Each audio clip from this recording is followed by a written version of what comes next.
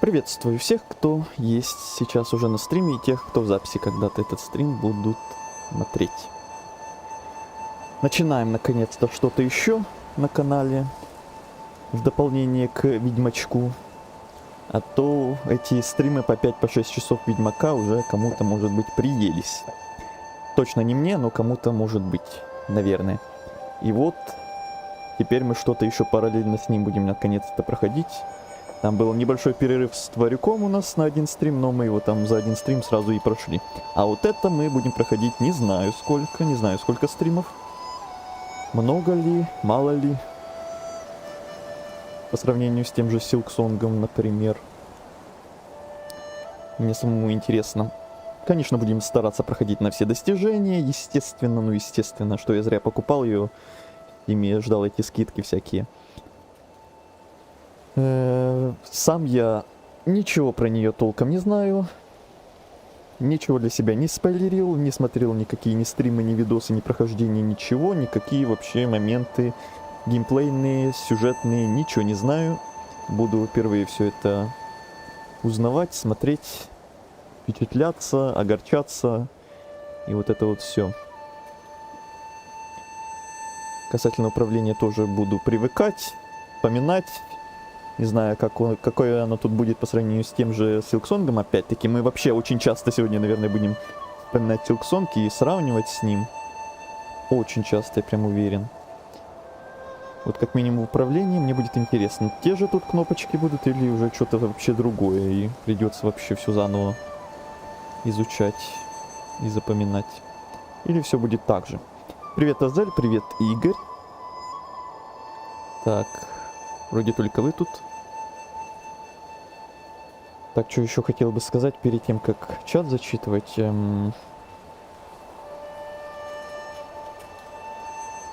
Хотел сказать то, что стрим где-то на 5-10 минут задержался, потому что я тут опять с ОБСом чуть-чуть возился, но вроде как что-то у меня получилось, не знаю, наверное, посмотрим еще на следующих стримах. Починилось ли оно насовсем или только сегодня такое исключение? Такое везение у нас, что запустился с первого раза. Сразу и шорт-стрим, и все нормально пошло. Или это просто так повезло сегодня, но хорошо, что хоть без вот этих всех перезапусков по 10 раз. Такс, погнали. У меня тут такая шальная мысля была. В чате еще даже игра не началась, еще даже стрим не начался, а уже в чате какая-то маленькая душнина началась. Вот как я за этим соскучился. Вы даже не представляете, как я за этим соскучился. Сразу вот старые добрые времена, старый добрый Hollow Knight или Silksong вспоминается, где там тоже в чате постоянно всякая вот такая, или не такая, или похуже, или еще намного хуже всякая подобная хрень происходила. Привет, Лёха-ха. И как же я за этим соскучился, за вот этим вот всем весельем в чате. Вот. Я ждал, что оно по-любому будет на Nine Souls. Это, наверное, даже одна маленькая причина, почему я этот Nine Souls так оттягивал чуть-чуть на потом, чуть-чуть где-то там через пару месяцев. Но вот, все-таки мы до него добрались. Сегодня 30 июля. Не 31, не 1 августа, а сегодня 30. Мы до него добрались. Первый стрим. Кстати, по-моему, если я не ошибаюсь, у нас на ютубе это ровно 800-е видео. Юбилейное, между прочим. Это я не специально, это так получилось. Что Nine Souls у нас начинается ровно 800-м видео на канале. Это, естественно, вместе со всеми шортсами, видео и стримами. Весь контент в целом на канале на ютубе у меня 800-й по численности. Интересное совпадение. Так, что я там еще хотел зачитать и ответить. Что там с фармом часов? Вчера, если ты имеешь в виду вчерашний стрим, то вчера я посмотрел аналитику, точнее сегодня утром посмотрел аналитику вчерашнего стрима по Ведьмаку, и этот стрим переплюнул все-таки действительно тот самый стрим, где было 50 зрителей и где там было 160 с чем-то часов. И как раз вот эти 160 с чем-то часов сегодня и добавились в ту полоску, действительно, они зачитались. Правда, там было не 160 с чем-то, а 150, но это, скорее всего, вычислились именно те часы, которые год назад там были на каком-то другом стриме, которые просто заменились, как понятно, там было в условиях, что за 360 с чем-то там дней, то есть за год. Значит, те часы, которые ровно год назад были на том стриме в тот день, они просто удалились и вот добавились за этот стрим добавились вот эти 150 с чем-то часов. Поэтому там и вышло число такое. Не 160 с чем-то, а 150 где-то. Но это все равно очень и очень неплохо. Пока что это был рекорд за последнее время. Но, как я вот начал, что вчерашний стрим переплюнул даже вот тот стрим. Потому что я смотрел в аналитике, там было 200 с чем-то часов. Вот, кому было интересно, сколько мы вчера нафармили, мы нафармили вчера больше 200 часов. Так что мы все ближе и ближе к цели. Там уже меньше 500, по-моему, осталось уже, если все это засчитать вместе. Понятное дело, там в полоске это все еще не добавилось, оно добавится там где-то через пару дней. Но, учитывая, что вот тот стрим, где было 160 часов, они добавились, то и эти тоже, по идее, должны добавить. Но сам факт того, что этот стрим переплюнул даже прошлое, это впечатляюще. Так, интересно, будешь ли ты в эту музыку вырезать? Или теперь подбираешь ее специально, чтобы этого не было? Чтобы это не делать? Нет, я не подбираю ничего, я лучше потом вырежу. Это не прям много времени занимает, чем вот специально что-то тут заморачиваться, уточнять, а эта музыка повлияет там на монетизацию или точно нет, перепроверять, где-то что-то уточнять. При том, что это, если подбирать, то это вряд ли ты какую-то прикольную музыку сможешь выбрать. Завсегда какая-то скучная, наверное, будет попадаться. А я лучше выберу что-то прикольное. И пофиг на эти условия, я лучше потом их вырежу. Поэтому нет, я не заморачиваюсь вот этими подбираниями. У меня этот вопрос еще со вчера. Так, Игорь уже на Твиче. Здравствуйте, здравствуйте, да, всем здравствуйте.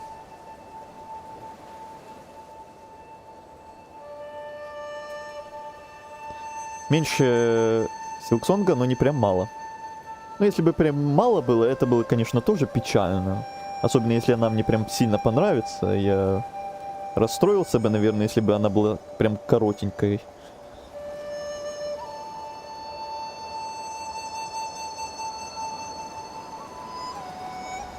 Узнаем, наконец, мнение, о чем мы с Игорем еще дискутировали. Прям на первом стриме. Но если тут что-то будет такое, о чем вы как раз дискутировали сразу на первом стриме, то, может быть, узнаем, может быть. Но прям совсем итоговое свое мнение я, естественно, буду где-то под финал говорить. После титров вообще в идеале. Прям итоговое совсем мнение. В целом всего, когда я уже вообще все увижу, все сюжетные повороты, все геймплейные штуки. А сегодня разве что какое-то первое мнение, может быть, будет. И все. Так, Игорь уже ответил Лехе. Благодарю. Он даже не успел задать этот вопрос легендарный. Как уже ответ пошел. А я уже полчая выпил. Ничего, еще чая надо будет сделать. Надо сделать вот гигантскую кружку на несколько литров. Знаешь, есть такие кружки специально. Специально такие большие кружки для чаевников, которые очень любят чай. Которые очень много и долго его пьют. Или вообще какая-нибудь термокружка, которая держит чай горячим очень долго.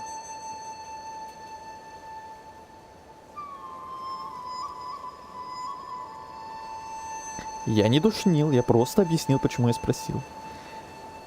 Просто название стрима, чё сразу бубнить, чё сразу началось-то? Как я говорю, еще даже стрим не начался, игра не началась, а уже что-то тут. Уже что-то началось.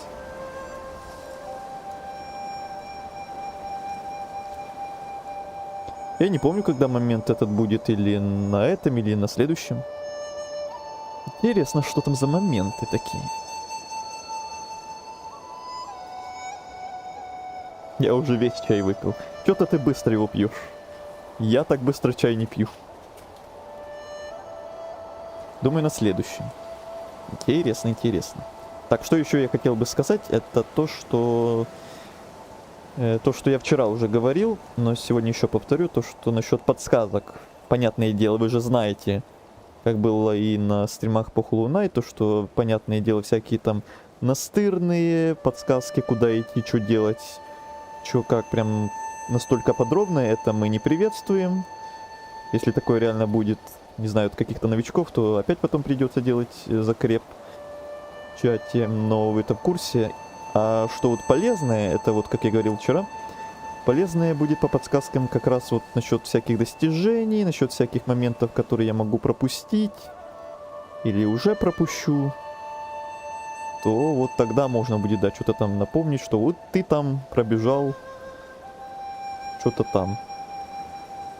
Или насчет достижений, чтобы вот там не было как у Азали, как я говорил вчера, что он вспоминал, был такой момент, что потом приходилось игру перепроходить для какого-то момента там, чтобы вот таких вот конфузов случайных не произошло. Вот это будет точно полезно. Определенно. Но тут от длительности стрима зависит в целом. А я даже не знаю, какие у нас стримы будут по Nine Souls. Это у нас на Ведьмаке прям такое, наверное, типа исключение. Хотя на Ассасине тоже такое было, что мы там по 5, по 6 часов стримили. На Nine Souls даже не знаю. Помню, у Silksong у нас тоже такое было, что время прям летело, даже незаметно вообще, и часы тоже пролетали мега быстро. Интересно, как тут будет.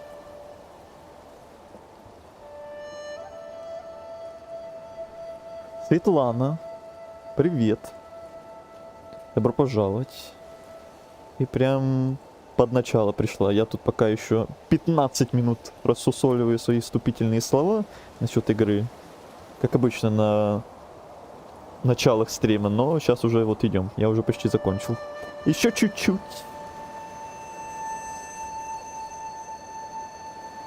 О длительности стрима и от того, как играть будем. Ну, посмотрим.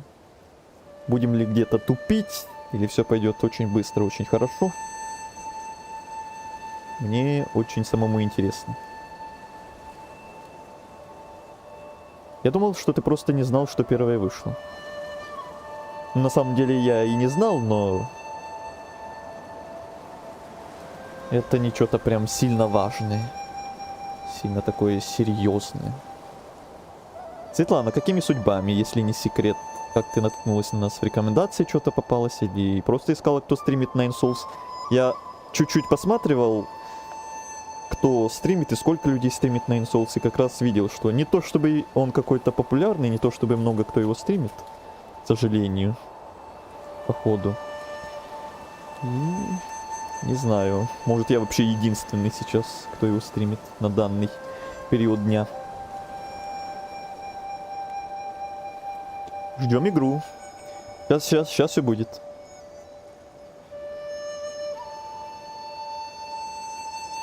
Или сусолить. Мимо шла, смотрю, стрим идет. А игру-то эту знаешь, я так понимаю, или нет? Так, вроде чат дочитал, вроде все сказал, что хотел сказать. Вступительное, по-моему. Значит, начинаем. Значит, погнали. Новая игра. Сложность. Стандартная или сюжетный режим. Для игроков, которые желают сосредоточиться на истории. Стандартные для игроков, которые жаждут испытаний. А интересно, тут есть прям сложный режим, или он открывается только после первого прохождения игры? На каком-нибудь там NG+, а то только легкий и средний, походу. Я не верю, что не может тут быть какого-то трудного, прям хардкорного режима. Ну, понятное дело, на стандартном, наверное, пойдем. Разумеется, естественно. Не играла. А в Hollow Knight какой-нибудь играла? Первый или Silksong? Если играла, то будет что-то знакомое, наверное. Сложного тут нет. Как так-то? Просто стандартный сюжет. Странно. Сюжетный? Не, сюжетный для нас это уже не актуально. после прохождения Hollow Knight всех. Я, конечно, уже все забыл. Весь свой скилл, наверное, потерял за несколько месяцев, пока не играл. Ничего такого подобного. Ни в какие Metroid 2, ни в какие платформеры вообще не играл уже несколько месяцев.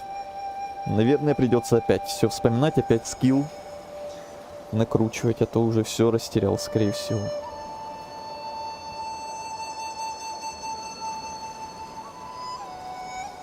Это тоже не серьезно, просто сказал. Просто. Все очень просто.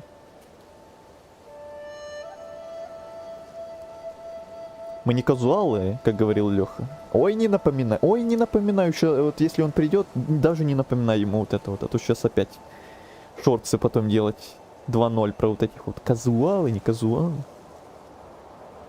Опять будет вот это вот тьфу на вас. Кто понял, тот понял. Интереснее будет? Ну, естественно. А мне-то как интересно, вы даже не представляете, сколько я ждал, сколько я терпел, сколько откладывал, оттягивал. Несколько месяцев. Вроде нет. Не видел такого, по крайней мере. Угу. Как я играл и Silksong. А, ну тогда тебе будет тут более-менее знаком геймплей. Все, поехали. Точно не напомню. Не-не-не. Вы лучше там про чукатабры всякие напоминаете.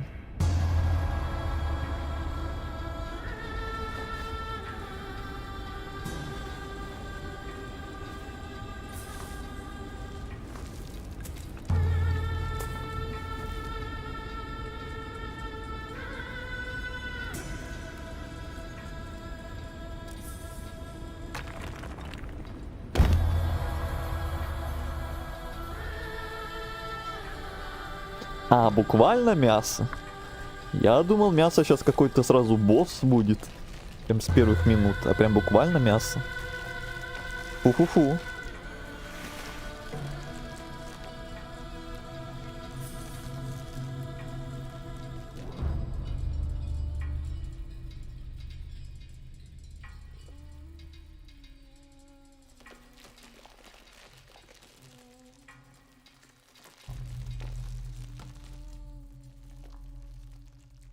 Так, и, кстати, напомню, без спойлеров. Понятное дело тоже. Про подсказки говорил, а про спойлеры не сказал. Ну, вы в курсе должны быть.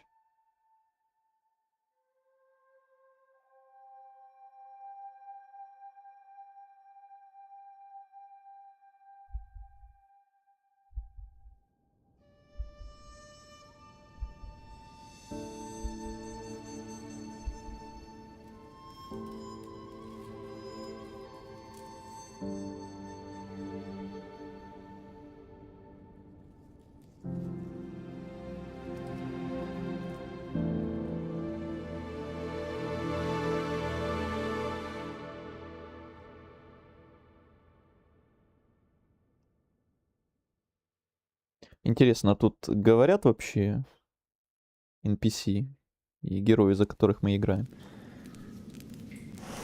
Или тут как в Hollow Knight тоже все просто что-то там на своем языке мычат, мыкают. А, походу как в Hollow Knight. И так, эти опять китайские имена, о которых я наслышан. Ну, будем привыкать. Шуань. Это что, местный... Этот? Шарма? Так я знал, что ты здесь. Уже издалека чую аромат твоей стрепни. Стрепни? Вот этой косточки, что на костре висит. Опять решил перекусить поджаренной рыбкой? 3 точки. А ты что, не ждешь сегодняшнего ужина? Вчера соседушка научила меня готовить чесночную лапшу. На сей раз я не напортачу. О, тут выбор есть. Да ладно. Вот такого в Hollow Knight не было. Это местная булка. Местный шерма, действительно. Серьезно? Прям в самом начале игры. Первый босс именно. Ну, не удивлюсь.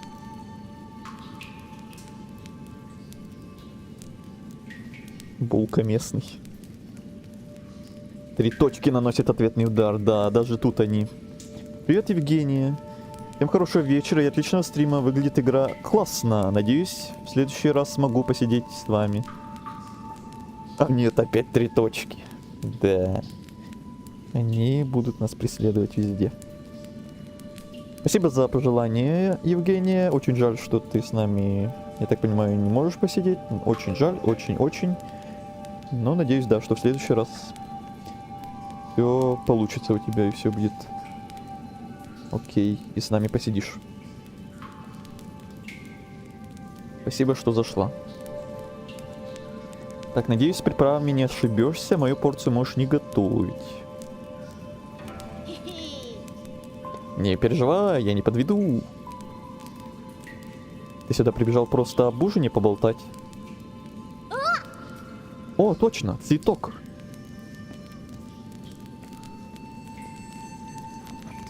Двигаться. А наш главный герой это он или она? Или непонятно. Так, бегать туда-сюда, двигаться. Прыжок. Удар. Ага, ага. Он. Все, понятно.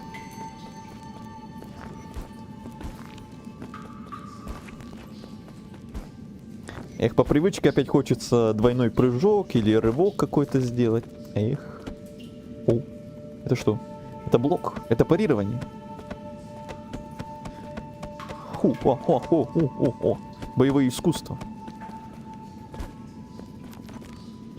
Спрыгнуть. Погодите.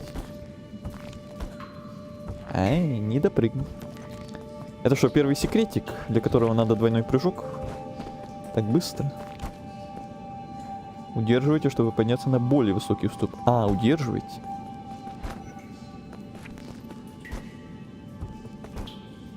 Я все равно не допрыгну. А если отсюда?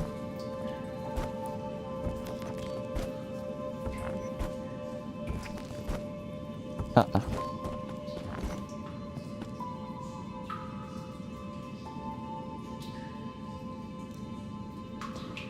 Если взрослый и, если маленький и краткое, тут все пока легче.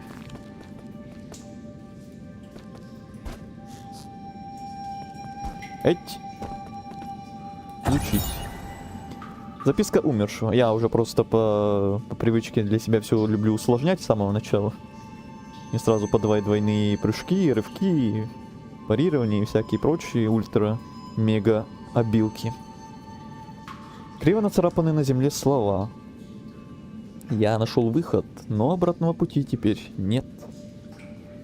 Это беспорядочное послание, похоже, было нацарапано умирающим перед смертью. Умирающим перед самой смертью. Ага.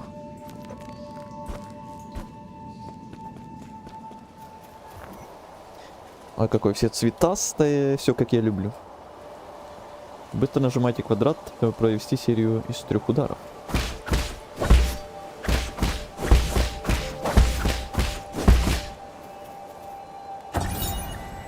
Свиток из лагеря. Свиток с историей Шуань-Шуаня. Однажды благородный мечник проходил мимо камня. Внезапно кто-то выпрыгнул прямо из этого булыжника. Оказалось, что это был великий герой. И детского письма почерк довольно аккуратный. В нижнем левом углу есть примечание, что это 63 глава.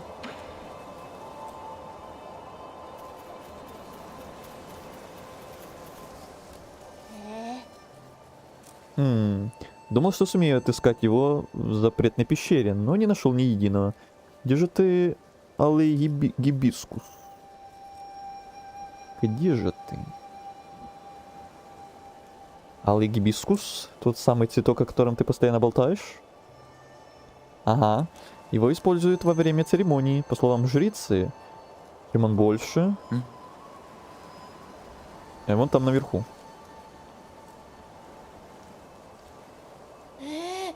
О, и правда.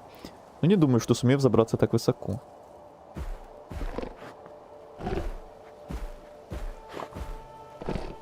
Это свин. Свин с хвостом. С хвостами.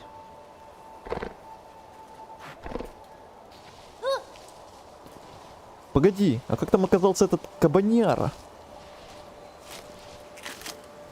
Нет, мой гибискус.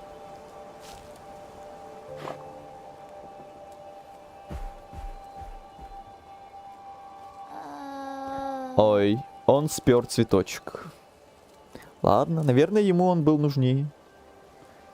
Уже смеркается, давай возвращаться в деревню. В следующий раз поищу где-нибудь еще. Я достану тебе тот цветок. Кабан не ушел далеко. А? Да ну, ты не должен. Ты взаправду его достанешь? Хорошо, я тебя тут подожду. Будь осторожен.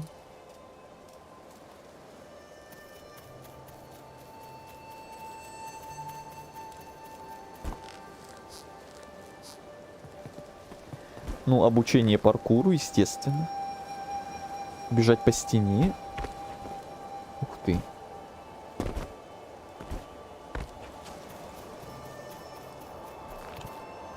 Подпрыгните и нажмите кружок, чтобы использовать ваш крюк. А тут есть скрытые стены?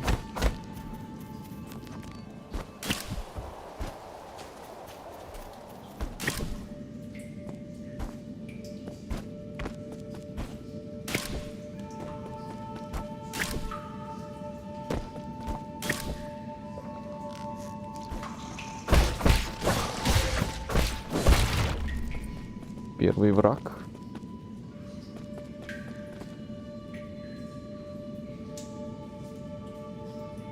Так, там стрим нормально идет, а то у меня спиральки какие-то тут напрягают они меня. Если что-то будет дергаться, зависать, кричите.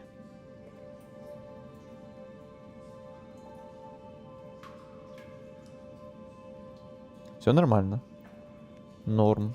Окей, просто эта спиралька меня тут напрягает. Ой, что у нас тут? Карта. Вещи. Дзынь. Металл. Лечебная трубка. База данных. И. А, нас зовут И. Довольно запоминающееся имя.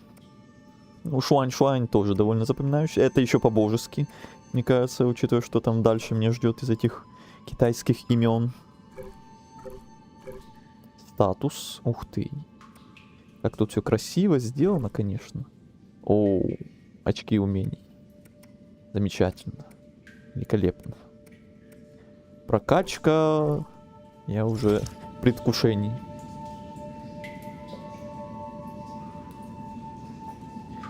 Мало довольно. Ага. Лайтовая игра, мне кажется. Не знаю, мы еще вообще толком ничего не видели, мне кажется. Вот интересно первых боссов там увидеть и поподробнее побегать. Такие механики разные посмотреть. Прокачку ту же тоже разобрать. Ну не прям лайтовые. Теперь, может, шутку про И мою поймешь. Теперь да. Теперь да. Я еще хотел задать вопрос, а как нашего героя зовут? Последний босс довольно сложный. Но мне кажется, это во всех играх должно быть, чтобы финальный босс был самый жесткий, самый трудный, самый эпичный.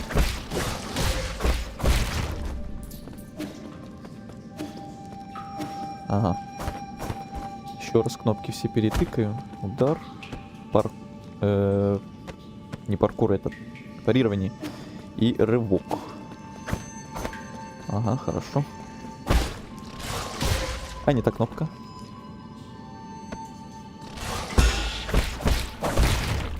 Это сработало паркур?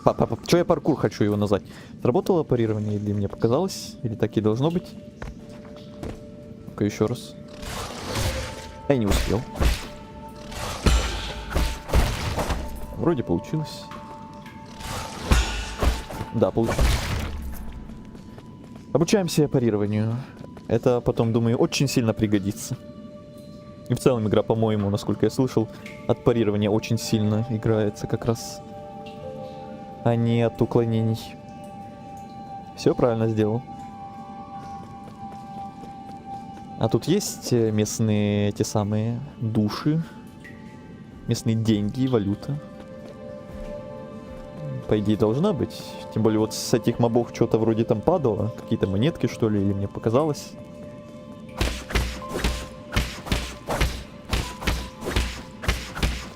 Не ломается.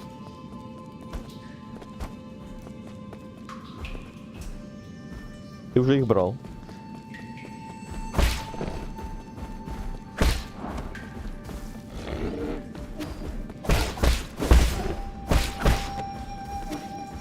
Он меня даже не атакует. Алый гибискус.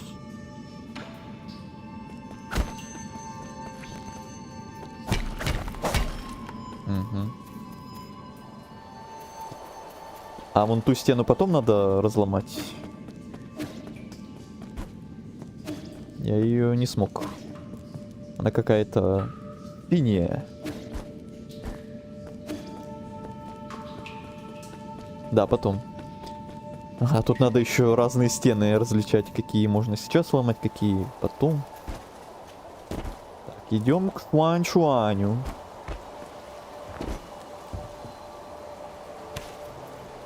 Я так понимаю, тут, как и в Hollow Knight, от падения с большой высоты умереть нельзя. Можно за это не переживать, да? Бедный кабанчик. Да, он даже не сопротивлялся. А я уж был готов парировать тоже его. Надеюсь, ты в порядке. Тот кабан был здоровенным. Нет, он даже не атаковал меня. Не перенапрягайся. Едва год прошел с того времени, когда ты нуждался в моей помощи. Даже чтобы ходить. Не забыл? Держи.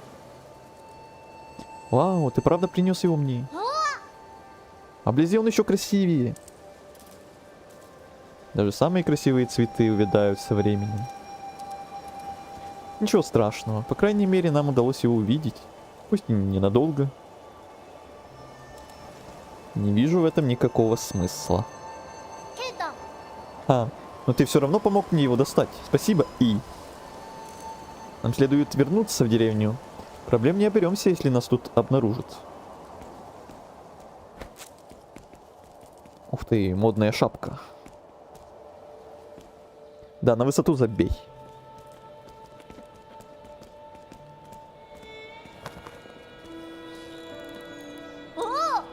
О, как оживленно на этой ярмарке.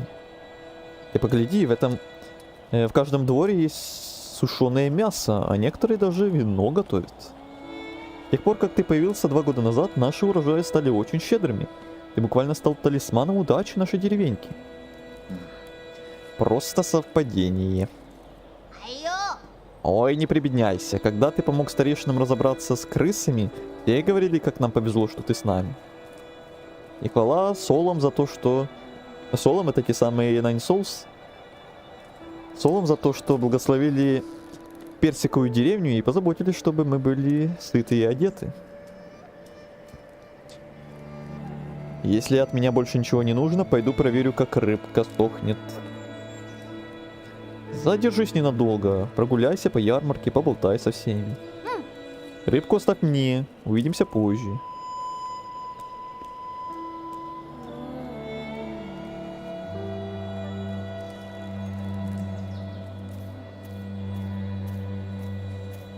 И пока все очень красивое. Встаем к работе на рассвете, а в сумерках домой идем. Мечтаем о заветном небе, мы каждый день пока живем.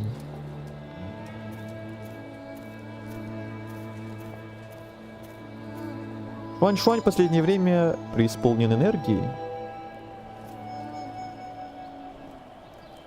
Правда? А помнишь, каким хмурым он был, когда его родители отошли? Ну, это тип, с которым он якшается, странный какой-то.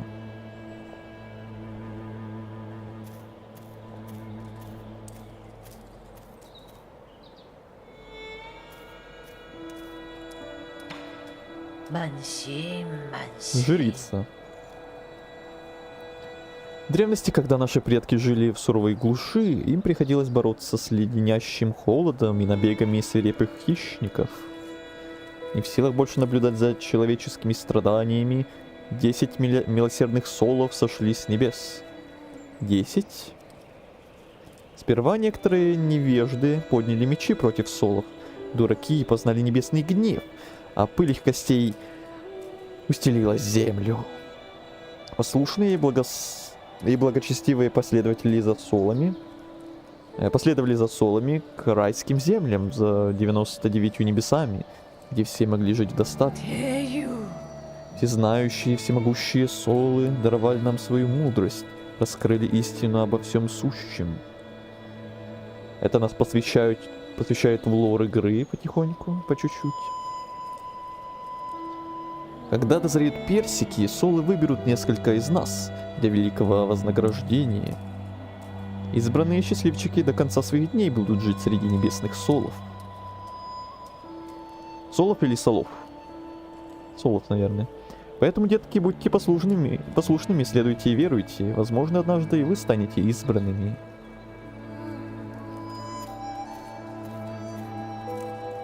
Всевышние солы, я смиренно прошу вас прислушаться к моей просьбе.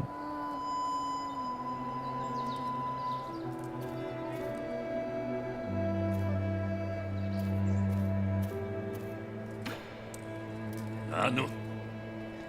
Шэньнун. Что? Ну и какого черта уставился? Убирайся вон. Не нужен мне этот дурацкий фестиваль. Какой хам. Ты не так, чтобы мудрее выглядишь. Я ничего не говорил. Я ничего не говорил, я вообще молчу.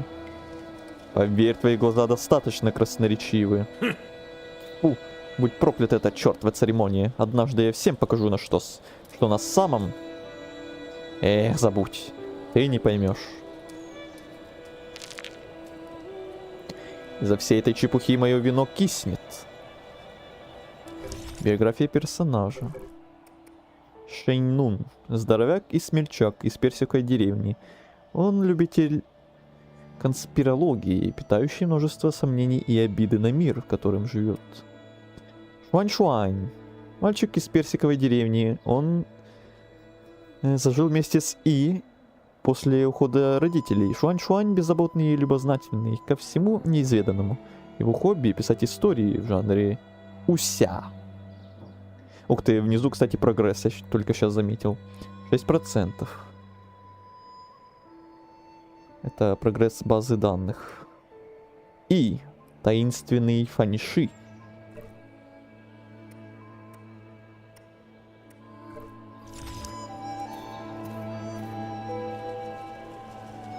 С крысами. А что там было? Не крысы? Что-то другое? Я что-то ошибся или что?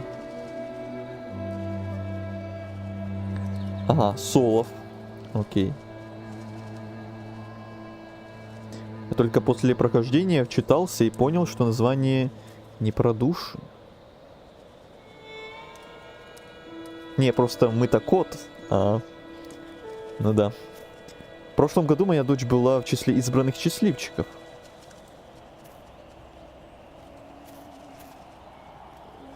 Какое благословение! Интересно, каково жить среди богов?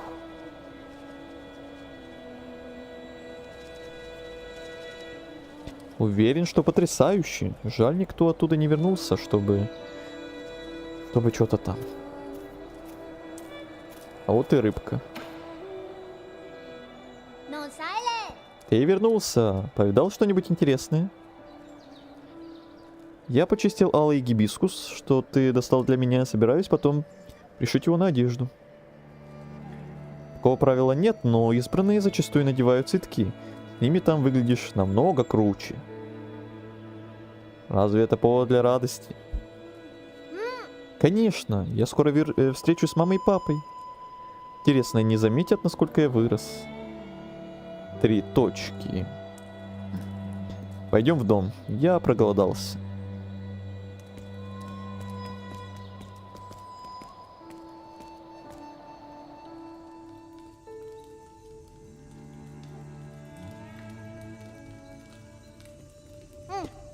Я так понял, тут будут всякие разные животные и люди тоже.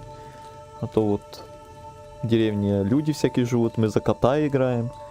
Наверное, еще всякие виды будут. Короче, я за салатиком. И Игорь тоже отойдет. Ну окей, вы там готовьтесь. Мы надолго сегодня. Да, ты прав.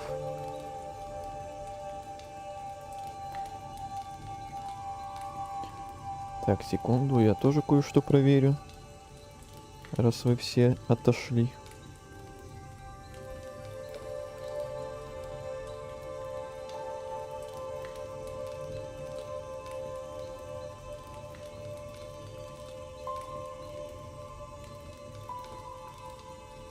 Светлана, а ты еще с нами?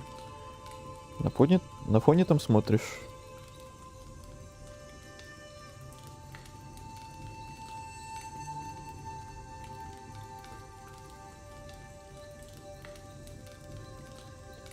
Так, Азель вернулся. И я тоже уже все проверил. И через несколько дней я уйду. Ты же будешь нормально питаться, когда останешься один, правда? Не забывай, рис хранится в корзине, а фрукты лучше съесть, пока они не высохли. Не волнуйся так. Алло. Ха-ха, но ты не забывай, ладно? Наверное, я не смогу отправлять тебе письма из мира солов, знаешь ли. Грустно представить, что мне больше не с кем будет поспорить. Ты не боишься? Я отправляюсь туда, где еще никогда не был. Конечно, я немного боюсь. Не уходи, раз боишься. О, Я должен быть избранным солами благословений. Кроме того, у меня всегда было чувство, что однажды наши с тобой пути разойдутся и... Ничто не предрешено, ты сам хозяин своей судьбы. Не живи во власти суеверий. Возможно, ты и прав, но расставание не обязательно что-то плохое. Впервые я забежал в запретную пещеру, когда ушли мои родители. Тогда же я повстречал тебя. И кто бы мог подумать, что простая игра на флейте заставит кого-то выпасть из камня? Как скажешь.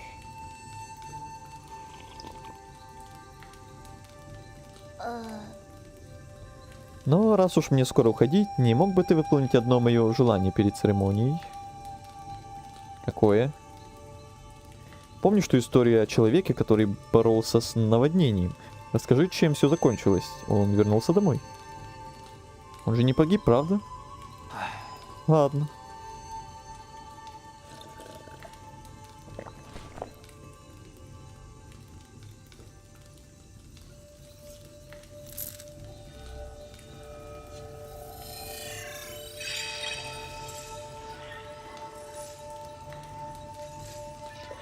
На чем мы там остановились? Он брел через горы и реки.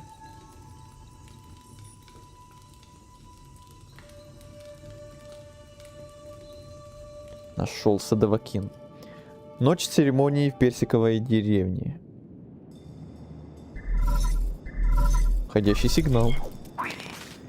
Господин И, сей покорный слуга приветствует вас.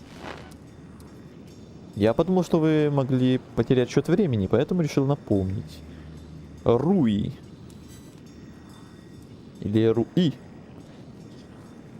Если упустите сегодняшнюю возможность, придется еще 2 года ждать следующей жатвы.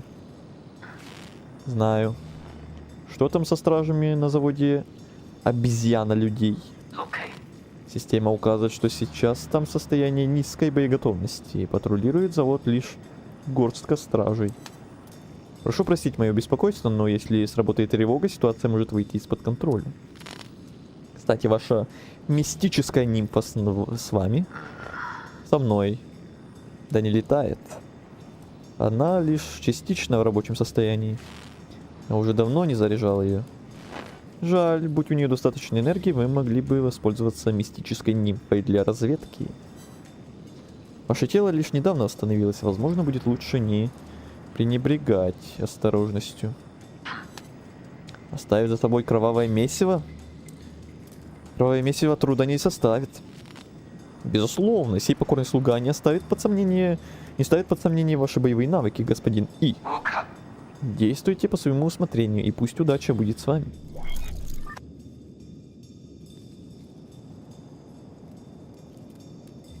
Я как-то с первого диалога понял, кто он такой.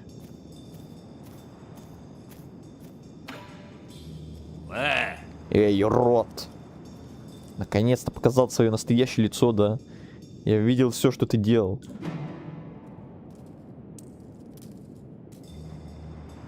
Я просто размышлял вслух. Думаешь, меня легко провести этой дурацкой шляпой? Считаешь меня одним из тех кретинов? Когда кто-то размышляет вслух, разве он Да-да-да. Разве он не с наблюдателями разговаривает? Наблюдателями? Не думай, что я слеп. Те жуткие статуи светились посреди ночи, я своими глазами видел. Стоит мне накрыть их какой-то тканью, странный порыв ветра тут же сдувает ее. Я изначально знал всю правду. Те статуи одержимые демонами. Демонов не существует, они лишь плод фантазии дураков. Демоны среди нас и точка. Более того, они еще и людей едят. Это место не рай, богов тут нет. И черт подери, я знать не знаю, кто придумал всю эту чушь. Просто признай, скорее всего, тебе что-то известно обо всем этом. 3 точки. Хм. Ну и ладно, храни свои секреты. Когда-нибудь я всем докажу, что я прав. Больше не беспокой меня.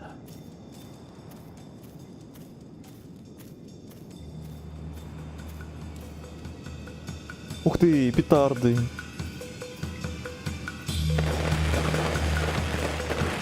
У Шэньнуна знатное воображение разыгралось. Он слегка свихнулся от одиночества.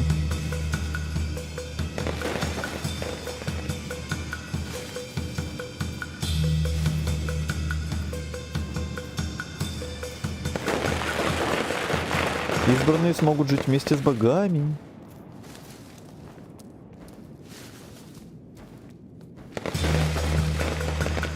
Но в какой игре 3 точки нет?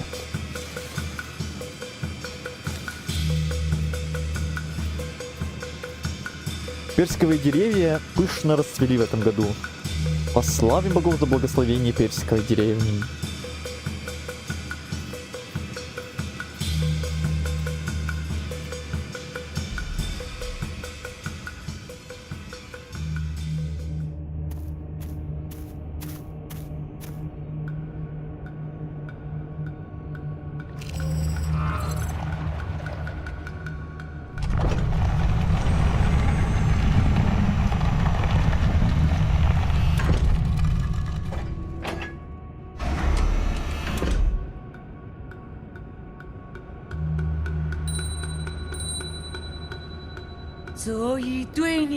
Жрица персиковой деревни принимает ваши указания.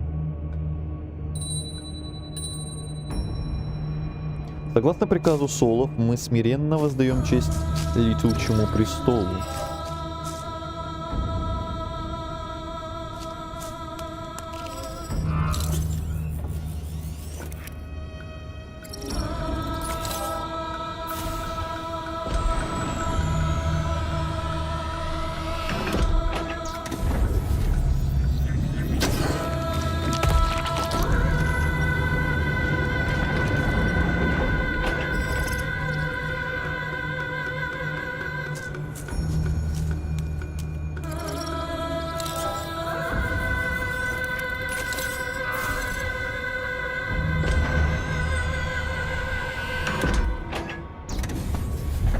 Не по-божески как-то.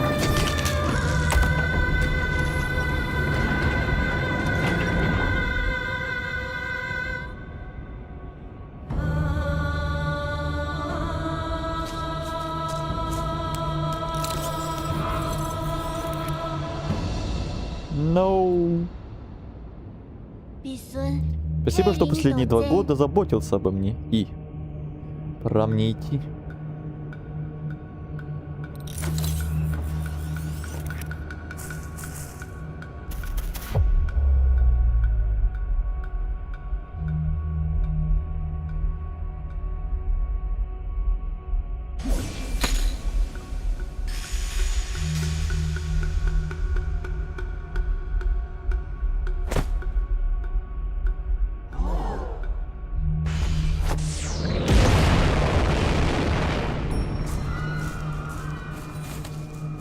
О, боги, избавьте нас от своего гнева. Что происходит, И? Знакомый тебе И лишь обман. Мне пора, береги себя. Обман? Но и ты моя единственная семья. Подожди, я не понимаю. Что ты сделал? Почему? Погоди, куда же ты, И?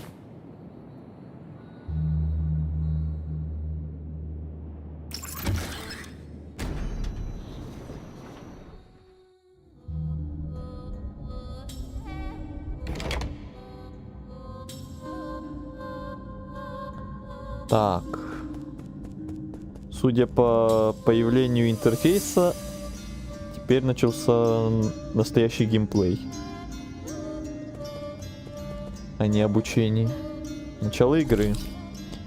Да. Ну, началось. Парирование.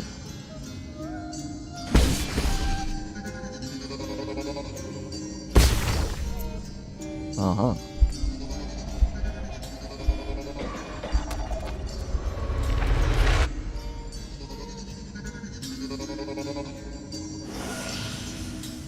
Трубкой восстанавливаем здоровье. Интересно.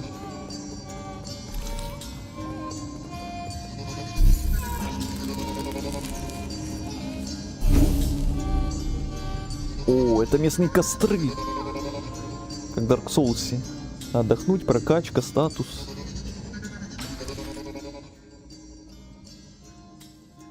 Вейп. Хилиться вейпом.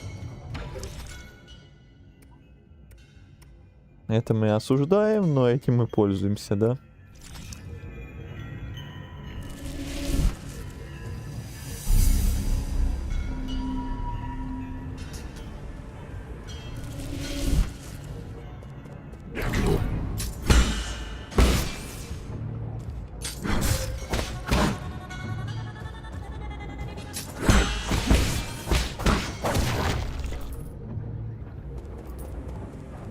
О, а вот и деньги справа.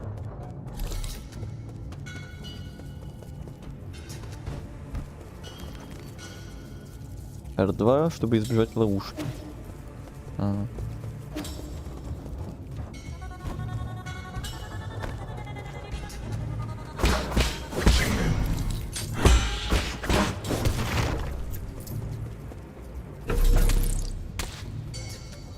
Мясо. Кровавый гибискус.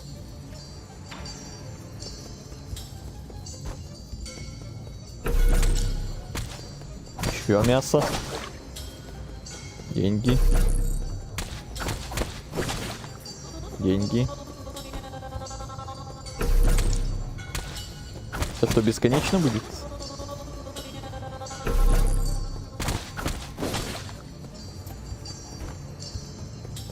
Фарм денег по одной монетке. Мне почему-то этот саунд нравится. Да, костер. Ты немного не понял талисманы. Их надо удерживать, пока враг не взорвется. Я вроде нажимал удерживать, но надо было, наверное, где-то на полсекунды больше.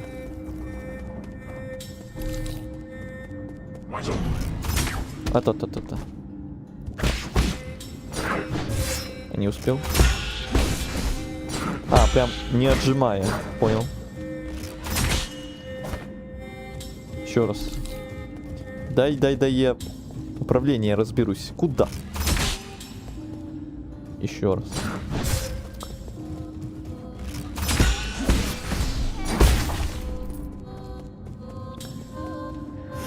Ничего, я разберусь.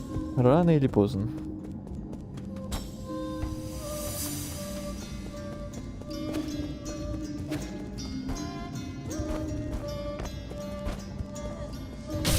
Ага.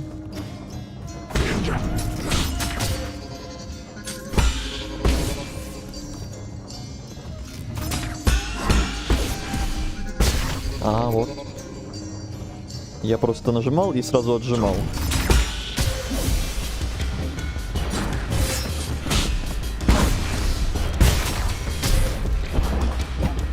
Первая смерть.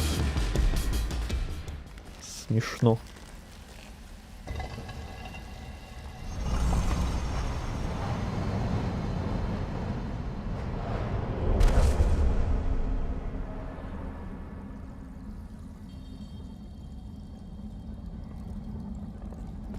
Че, мне еще возрождение будут учить?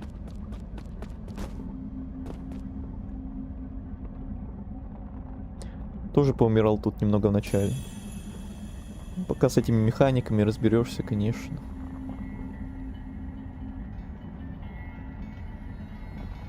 Надо удерживать, пока так это я читал. Я как ценитель музыки скажу, что саунд классный, но долго слушать его устанешь.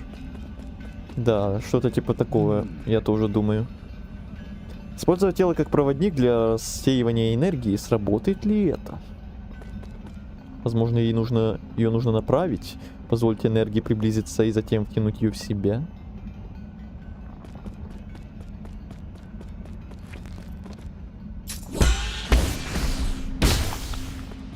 О, вроде получается теперь. После использовать талисман, чтобы вести энергию ЦИ в свою цель. Тише ведешь, дальше будешь. Похоже, я что-то упускаю. Но сейчас ты сделал правильно.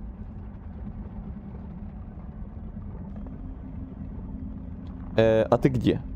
Я один, когда первый раз умер, то меня просто резнуло. Первый раз это вижу. Вот это поворот.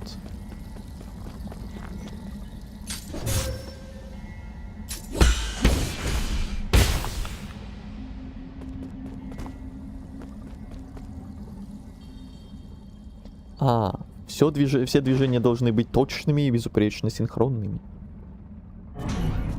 Это обучение парированию? Ага.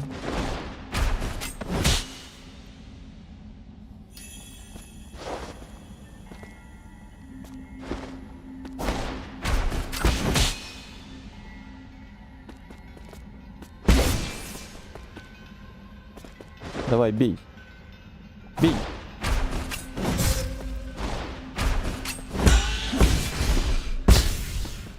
Еще.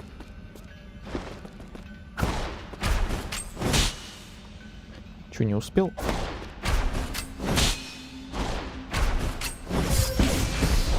Надо прям идеальный тайминг. Угу.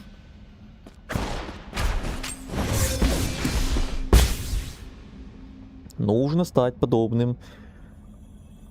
Куда так быстро, блин?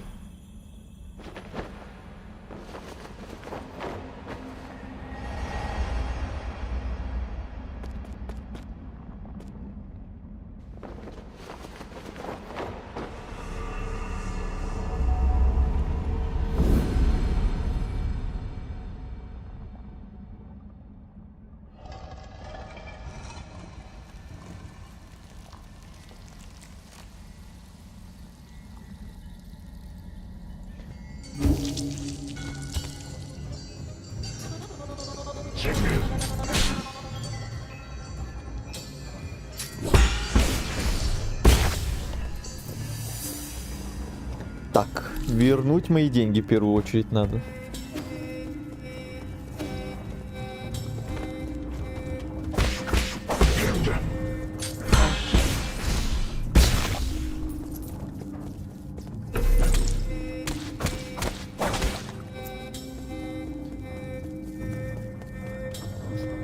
Музыка действительно такая, которую ты много слушать не сможешь.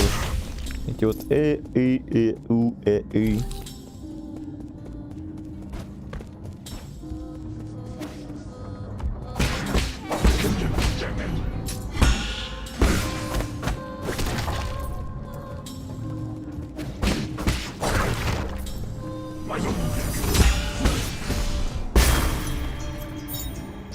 Сбор души в случае смерти и... Да, понятно, это еще как в Dark Souls был. Души, смерть, возвращение душ.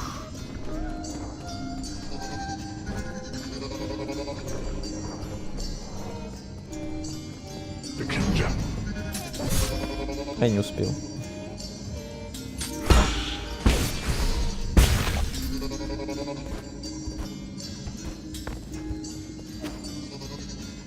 Ух ты, ух ты, ух ты. Ух ты, ух ты.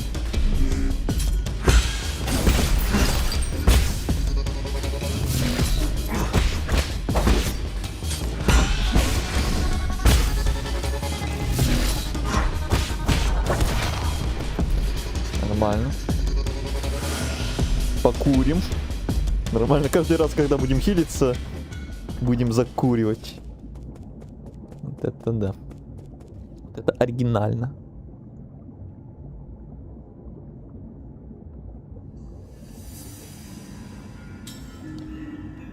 Она просто неприятная в хорошем смысле, как бы это ни звучало. Хорошо подходит под локацию настроения и настроение, но не более.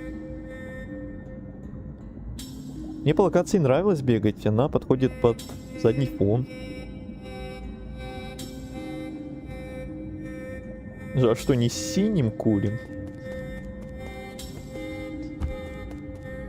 А вы уверены, что жаль?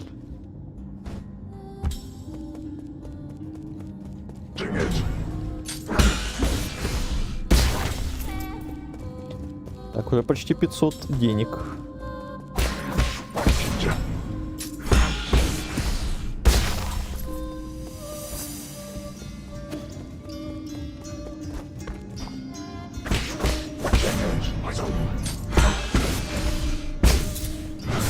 Ай.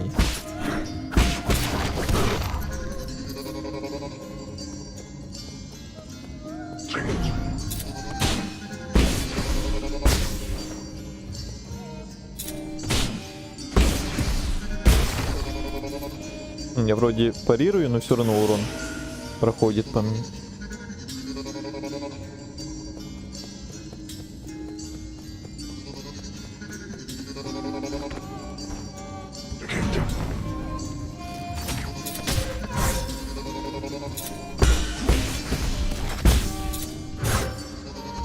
Не успел. Давай, давай.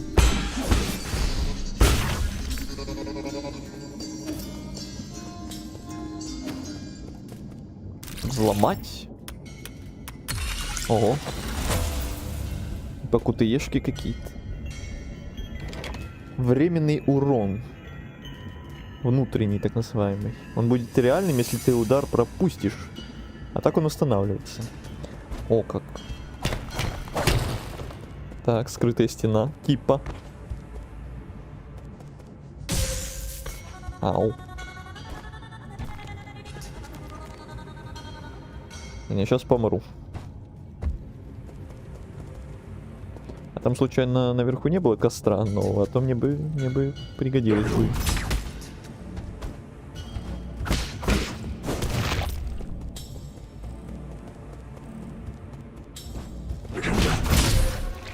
А, ну конечно. Сейчас опять сюда бежать, что ли?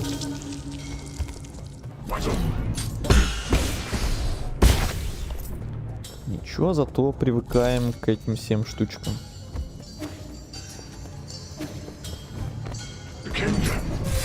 Ага.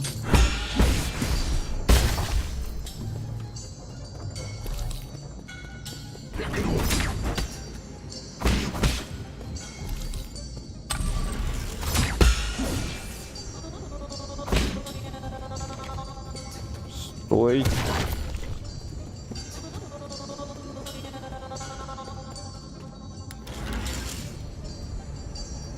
О. Это как раз сюда и был лифт. Приятный и неожиданный.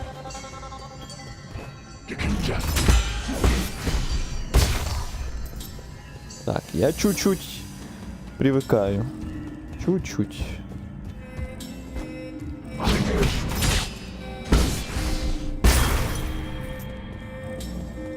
Мои деньги.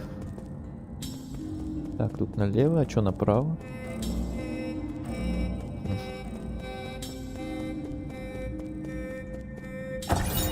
Изучить. Запись наблюдения за обезьяно-людьми.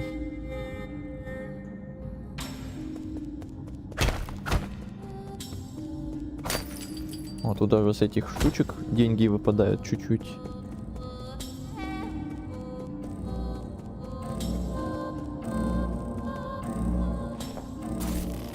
Опасность. Обнаружена необычная активность. Обнаружено нарушение периметра.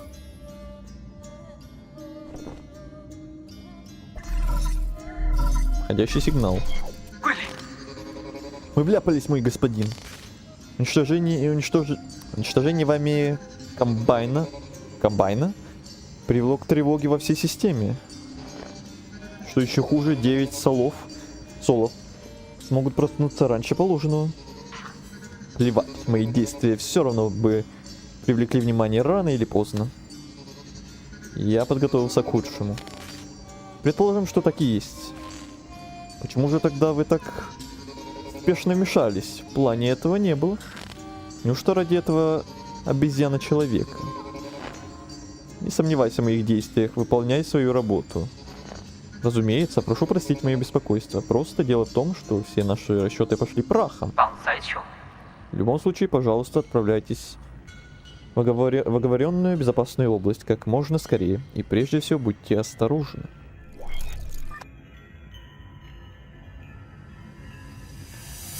Опасность. Выявлено незаконное нарушение. По нему нужно лор понять. По вот этим штукам.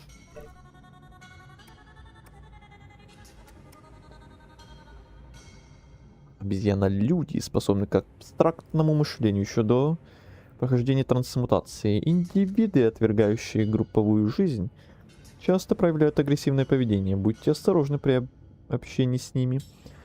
Родной дом обезьяна-людей — бледно-голубая планета, которая была впервые обнаружена в отчете сферы Хаотянь на наблюдении за глубоким космосом. Они являются одной из крайне немногих высокоинтеллектуальных форм жизни в небесной сфере.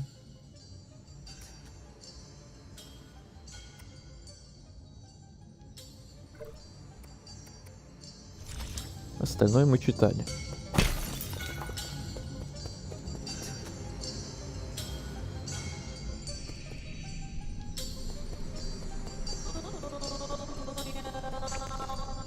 Карта мира. Ага.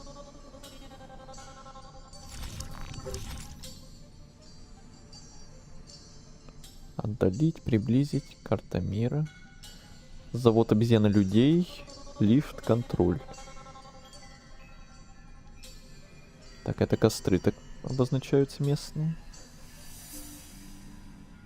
Тут я везде был, кроме вот там вот какого-то поворота налево внизу. Так, у меня вьетнамские флешбеки опять из вот этих вот моментов карты, где я был, где я не был.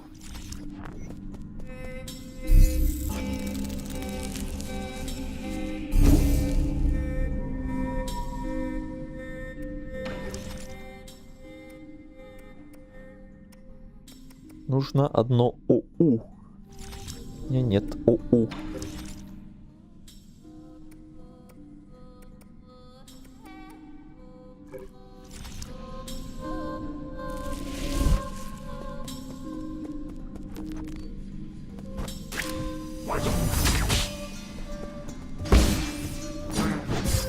Ай, надо было удерживать опять. Вроде и привыкаю, а вроде не всегда.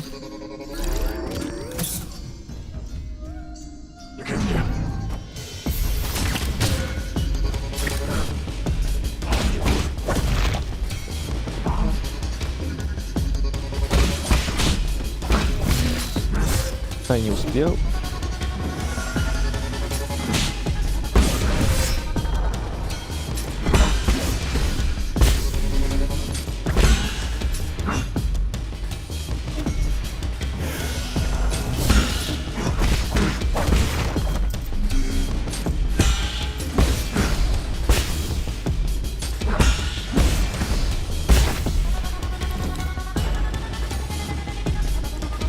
Так, и все хилки потратил. Если пойду назад к костру, они опять тут возродятся? Или они одноразовые, вот эти вот кучки мобов? Как в Силксонге тоже. И кучки мобов. Типа босс, но не босс. Воу. Так, ну заодно проверю тогда. Это что-то, мне кажется, лучше не бить.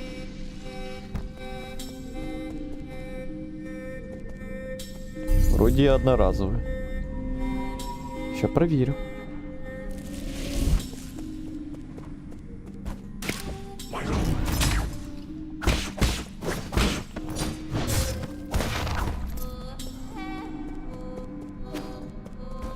Да, одноразовый. Окей.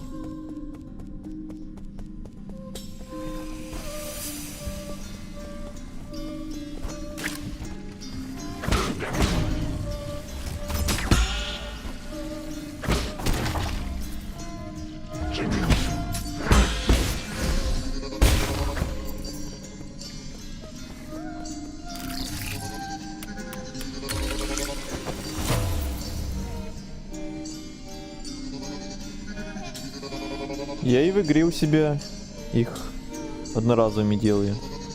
Это правильно, это правильно. А почему ты ежей не бьешь? Они светятся красным, я думал, их лучше не трогать, как и вот эти вот всякие красные платформы. Или их можно бить, как обычных мобов.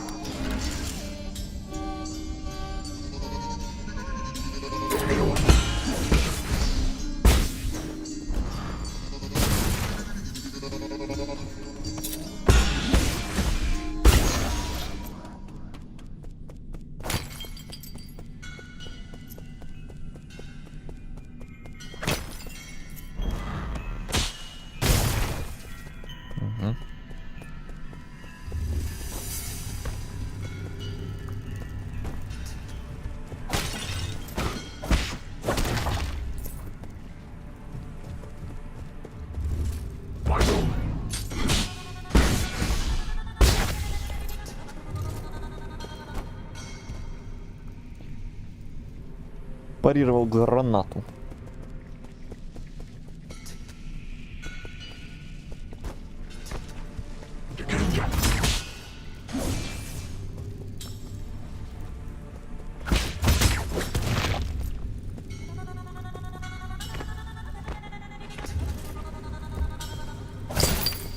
Это сундук.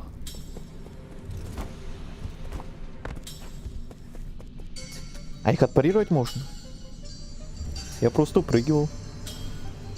Вот видите, вы что-то реально новое узнаете. Вот Игорь впервые увидел вот тот момент, где обучение парированию было. Азель тоже вот что-то новое для себя увидел.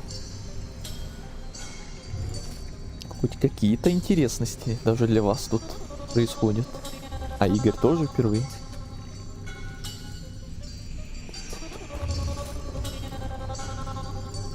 Нет, мне уже вот эта мелодия начинает не прям надоедать, но уже не так она мне нравится, как в начале. Так, битрейт. Битрейт.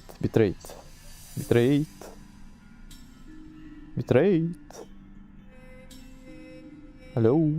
Все работает? Вы живы?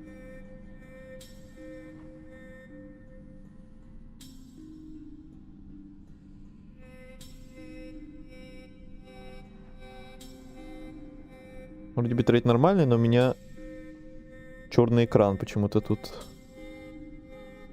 Вроде все хорошо, не лагает. Чё-то меня YouTube сегодня дразнит. Уже второй раз. То спиральками, то теперь вообще черный экран мне засветил. Я подумал, что все. Стрим отрубился из-за битрейда, но опять ложная тревога.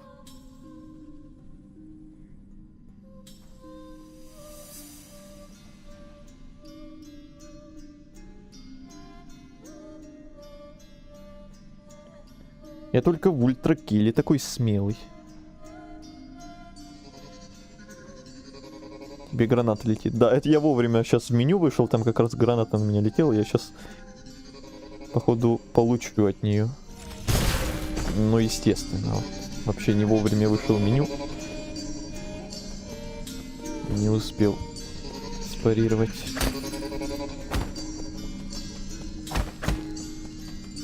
Тайминг.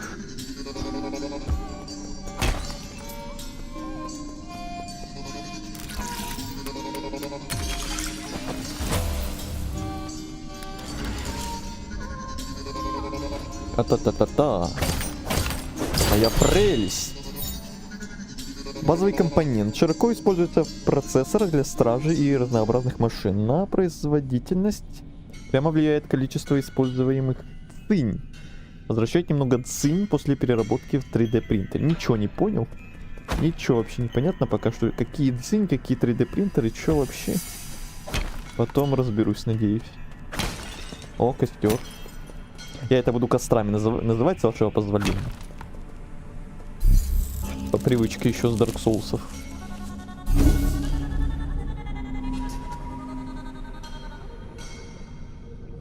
Местные реликвии. О, я могу навык прокачать. Так, скороход. Удерживайте R2 во время движения, чтобы существенно ускорить бег по ровной поверхности.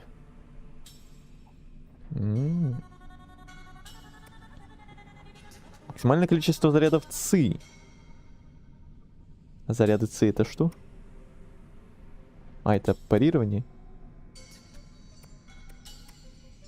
Увеличивает урон от сильных ударов, нанесенных в спину врагов.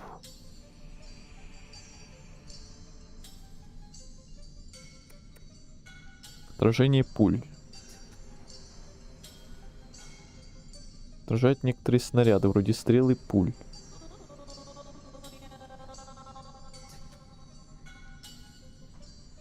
Я бы их назвал душами, ну или четками бусин. Кого? Валюту? А, реликвии вот эти. Бусины. Почему бы и нет? Тоже. Заряды С это для взрывов. Копятся они от парирований. Ага. Так, что бы взять, что бы взять? Это может максимальное количество ЦИ. Бег мне пока прям не сильно горит. Теневой удар, отражение пуль. Я что-то хочу вот это взять пока что. Статус. Взрыв ЦИ. Да. Что там дальше? Восстановление жизни. Восстанавливает немного здоровья при сборе оставленного убитыми врагами опыт. О, звучит интересно. Ц это вот эти вот шарики под хпшкой, да? Над хпшкой это сколько у меня хилок есть. В центре сама хпшка, а внизу это вот эти штуки. А что вокруг сердца за полоска?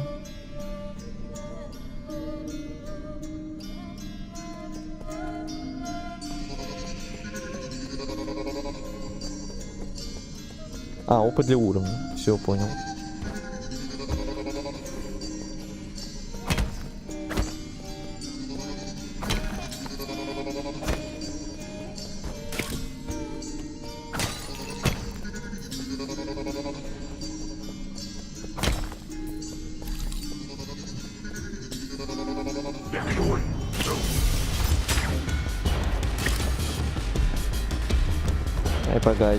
Погодите, сначала стрелок.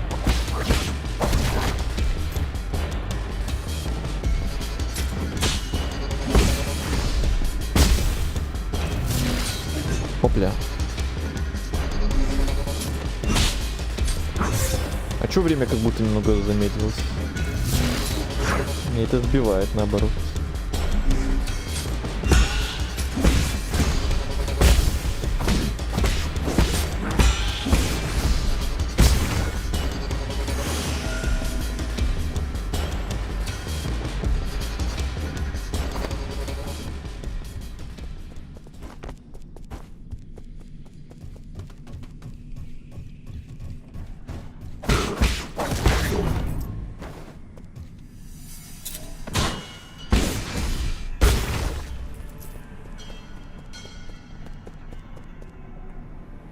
Ну, музыку точно могли разнообразить чутка. Это сон Геральта? Это ты прикольно назвал.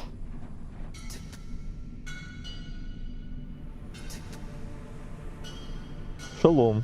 Шалом, Нильгардец. Сон Геральт.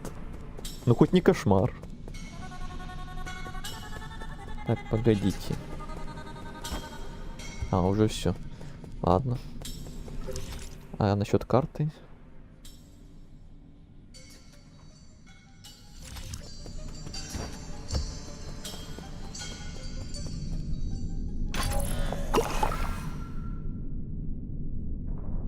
Что я сделал? Хилку восстановил, что ли? Ну, потом узнаем, кошмар или не кошмар.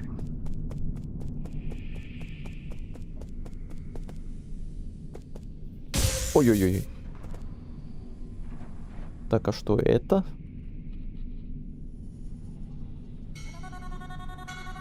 Зеленые шары.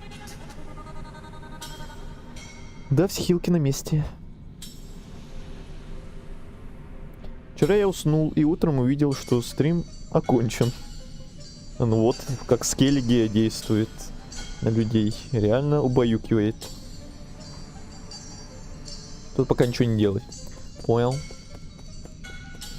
Мне это напомнило чуть-чуть эти розовые фиговины из Силксонга, по которым надо паркурить вот этими вертикальными или диагональными ударами.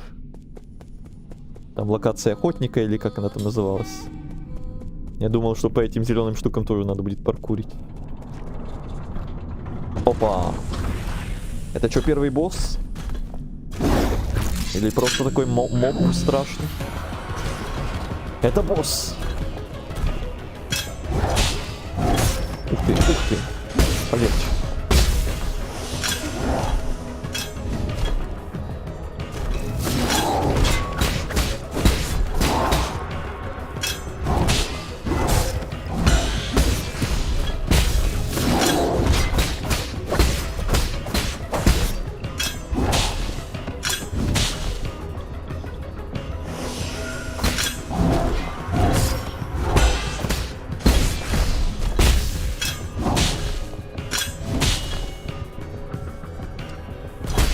Хилок нет.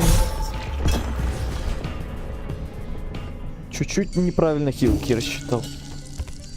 А так все было довольно неплохо. Не, в этой локации реально это время замедляется. Мне не показалось.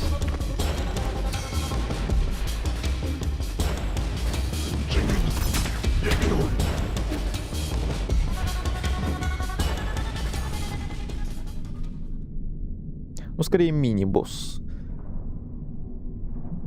Ну, для меня полоска есть, значит, все, босс. Ну, просто такая привычка уже какая-то. Полоски нет, все, значит, не босс. Значит, фигня какая-то. Ну, раз говорите мини-босс, значит, прям слишком мало пафоса, слишком мало эпика для полноценного босса. Рядовой солдат какой-то типа. Так, опять меня эта спиралька смущает. Сбивает с толку. Кстати, что-то мы до сих пор ни одного достижения не получили. Подозрительно. Как так-то? Так и должно быть.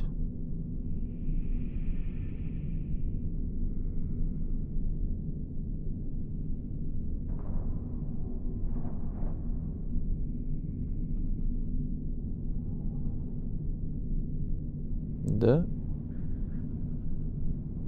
Ничего не получили. Так и должно быть, значит.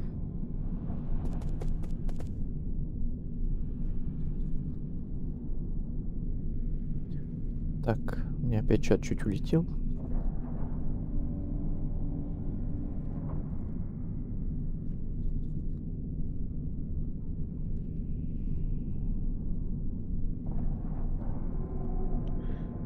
Я тут вроде умер первый раз после первого мини-босса. А, поэтому тебе и не показали вот это обучение парирования после первой смерти. Потому что задумалось, походу, разработчиками, что смерть была у многих игроков должна была быть где-то ранее. После вот этого босса, этой катсцены с обучением почему-то уже и нет. Почему? Да не, я просто старый уже. Настолько.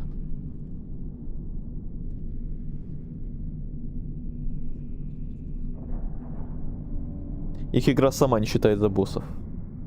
Даже так. Я прочитал байчик случайно.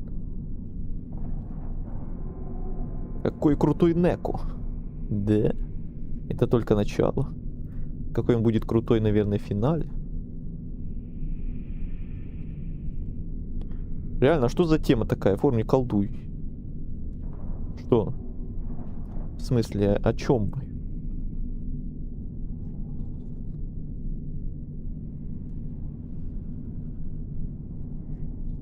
У меня просто игра виснет почему-то. Так не должно быть. Так, не пугайте меня.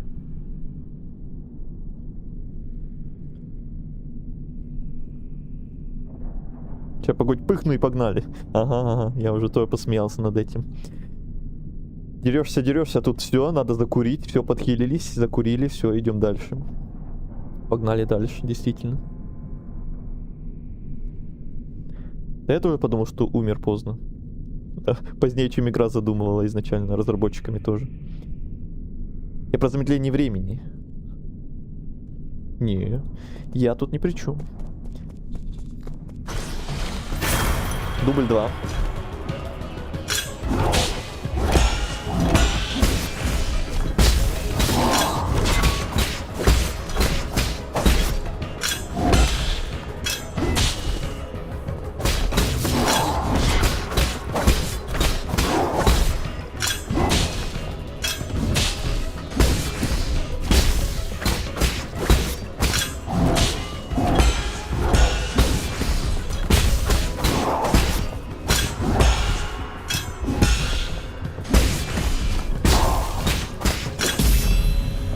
Ну, другое дело. О, победите Байчана. Байчан, тебе капут. Нефрит. Нефрит паралича. Вложение талисмана временно парализует врага. Тут есть талисманы. Все это Hollow Knight. Победите Байчика. Ну, хоть не зайчика.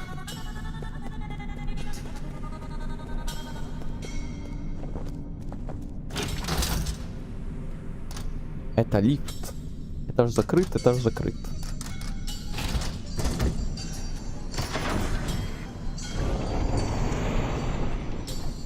Мы про момент замедления времени. Это не я, это все игра. О, тут уже музыка поприятнее. И внешность локации как будто поприятнее.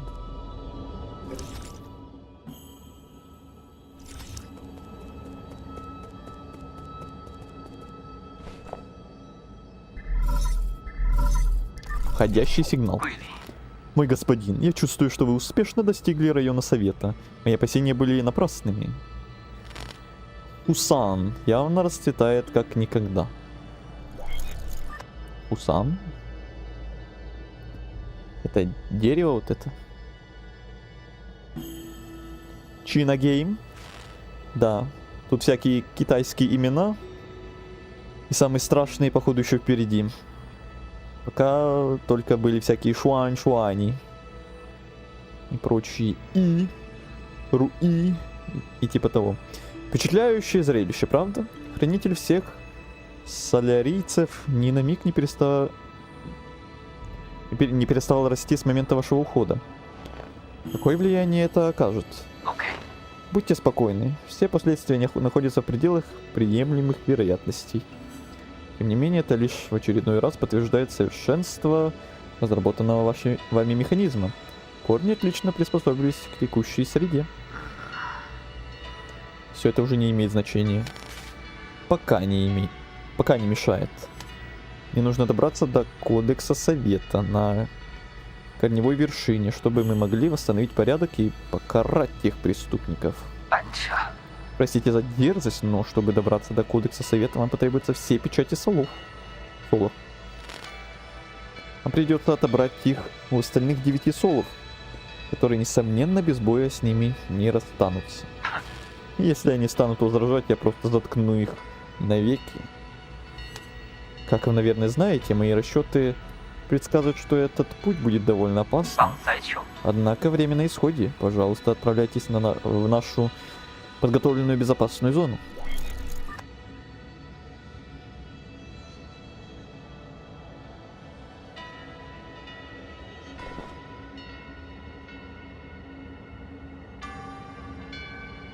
Кстати, я этот нефрит надел и всю игру не снимал. А он надевается, наверное, только у костра. Скорее всего. Вещи.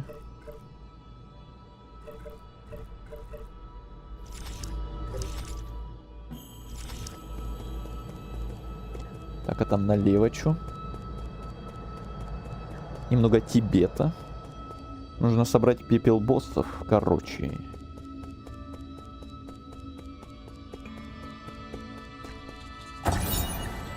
Цифровая реклама совета.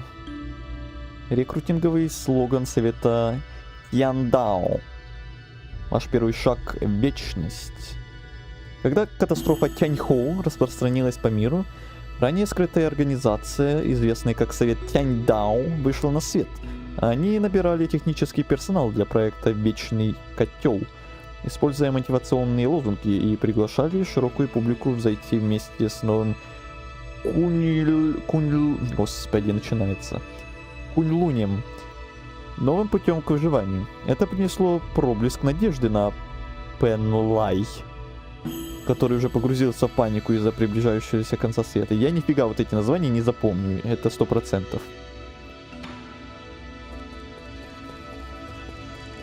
Миллион процентов.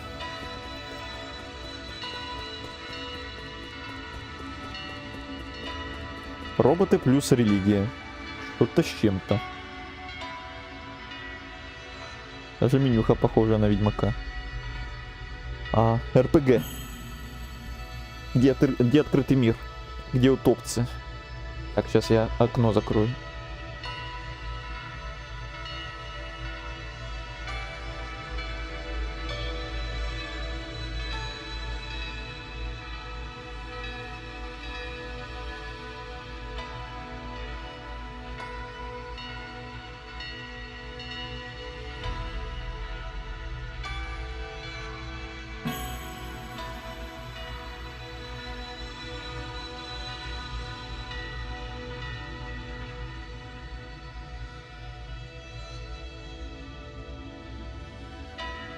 Что я тут?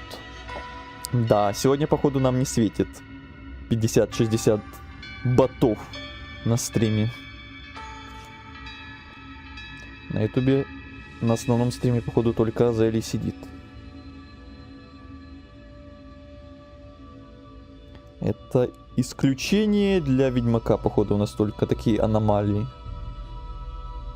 60 зрителей и в 200 часов просмотров.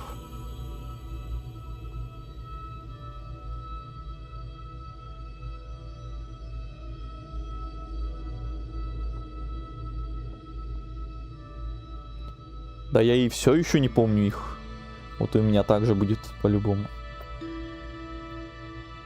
Вот главного героя запомню. Это да. А вот все остальное посмотрим.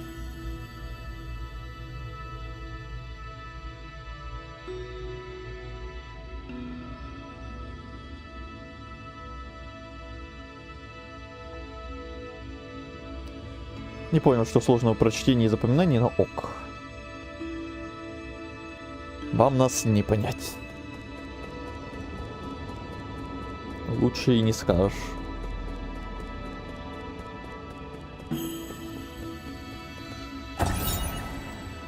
Мемориал запуска нового Кунь-Луня. Надпись возле статуи. Наследие Тяньдао. Мемориал запуска нового Кунь-Луня. Построено год первой эпохи основания. Совет Тяньдао водрузил на себя наследие легендарного Фаньши Лао Цзи, после чего был инициирован проект «Вечный котел» на острове Кунь-Лунь, в том самом месте, где мудрец начал свой путь. Новый Кунь-Лунь попрощается с Пенлаем и проведет солярийцев в новую эпоху.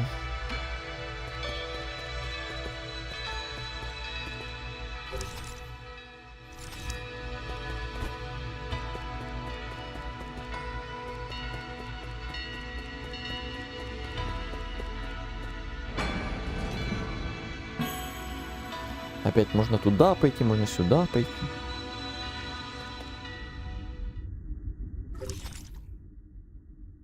Ой-ой-ой. Подождите. Что-то тут большое помещение. И большие двери.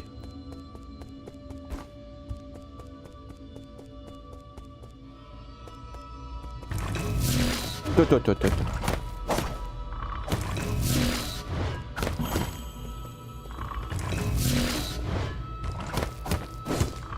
Что с ним делать? Тут пока нельзя. Ну и ладно, значит, тогда точно туда идем. А то я бы тут думал, что а что тут, а что там.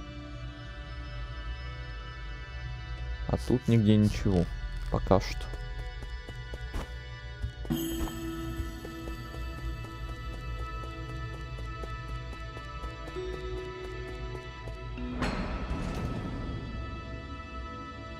Местная турелька. Местная тыкалка.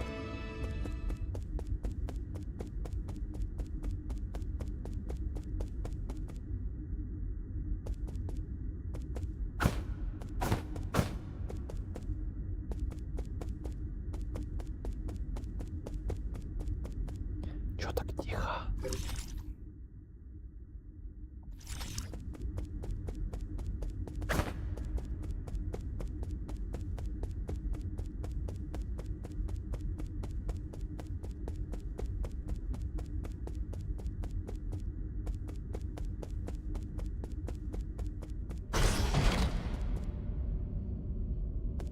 Что, опять босс? Опять меня заперли.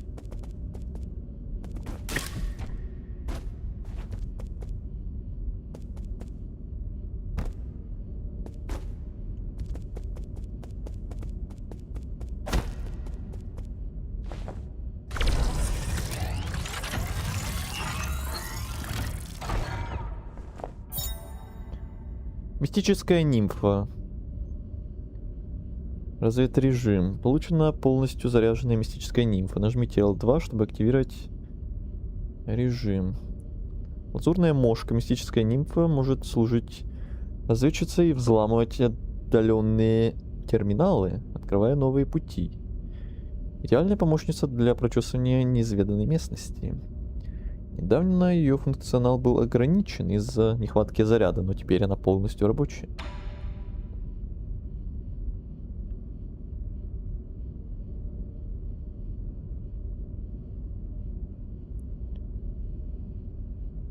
Это главный Герыч.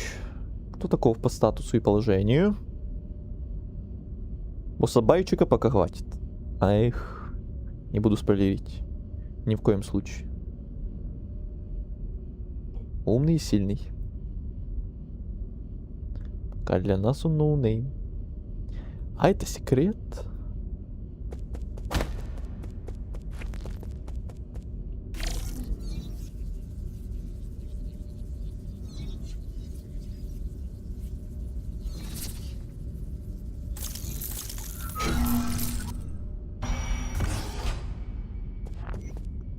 Отлично. Ошибка активации. Требуется расшифровка мистической нимфой.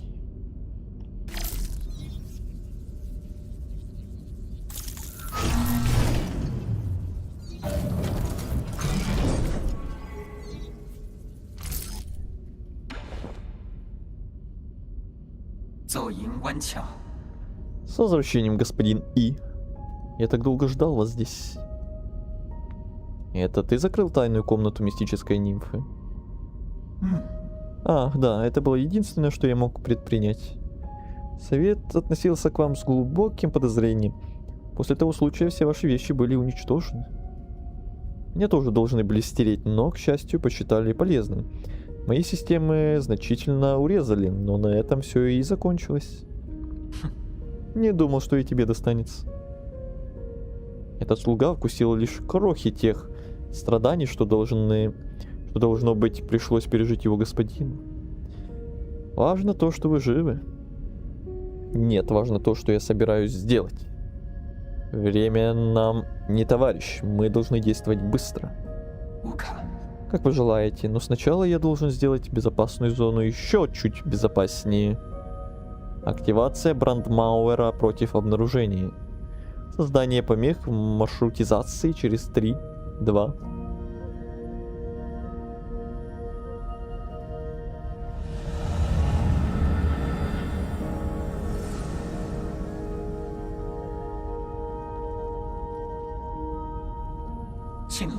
Готово. Система сигнализации павильона 4 сезонов отключена, а его координаты замаскированы. Пока сигнал помех активен, ваши преследователи не смогут найти это место. Это что, наша база?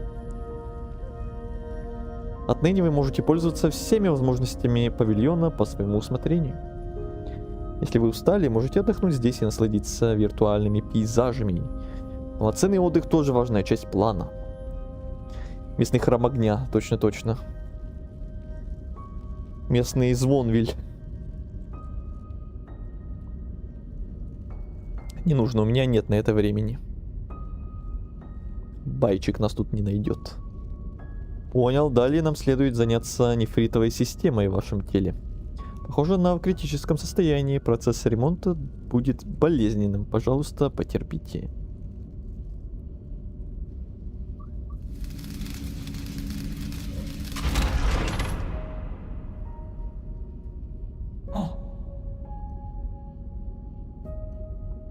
Ремонт завершен. Вы, как всегда, очень спокойно его перенесли. Теперь вы можете изменять свою нефритовую систему возле любого корневого узла. Есть еще какие-то доклады? 老 K， Как я уже упоминал, чтобы взять под контроль новый Кунь-Лунь, вам необходимо заполучить печати всех 9 солов. В настоящее время солы рассредоточены. Каждый из них отвечает за функционирование своей зоны на новом Кунь-Луне. Можешь определить их местоположение? Простите мою некомпетентность, но я боюсь, что у меня нет разрешения на доступ к этим данным. Одно мы можем быть уверены, из-за вашего присутствия все 9 солов пробудятся один за другим. Поэтому вам следует минимизировать риски, проникая в каждую из их зон как можно скорее. Я знаю. Когда вы покинете павильон, я смогу помочь вам лишь дистанционно, но я сделаю все возможное. 官差弄题走， Будьте осторожны, и пусть удача будет с вами. Как говорил Шей Патрик Кормак, удача — это миф Лайм. Не только Лайм, он всем так говорил.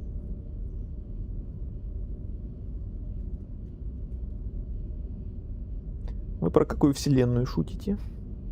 Кто шутит? Какие шутки?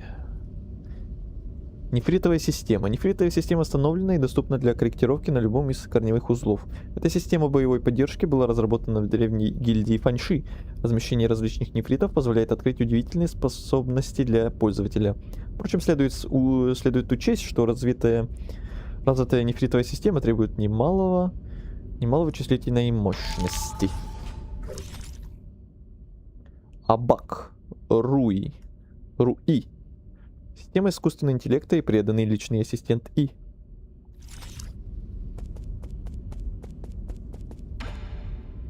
Поговорить. Мой господин, пришло уж несколько веков с вашего последнего ухода. Обычная форма жизни за это время пережила бы множество зим и немало поколений. С момента возвращения мне было кое-что любопытно. На каком уровне сейчас настройки твоей чувствительности? 老 K， Сейчас он установлен на отметке 90%. Кто изменил твои изначальные параметры? Мне приказано не разглашать эту информацию, но произошедшее с вами, кажется, сильно повлияло на них. Они часто приходили поговорить со мной после вашего ухода. И даже активировали мой встроенный терапевтический модуль.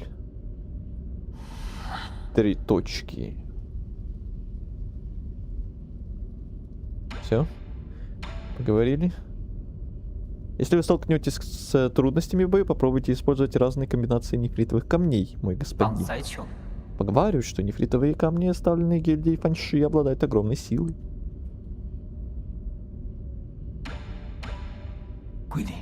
Мой господин, как вы поддерживаете свою молодость все эти годы?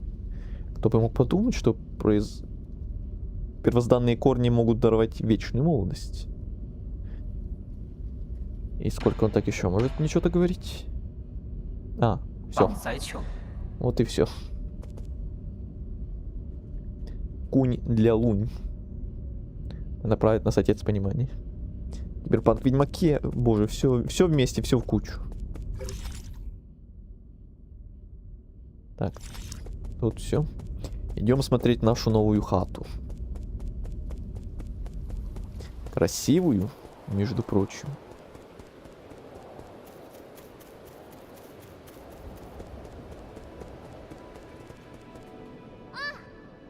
Ах, я тебя нашел. 比赛， И, фух, наконец-то я тебя догнал. Шуань-шуань. 嘿嘿， Хе-хе, я бы ни за что не пропустил героическое приключение. Хватит дурачиться. Как ты сюда попал? Меня привел сюда Анун. Он нашел дыру под алтарем и захотел ее проверить, а я попросился с ним. 啊， Анун? Ты говоришь о том параноике Шэньнуне? Да, по пути мы наткнулись на кучу монстров тяжелой брони.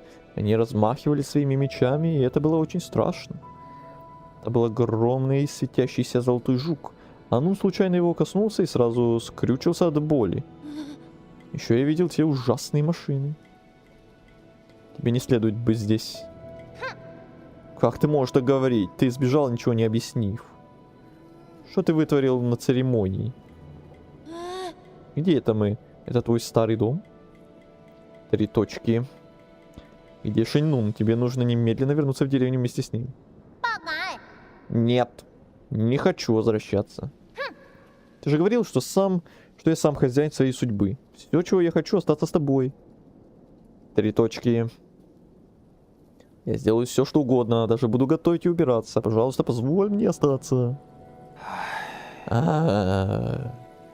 Можешь остаться здесь, если пообещаешь не выходить за пределы павильона. Мы обсудим это снова, когда я закончу свои дела. 嗯， Ты пытаешься вновь меня обмануть. Смотри, не вздумай снова сбежать. Не беспокойся, просто оставайся здесь. И все равно больше некуда возвращаться. 可以， Хорошо, но будь осторожен, я останусь здесь и буду ждать тебя.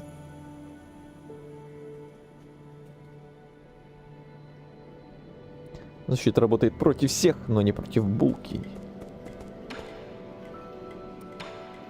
哦， Я никогда не видел таких гладких камушков. Как их сделали? И эти светильники, они светятся без пламени. Это невероятно. Понадобится время, чтобы ты понял наш солярийцев мир. Солярийцев? Это так вы себя называете? 准感受， Значит, за пределами деревни есть целый мир. Ты никогда не рассказывал. Это так бессовестно с твоей стороны, и... А ты уже здесь, ты можешь рассказать мне все, правда? Чем больше ты узнаешь, тем больше запутаешься. 不得， Нет, не запутаюсь. Ты знаешь, что я не такой глупый. 唉， Я обучу тебя всему постепенно. Когда будет выпадать удобный случай. Ура! Клятва на мизинчиках? На мизинцах? Это значит, что лгать нельзя.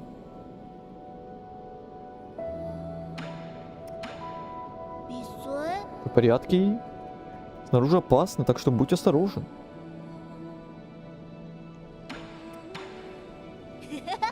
Я обещал, что буду послушным и останусь здесь. Но когда ты закончишь свои дела, возьми меня с собой посмотреть всякие интересные места. 比赛， Ты нашел там что-нибудь интересное, и... Если найдешь, не забудь показать мне. Так, ну я что-то могу тебе отдать, вроде бы. 比赛， Так, все. Диалоги кончились. Нет подходящих вещей. Все, понял.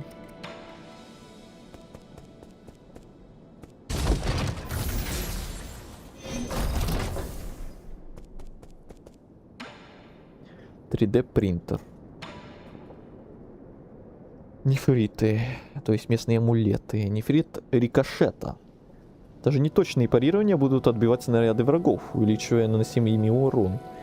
Использовать только в паре с умением отражения пуль. Нефрит исцеления увеличивает количество восполняемого лечебной трубкой здоровья. Но исцеление проходит постепенно, а не мгновенно.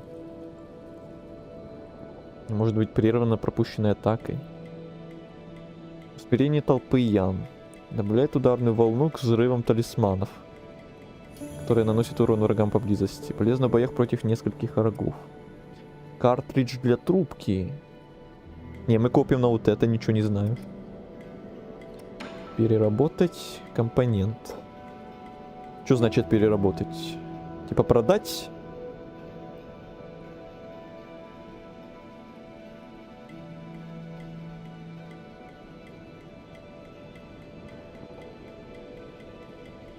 Когда говоришь булка, я представляю пышную даму. А булка это у нас местный мем, один из многих. Булька. Солярийцы, Солнечная система. Лор завязан на космосе. Я про лор этой игры сам пока ничего не знаю.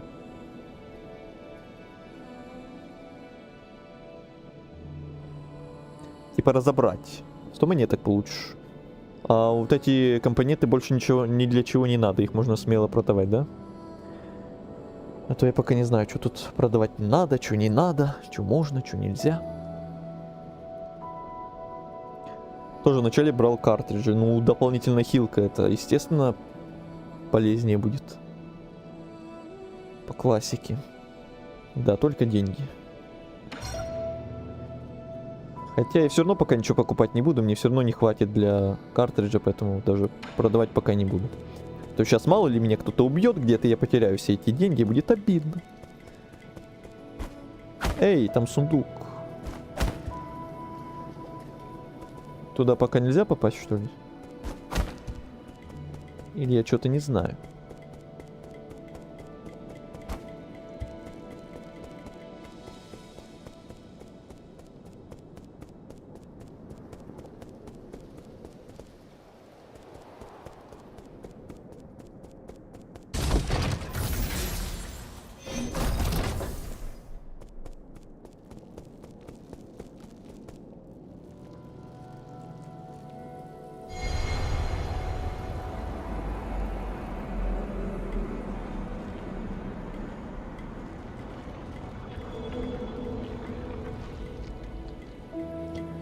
Это что?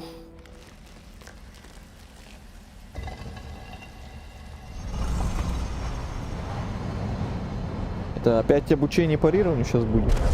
Не, я не хочу. Это уже было. Или это что-то другое будет сейчас? Сундук потом. Эх, подразнили меня сундуком и потом. Как всегда. А, это ты. Мы снова встретились, коллега. Не, это что-то другое. Я не знаю тебя. Однако выглядишь ты знакомо. Лао Цзы? Невозможно. Наши судьбы переплелись задолго до того, как мы это осознали. Где я? В безграничном царстве. Здесь силы небес и земли пересекаются с пространством, временем и сознанием. Ты не настоящий, а это всего лишь иллюзия. Что можно назвать реальностью среди множества, а что ложью? 3 точки. Ты создал это место. Твой покорный не обладает такими способностями. Я веками изучал Фусан, но перед лицом множества его таинственных искусств мои знания — капля моря. И ты не знаешь, как отсюда выбраться? Вряд ли это трудно. Пойми, что естественно, или просто следуй внутреннему зову. Однако я попрошу всего минутку твоего внимания. Когда-то давно ты мне помог, поэтому мне не стоит разрывать наш круг в Дао. Я же сказал, что не знаю тебя. Этот рог резонирует с Фусаном, что позволяет его владельцу путешествовать между центральным и внешними узлами. Эта штука вернет меня в павильон 4 сезонов? Никогда не думал, что в узлах припрятана такая функция. Если это сработает, то здорово сэкономит мне время. Ахаха, этот рог бесполезен для обычных людей. Ты, однако, отличаешься. Прими, пожалуйста. Фусановый рог. С его помощью владелец может перемещаться между павильонами 4 сезонов и любым зарегистрированным корневым узлом. Это что, телепорт? Когда И очутился в бесконечном царстве, этот рог подарил ему таинственный мудрец.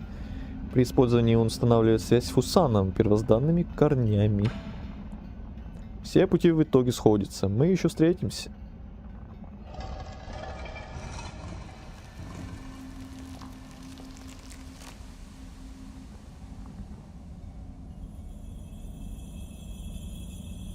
Я в начале игры во все стены и углы тыкался, чтобы этот сундук забрать. Но да, потом, увы. Вот если бы я вне стрима играл, я бы тоже что-то тут сейчас бегал, пытался бы до него добраться. О, кстати, уже на фоне ночь наступил.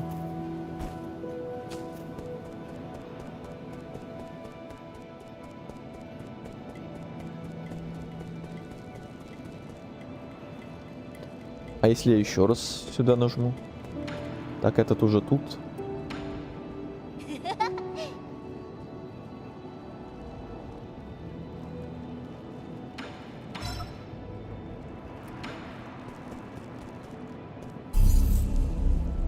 Угу. Отдохнуть, нефриты. Так, это тот, о котором говорил Азаль, что всю игру с ней проходил. Наложение талисмана временно парализует врага. Да, звучит прикольно. Надеваем. Умение. Навыков нет.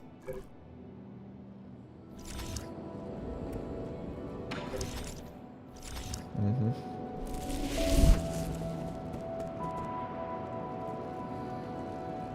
Сейчас будут философские разговоры.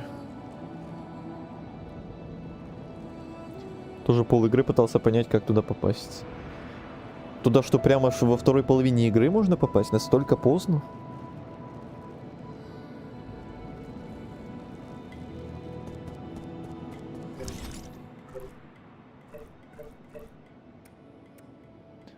Рок, нимфа.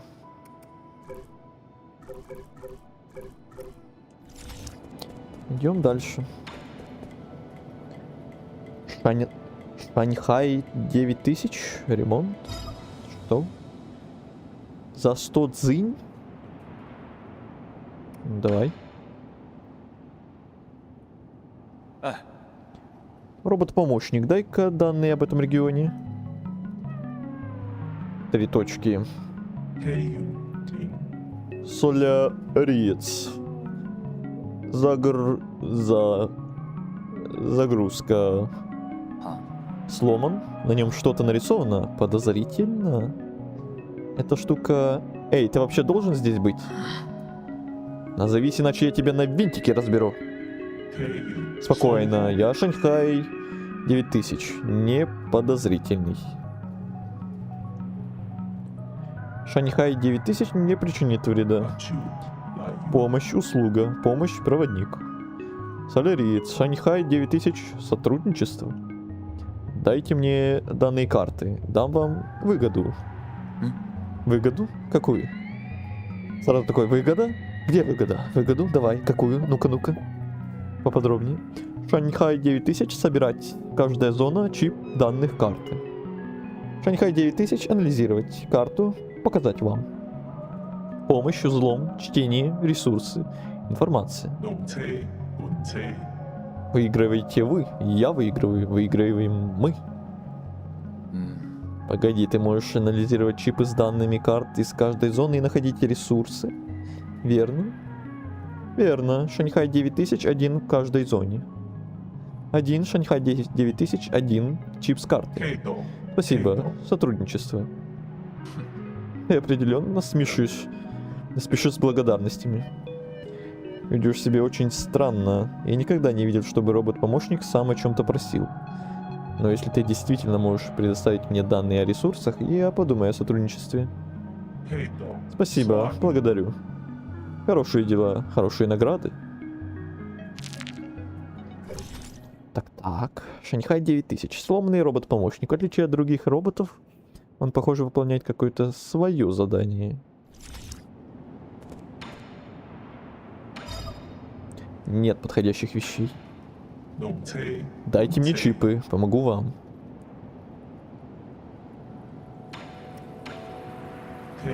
Я, нормальный робот-помощник.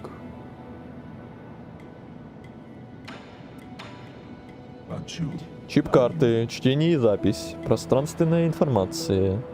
Каждый робот-помощник оборудован. Шанхай 9000, финальный босс.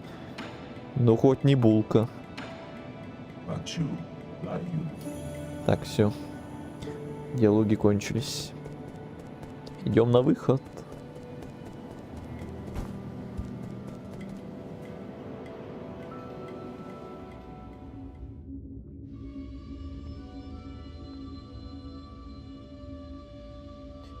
И диалект смешной у него. И локации тут красивые.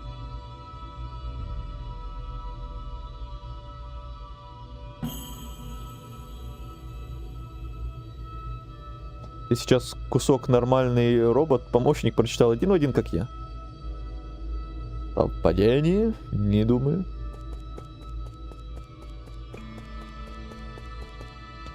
Шуань-шуань, предфинальный босс. Ну не. Надеюсь, мы не зашли далеко. Есть кое-что, о чем я хочу сказать, однако не уверен, стоит ли это делать. Говори свободно. Правда такова, что своим существованием я обязан решению одного из солов. Благодаря ему меня не уничтожили. Кому? Солу, ответственному за энергохранилище, господину Куафу. Этот чертов ублюдок. Я понимаю вашу давнюю обиду, но по моему скромному мнению было бы полезно пообщаться с ним. Все-таки удивительные таланты господина Куафу неоспоримы. Даже если он откажется сотрудничать, все равно может быть вам полезен. Справедливо, я подумаю. Энергохранилище располагается у основания центрального ядра. Спуститесь на транспортном лифте вниз, и вы сможете его найти. Понял, принял.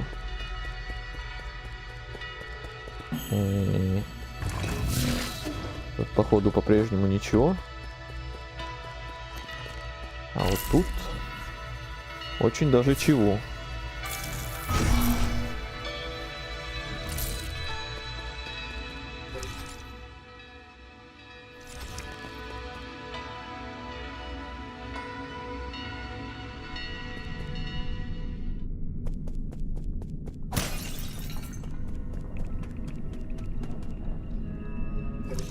Это он про этот лифт говорил, наверное.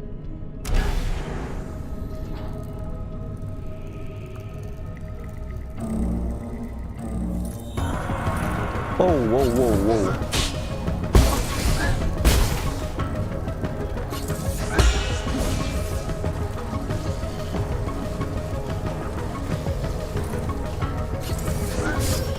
Не успел. Ну не надо сразу все. По очереди.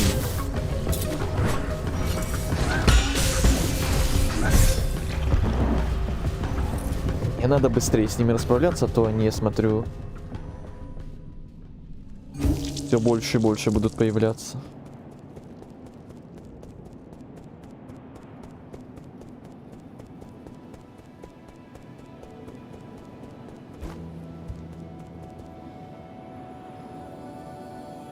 Бей ежей. Их тоже можно спарировать, надеюсь.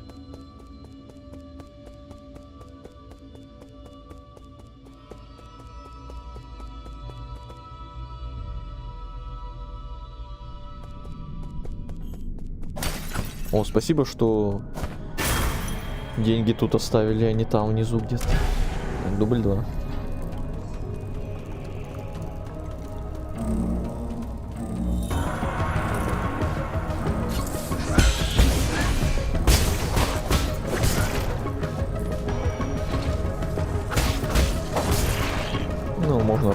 Просто вот так вот.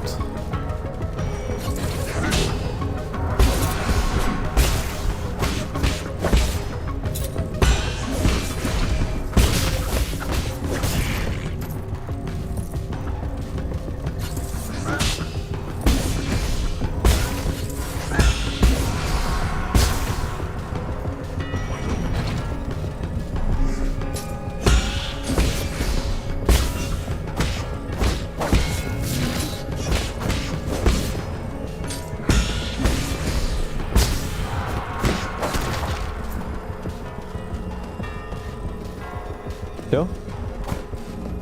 Сундук. Ага. Обожаю сундуки. Тё-тё-тё-тё-тё. Мимо.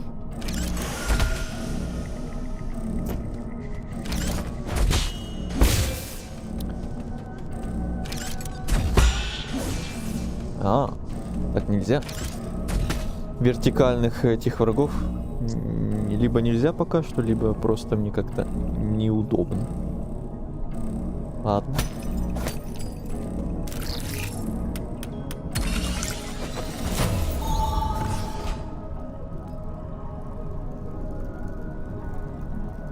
Просто ударь в воздухе. В воздухе.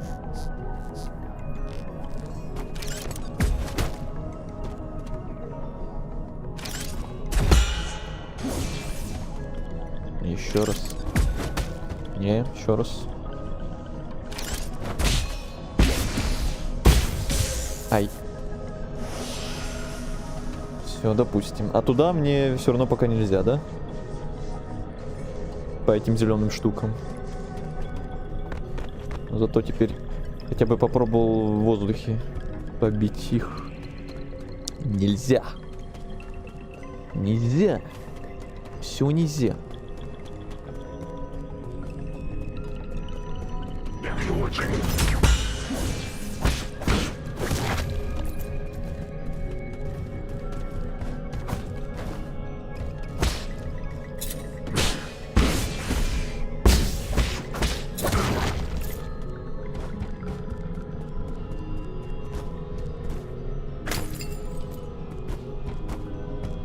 Талисман в воздухе тоже работает, но я имел в виду обычный удар мечом. И так тоже неплохо попробовали. Ай.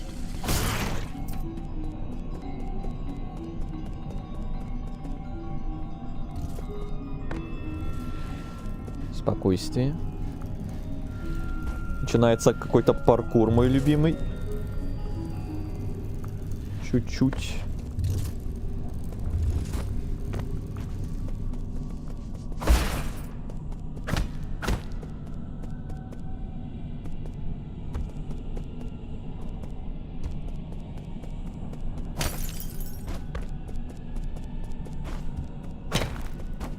Ага.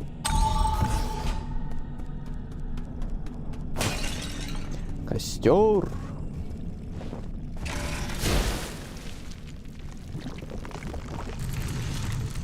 Если бы И себя клонировал, было бы И. А чё, шутки пошли, что ли? То там было про И краткая шутка, теперь вот это вот.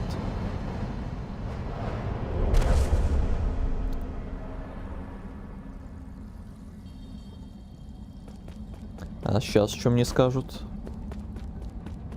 Что мне теперь дадут или обучат? Чем я занимаюсь? Точно не пробую танцевать. Что? Мне сейчас вот этим зеленым штукам обучат. Я называю это удар тайчи. Впрочем, рановато пока думать про имя, да? Мне как-то сами в голову лезет.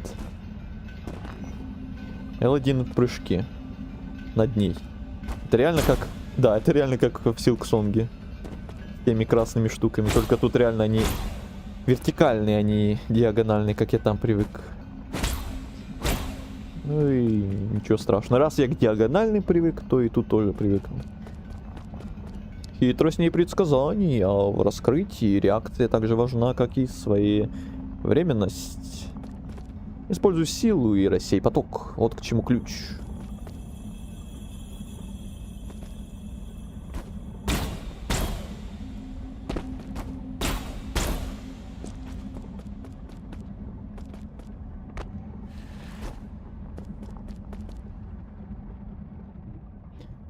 Подумать только, зеленая аура Ци была видимой все это время. Ой-ой-ой.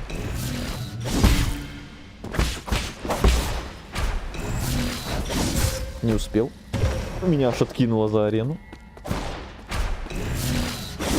Опять не успел, но первый раз успел. О. Ага. О, Скрой поток Ци, чтобы он послужил твоим целям.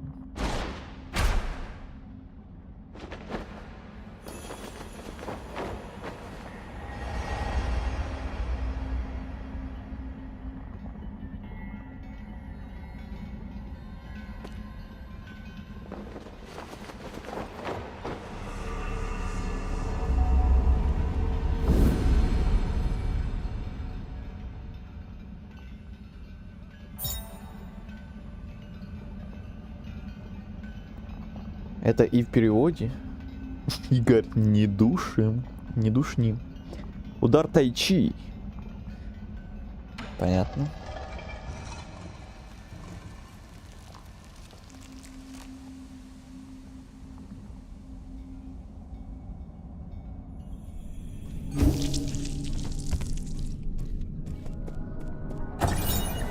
Аномальный корневой узел. Сообщение об ошибке в системе корневого узла. Внимание, этот корневой узел испытывает аномальный разряд энергии. Опасность. Допуск только для обслуживаемого персонала. Корневые узлы были одной из ключевых технологий, которые открыла гильдия Фаньши, чем и заложила фундамент для продвинутых корневых технологий. Сегодня потоки передачи корневой энергии могут контролироваться через эти узлы, однако механизмы, лежащие в основе первозданных корней, до сих пор окутаны тайной даже для современных солярийцев.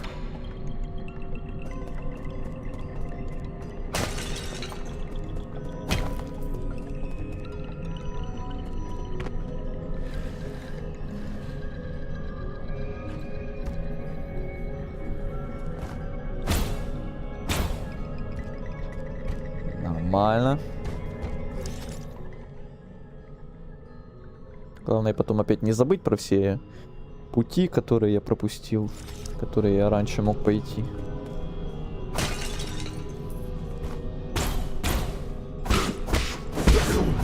Его можно столкнуть вниз?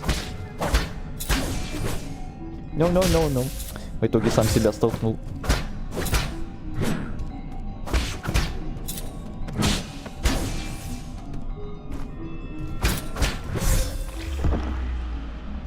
Ух ты, прикольный щит у него. Конечно.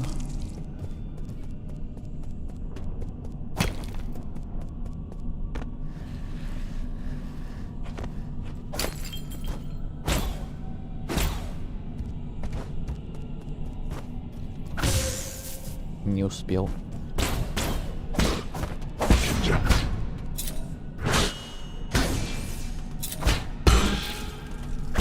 Ага, он сбивается все-таки.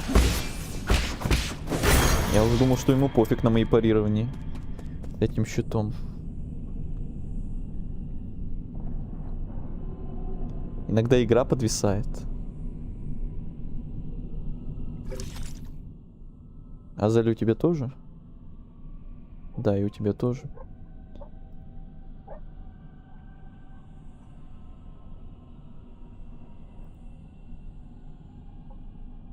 Это битрейт, наверное, иногда скачет. Есть такая вероятность. В остальном не знаю. Что может быть не так.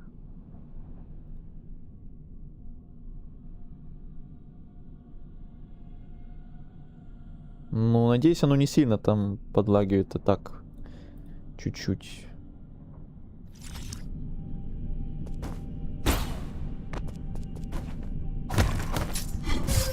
А с этим что делать? Это такой же, как тот, что мы там раньше встречали, только тот был с копьем. Или мне тоже пока рано с ним? Смотрибельно. Ну и нормально.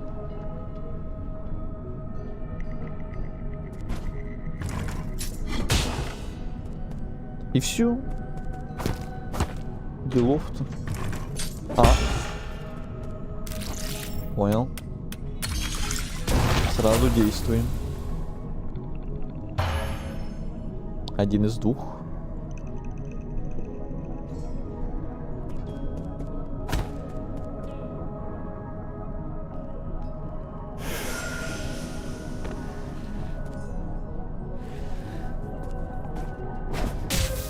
Рано.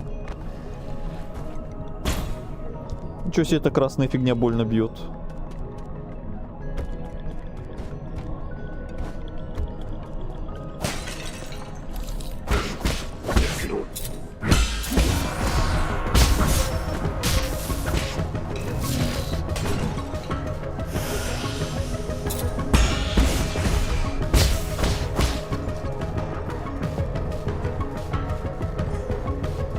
Ну.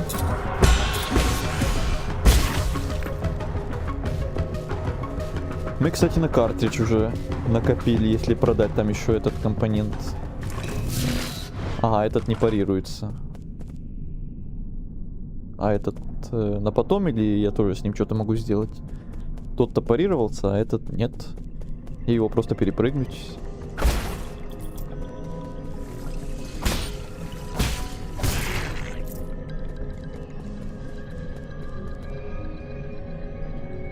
На них нужны спецприемы в основном. На этого обычно, просто парирование. Ага, а вот этот вот, что был справа, этот уже необычный. Там как раз прием. Нужен твой новый прием. Вот этот, что сверху, имеешь в виду?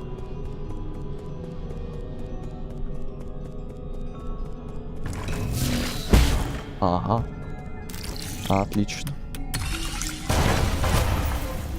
Ух ты, большой сундук. Куча денег. Ну, не прям куча, но... А это 4 сокровища кабинета. Артефакт. Солярийский артефакт. Его можно отдать Шуань-Шуаню. Древние инструменты письменности. Каллиграфия превратилась в традиционное искусство с акцентом на ученой и образовательной атмосфере, создаваемой каждым мазком кисти. Вот, Шуань-Шуаню кое-что принесем. Подарочек. Так, там что-то большое и страшное. Пока туда не хочу. Если зеленым загорается враг, то можно этим приемом. Запомнили.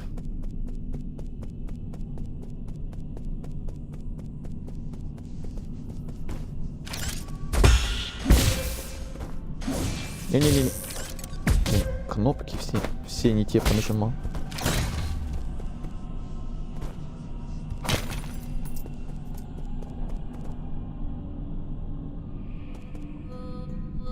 Сейчас, да, лучше назад вернуться. Вот предчувствие меня не подводит. Иногда. Так, мы снова возле этого лифта. Так, тут есть хилки рядом. Ой, как хорошо. А этот лифт куда теперь ведет? А, все туда же. Ничего нового. Так, а что тут еще? Там внизу слева что-то есть. Тут вот слева в углу тоже что-то есть. Я уже могу туда пойти?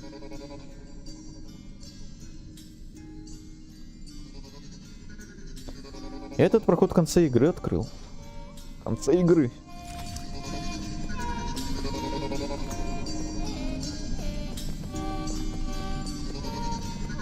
Может, левее рядом точно. Да, вот тут зеленые вот эти штучки были. А, там были цепи. Да ё-моё.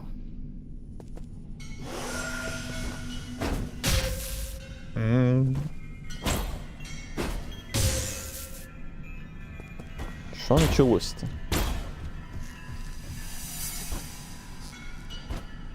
Сундук. О, вот это реально куча денег. Опять хилок нет.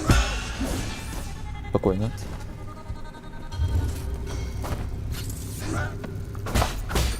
Пошел вон.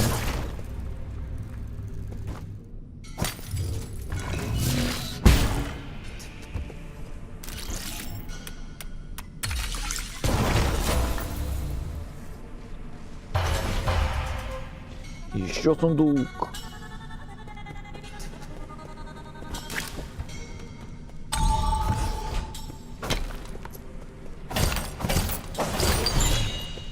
Опять время как будто замедляется. Или это реально подлагивания какие-то происходят. Еще компонент.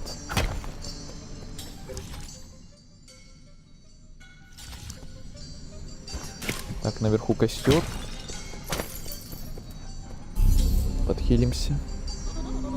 Еще у меня есть очко навыка, еще одно. Удар тайчи.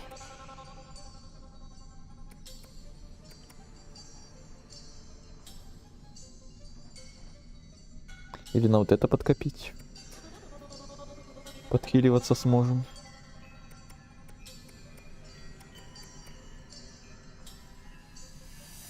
Увеличивает урон, нанесенным тайчи.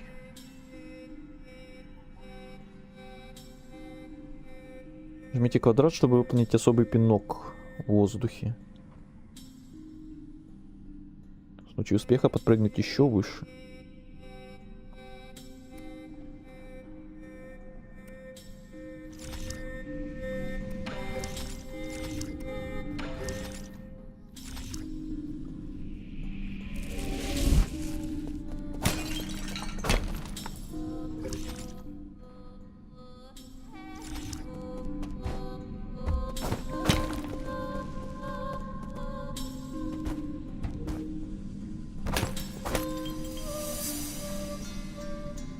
Путь боли. Путь боли есть в небесной башне в одном месте, где путь к костру. По костюму робота. Ай, я уже в предвкушении этих мучений. Это ненормально, что ты фризишь так. Подозрительно. Я не знаю, с чем это может быть связано.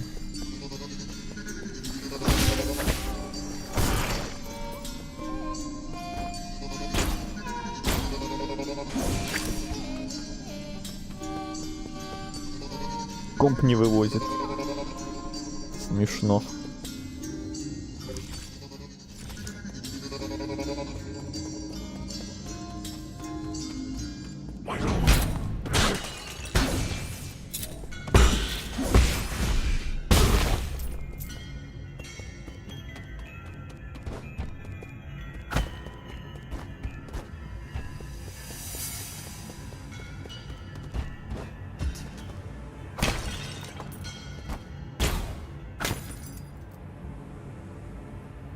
Ты играешь в каком разрешении?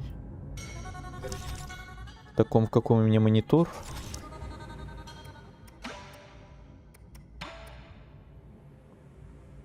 Не понял. Это что за 720p? Спасибо, что спросили, а то так бы играли.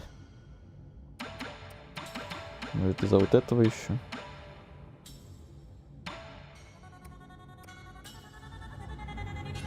О, и что-то графон получше стал. Да уж. Я перед стримом все проверял, все было нормально. Что это за фигня произошла? Спасибо, что переспросили реально. Может, сейчас перестанет.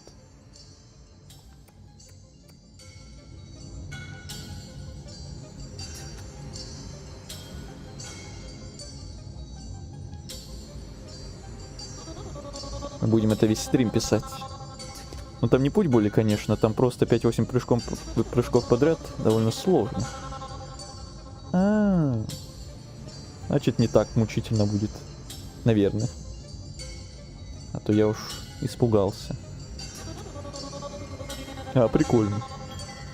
Такие могли весь стрим поиграть. Я вообще и забыл об этом приколе, что у нас когда-то там был на какой-то другой игре. И тут вот опять оно почему-то. Не просто так спросил. Спасибо.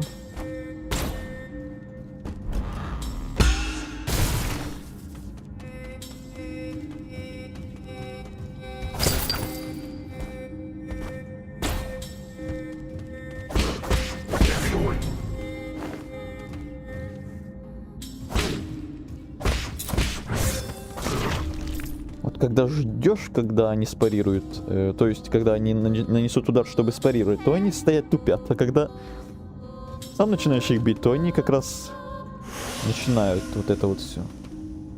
Все как всегда, блин, этих мобах.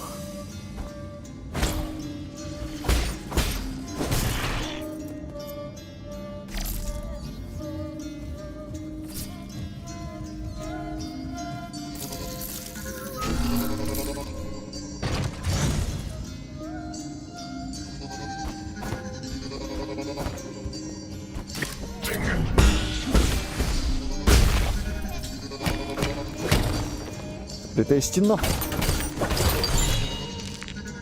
Еще компонент. Талисман делай тогда, когда ты щит сломал. Когда ты на щит делаешь, то он не работает. А щит ломать обычными ударами, я думал, он как раз сломается от этих талисманов. Со временем.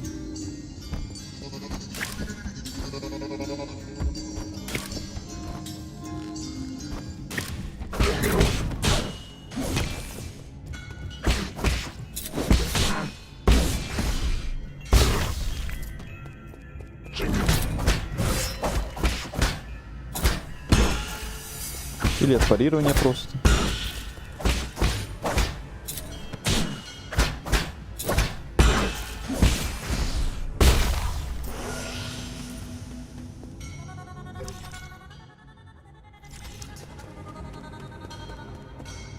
Щиты от парирования. Ага. Ну-ка, лети сюда. Малявка.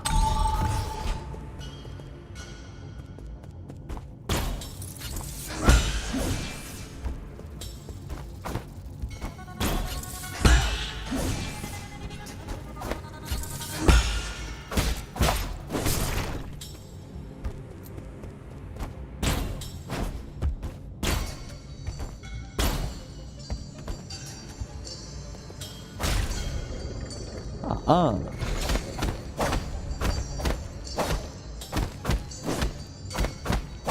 А чё не ломается? Там же такая же сломалась, где мы слева были.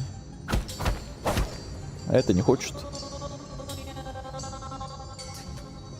Самый сложный паркур я, наверное, только в Целесте встречал. У меня там на какой-то из последних глав пару тысяч смертей.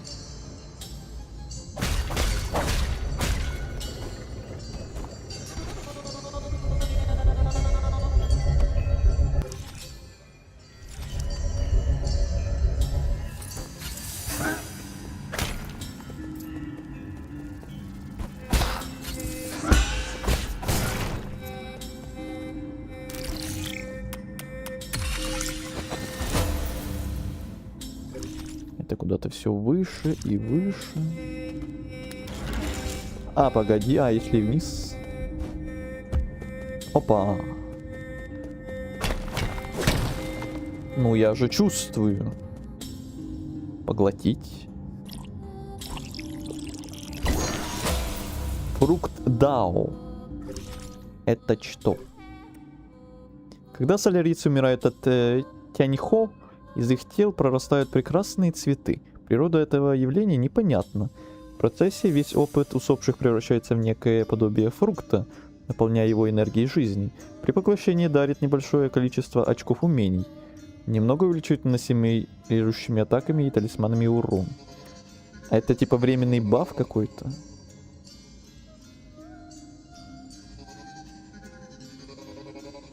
Игра про паркур. Логично.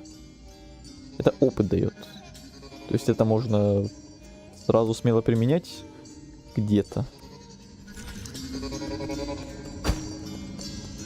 А, просто уровень.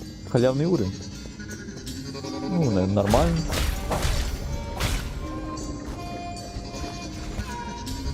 А мне уже дали? А, да, точно, вот слева вижу. 2 уровня теперь. Ну и нормально. Теперь можно точно прокачать подхил. Как и собирались.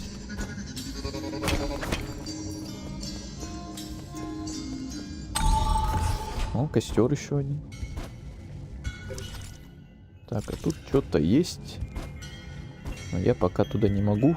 Может, сверху.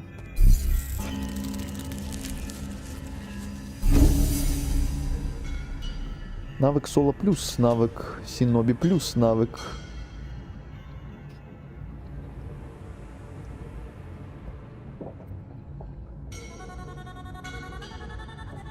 Навык нет раннера прокачки. Качаем, качаем, качаем. Восстановление жизни. Бэмс.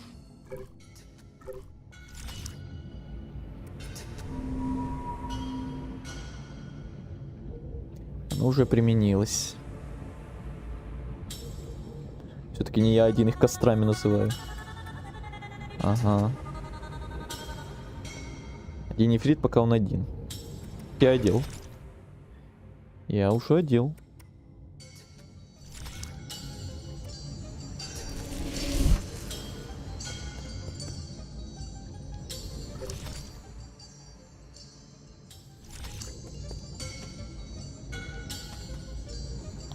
Ой, опять вижу какие-то паркурные места.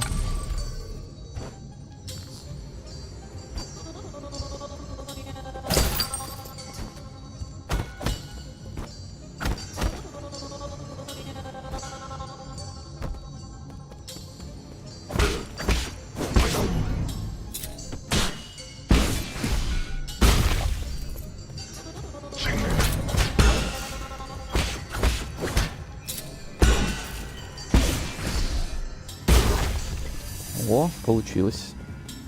По-правильному. Так, там можно было на лифте наверх поехать, а можно тут еще налево куда-то пойти. Левее пока не можешь. Значит, на лифт туда пойдем сейчас.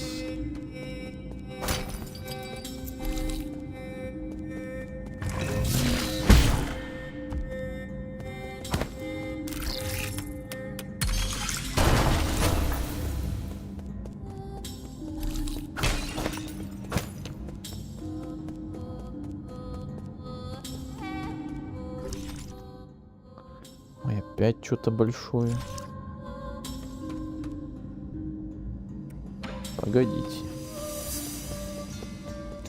Не люблю, когда, блин, миллион развилок и разрываешься. Туда пойти сначала или сюда пойти. Не забыть про то место, не забыть про это место.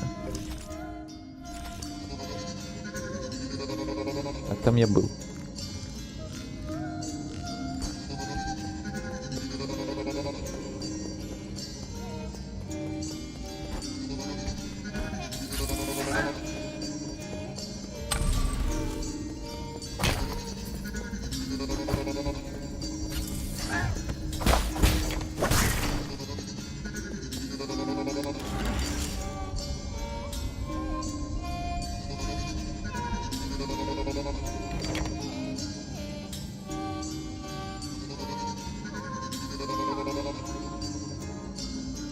А вот у Игоря не сработает отмазка, что он не носитель русского. А может не носитель, он же тоже там в Казахстан и всякие ездит. И не только. За всякие там тенге игры покупает. Может сработает частично.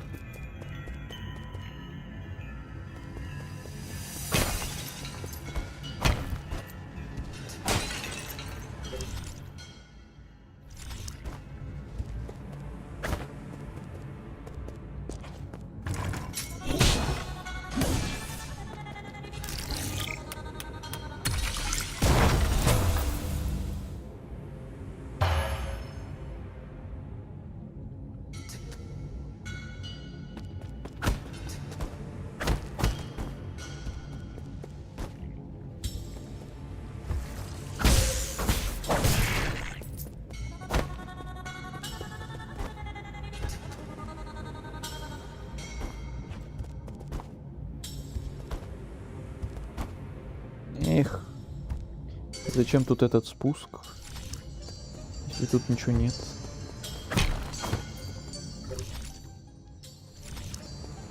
М.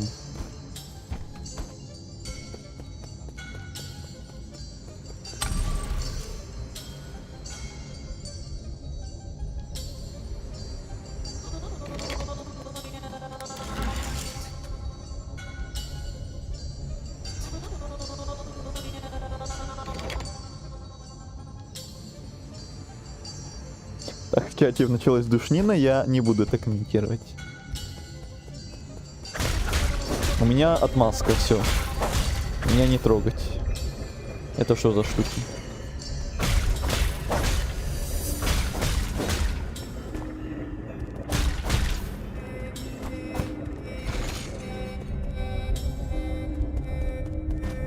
Что это за штуки?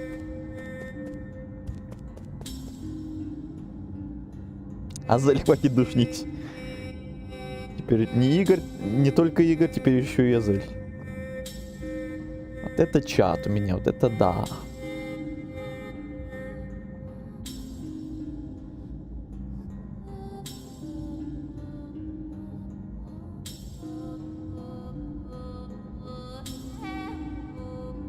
Навык филологии прокачан.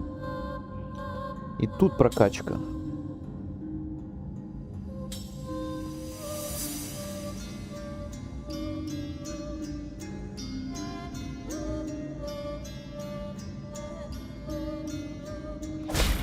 Итак, что это за штучки? Я что-то могу с ними сделать?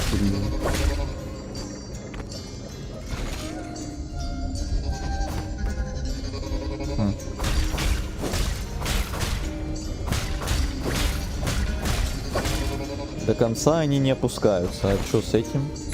А, о. Нимфа.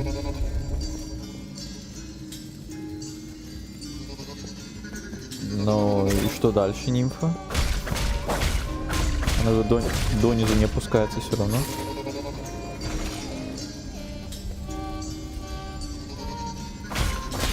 Или теперь другая сможет опуститься? Нет.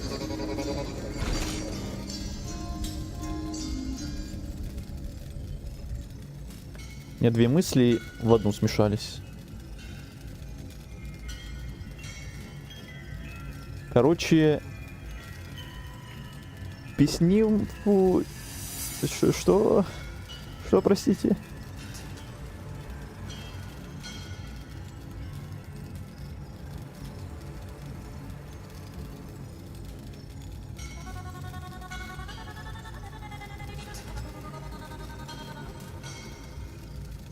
С левой стороны забеги на левую платформу.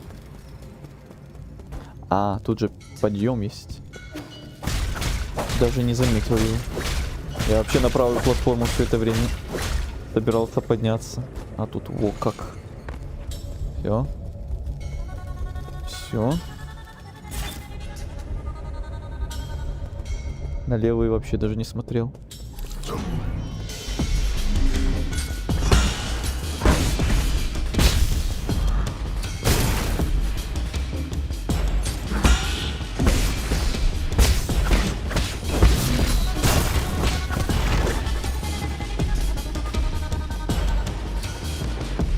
Гигантский сундук.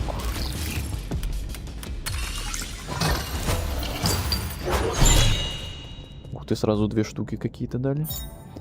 Лечебный цитрин. Руда с оранжевым оттенком. Когда-то люди смешивали ее с вином, веруя, что это здоровит их тела. Однако в больших дозах эта порода весьма опасна. Яд. И компонент.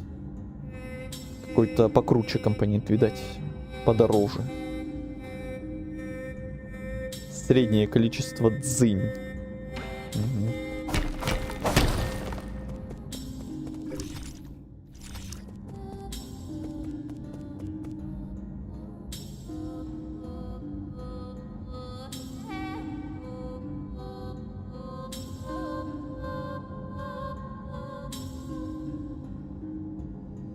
Я начал про одеть, а закончил про нимфу. Не увидел, что не стер.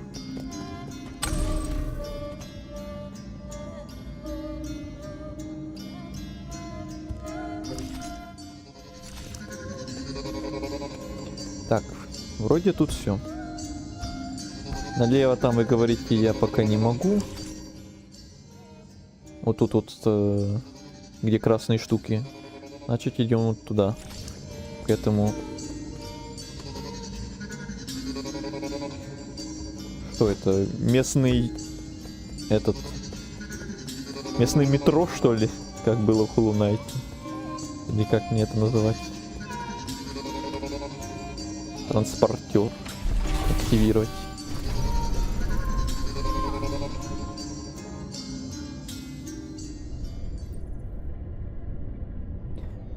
Ой, эта музыка мне уже на уши давит, если честно, чуть-чуть. Мне хочется чего-то более спокойного.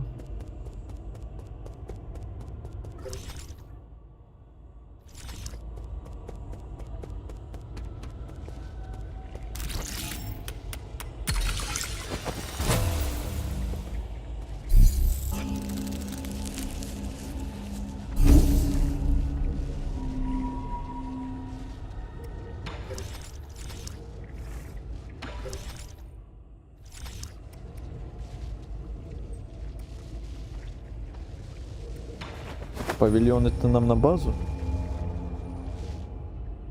А я могу тут телепортироваться в любой костер? То я сейчас, во-первых, хочу... Во-первых, вот этому отдать что-то там, что мы нашли.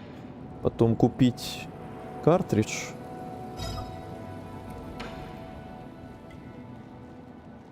Держи. Это кисть для каллиграфии. Перестань уже писать этим куском угля. Вау, этим можно писать? А как ее держать? Как ты сейчас, только наоборот.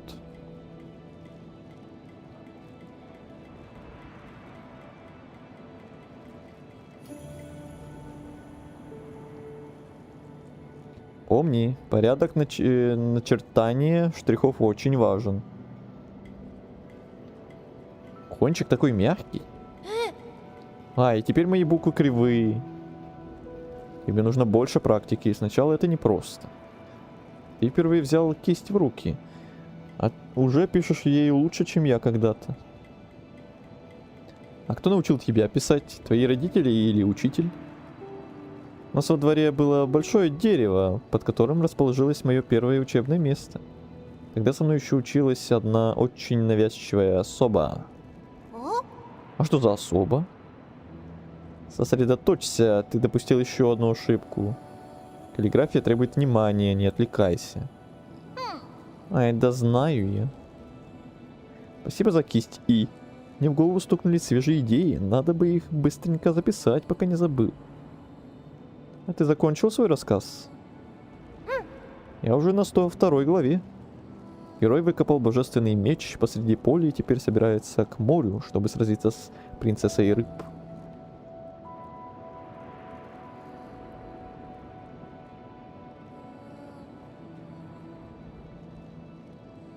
Тут другая музыка вроде. Ну, хоть передышка на чуть-чуть, наконец-то.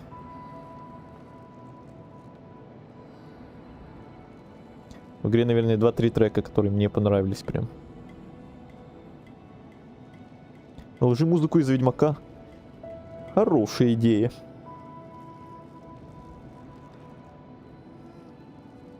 Это Игорь сидит. Игорь Булка? Не.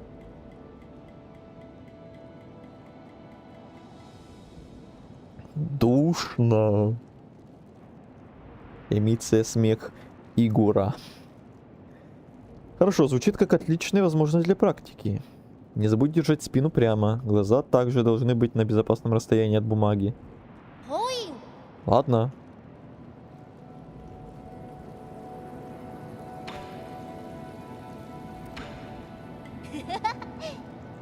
Так, ничего нового.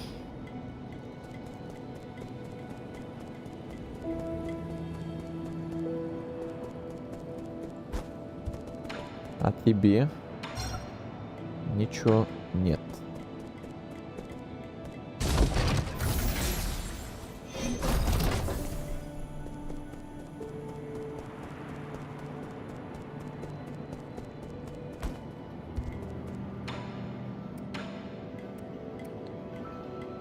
Так, создать картридж.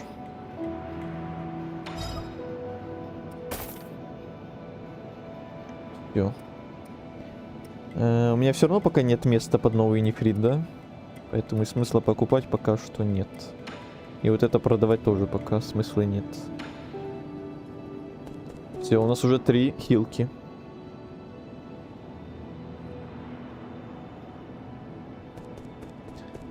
Возвращаемся.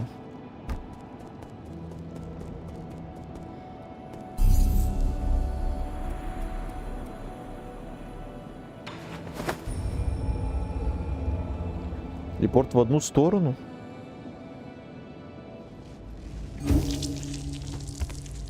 В смысле? Кроме вот этого. Угу.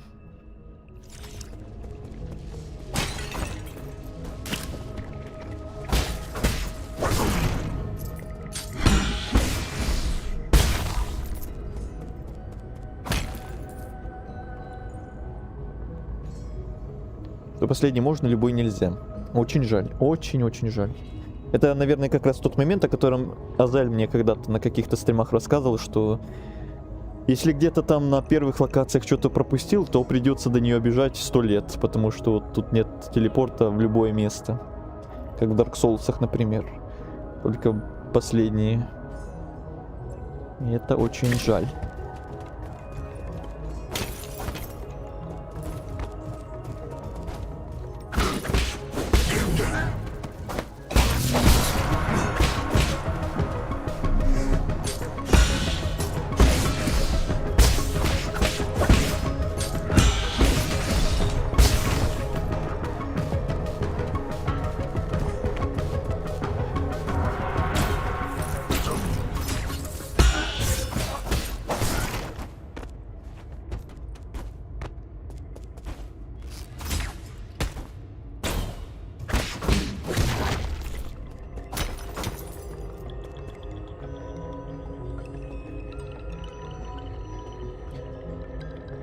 Яиц в чате и 2 за контроллера.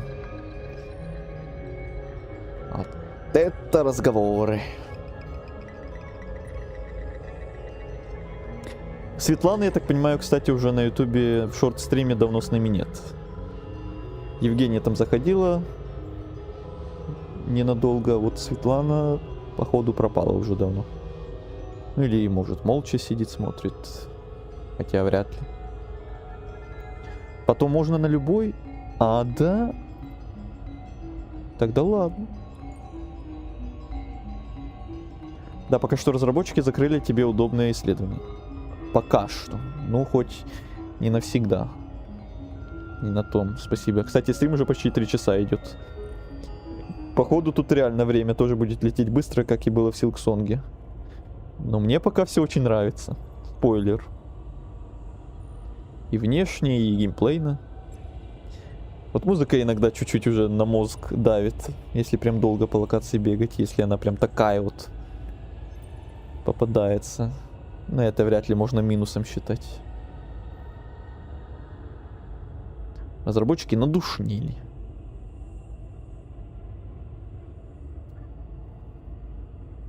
Феноменальная мысль.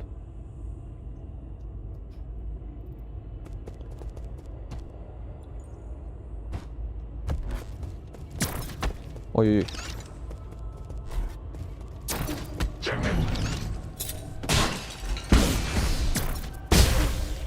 А эту фигню как побеждать? Вот так, наверное. Да. Вот и отлично.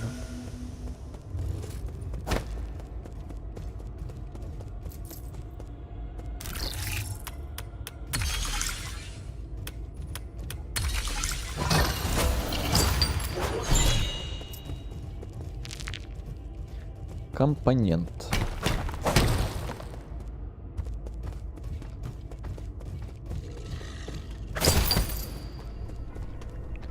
Так, там 2 щитовика.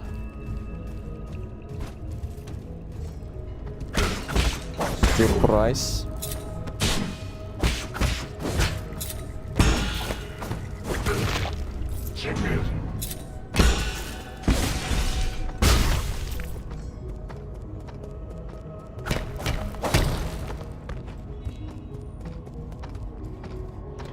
ты, новые враги. Какая-то меха-собака. Или меха-свинья, не знаю.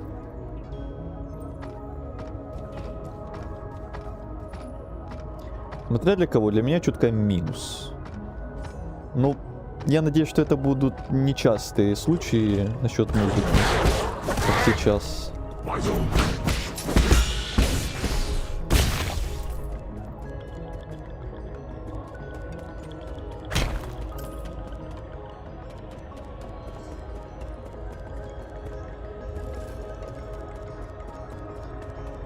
Жаль, что так немного игр могут классно лейтмотивами играться. Ультракилл и Дельтарун — моя любовь. Я думал, это меха-медведь или волк. Вот это они сделали моба, в котором можно увидеть сразу столько разновидностей тварей. Я и собаку, и свинью увидел. Кто-то вот медведя, волка увидел.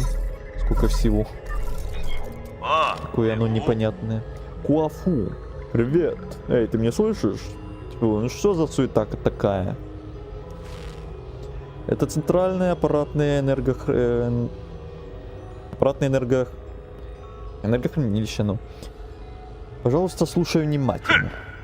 Я ума не приложу, как ты вышел из гибернации и как пробрался сюда. Однако это закрытая зона. Согласно закону, все нарушители подлежат устранению.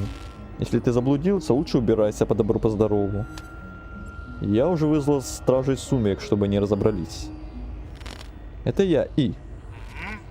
С кем ты сейчас назвался? Ты все слышал. Давай-ка отключай систему защиты. Теперь послушай-ка меня. Я понятия не имею, каким искрометным шутником ты себя возомнил, но ты взаправду считал, что сможешь провести меня этим дурацким маскарадом? Убирайся отсюда. Эх, ну и Марокко. Да, сейчас. Размечтался.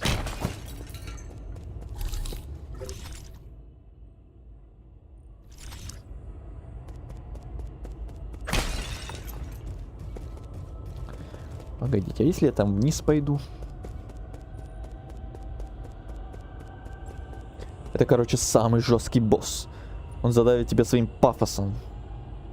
Мне уже страшно. Не покушал, привет. Я покушал. Не покушал, покушал. Понятно.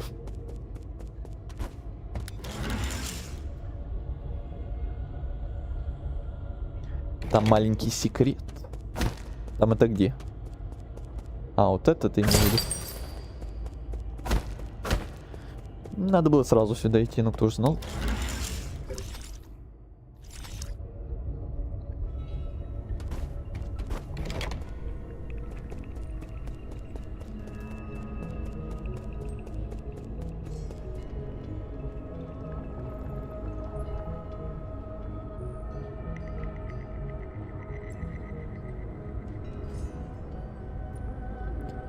Я тебя в Стиме в друзья добавил. Я видел, да. Я сразу подумал, что это ты. Потому что ник, хоть и не такой, но мега передает суть. Очень понятно, короче. Сразу вспомнил про тебя. Не поел, не покушал, да-да-да-да-да.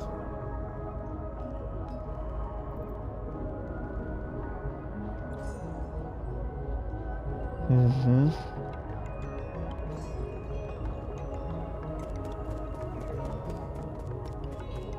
У меня друзей все больше и больше. С ума сойти можно.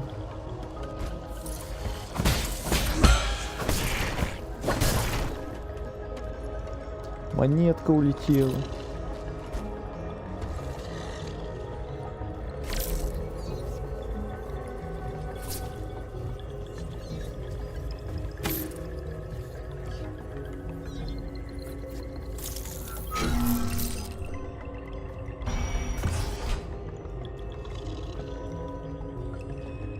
Пост сдал без происшествий. Я спать. Доброй ночи, ребятья. Давай, спокойной ночи. Спасибо, что посидел с нами. Пост сдал, пост принял. А не успел.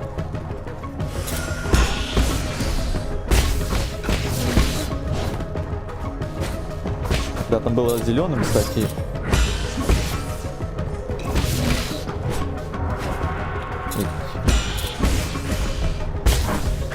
Но тут можно либо в него вот этим рывком сделать, либо через верх. Окей, потом еще попробую.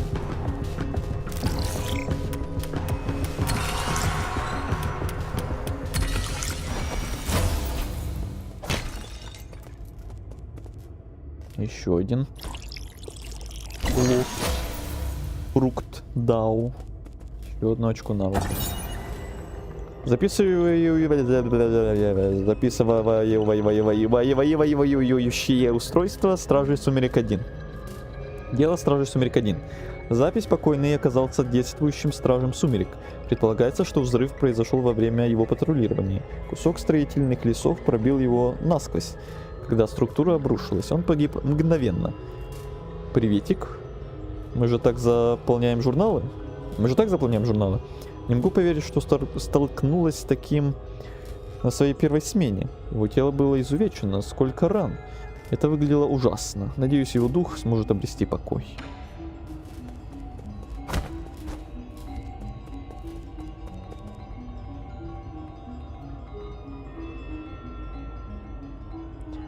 И ни слова про фэмбоя. Что? Ну-ка, чё? Что? Все, мне уже интересно. Чё там за секреты? Что за ни слова, а? Так, поподробнее. Ладно, не буду раскрывать тайну о фэмбоях и Азеле. Что?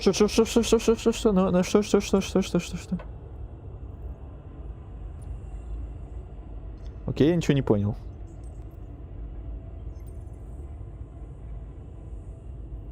Звучит только хуже. Так.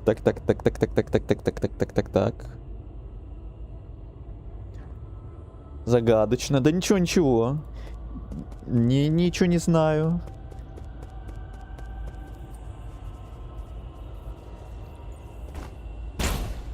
Такая отмазка не проканает.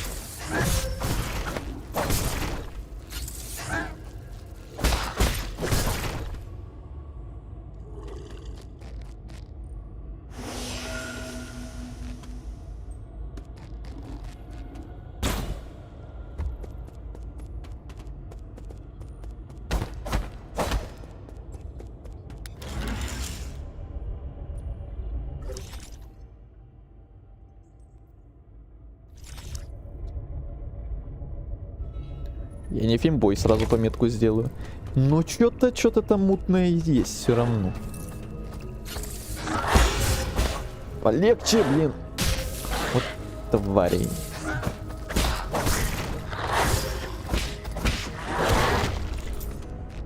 Свинособака. Свиноволк. Медведоволк, короче, какой-то. Мерзотный.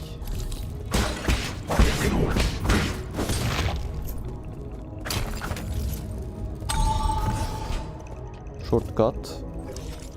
Так, мне бы пойти восстановить хилки. Не помешало бы.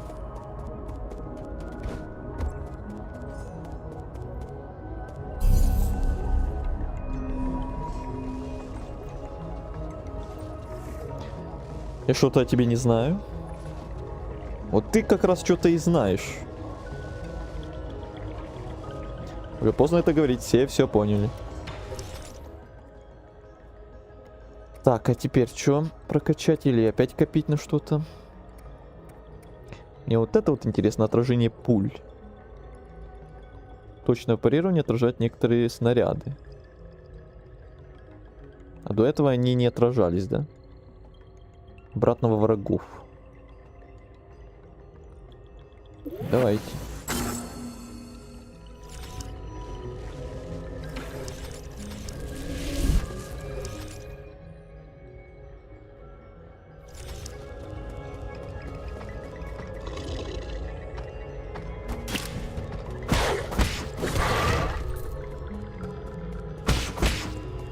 Cleansing it.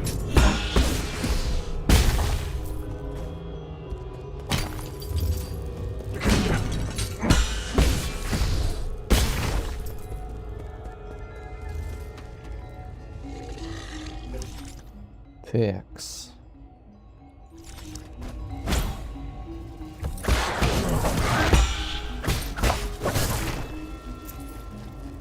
Погодите, погодите.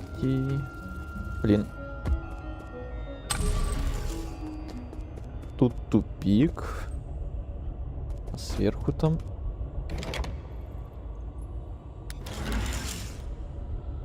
Никто ничего не понял. Нет подтверждений, нет истины.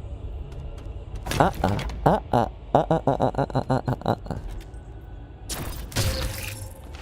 ё-моё.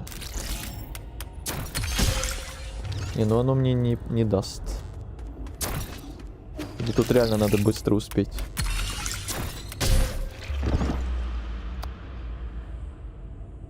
Или я что-то не так сделал, или надо реально быстро успеть.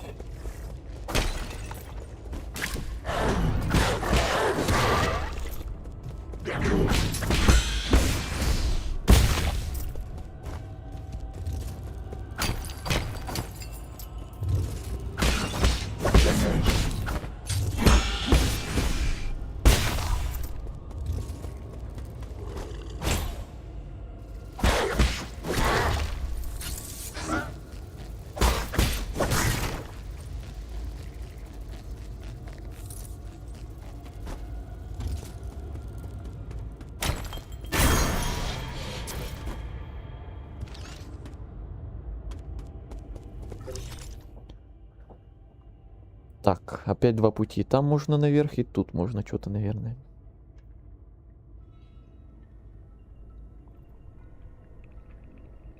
Между клеточек. Но также нету подтверждения, что ты не фимбой. Как и то, что ты фимбой. Так что это навсегда останется загадкой человечества. Все поняли? Никто ничего не понял.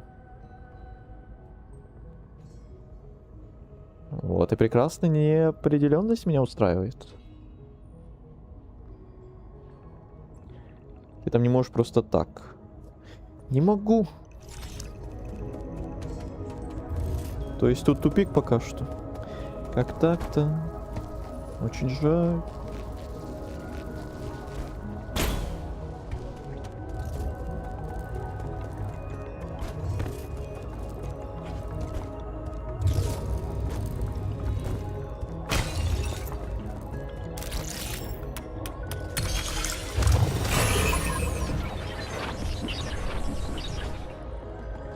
Воу.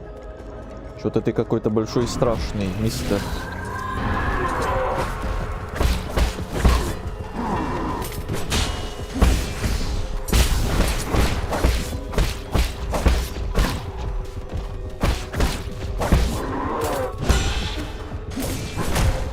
Ай.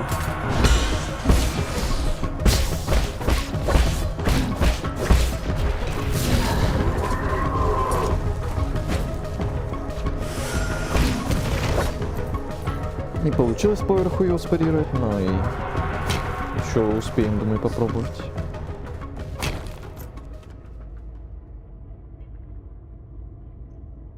Я вот не помню, можно успеть или нет.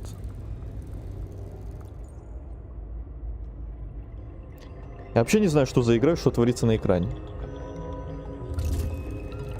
Это сон Геральта. Да, мы все решили, что это сон Геральта.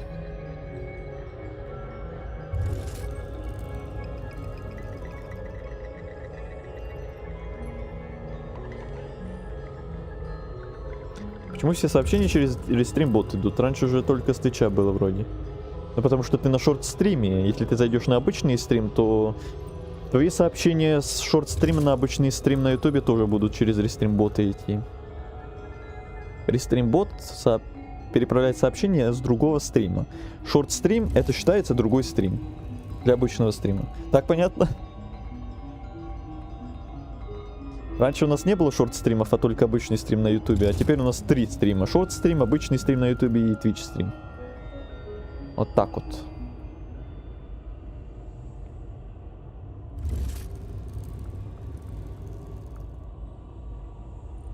Вот почему оно у меня в формате телефона. Я думал, это стиль игры такой. Вот все так думают. Мне что, на экране большими буквами что ли сделать? Это шорт-стрим. Есть еще обычный стрим. Вот вам ссылка еще на обычный стрим.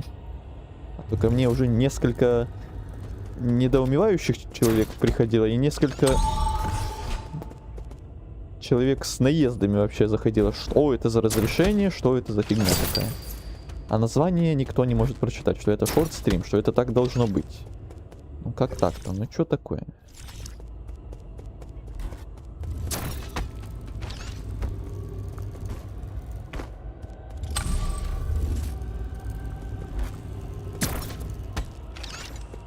О, теперь мне не помешают.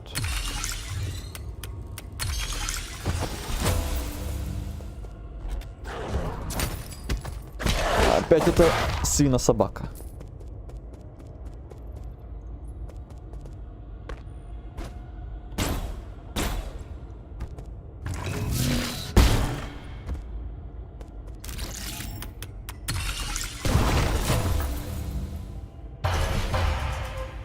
Моя прелесть. Все, я тут. Добро пожаловать. Теперь сюда. Так, а почему у меня на стриме выбрано интересные сообщения? Я не понял. Ну-ка, все сообщения мне надо, чтобы были.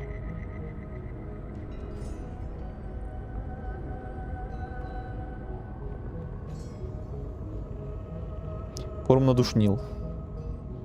Где? Не было такого. Определяем самого душного. Душнящего. Да сегодня все успели подушнить. Я смотрю, сегодня душный стрим какой-то. Каждый понемногу успел. Стиль игры. А большими буквами было бы славно. Да я так рано или поздно, наверное, и сделаю. Ну или в закрепе просто там где-то в чате. Что есть еще обычный стрим. Это шорт-стрим. Камон.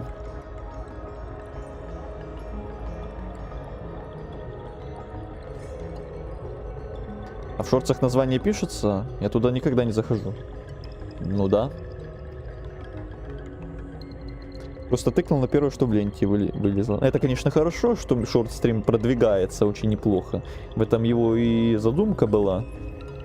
Чтобы еще и его стримить помимо обычного стрима, потому что он как раз продвижение дополнительное. И вот работает продвижение дополнительное. Это хорошо. А вот то, что некоторые люди запутываются в том, что это шорт-стрим вместо обычного стрима, это надо что-то как-то уточнять. Наверное, реально на постоянку какой-нибудь закреп там буду делать. Как вот вчера на Ведьмаке делал закреп насчет модов, теперь на шорт-стрим еще и закреп на постоянку надо будет делать, что это именно шорт-стрим, что еще есть обычный стрим на ютубе помимо него.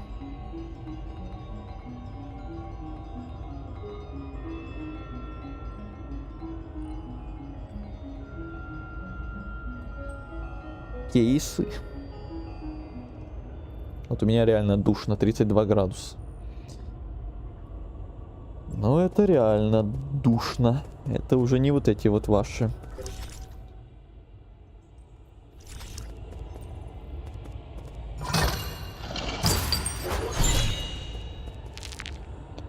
Стандартный компонент.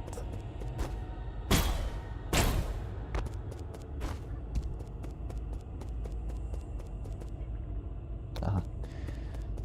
Зря я сюда опять поднялся.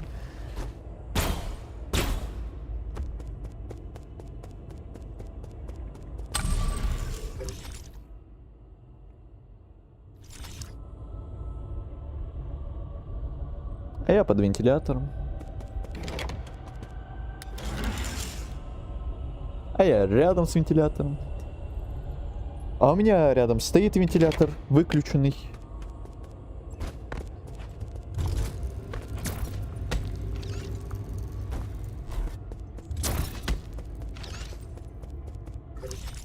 Так, теперь сюда вроде бы. Даже ничего нигде там не пропустил. Энергохранилище Запад.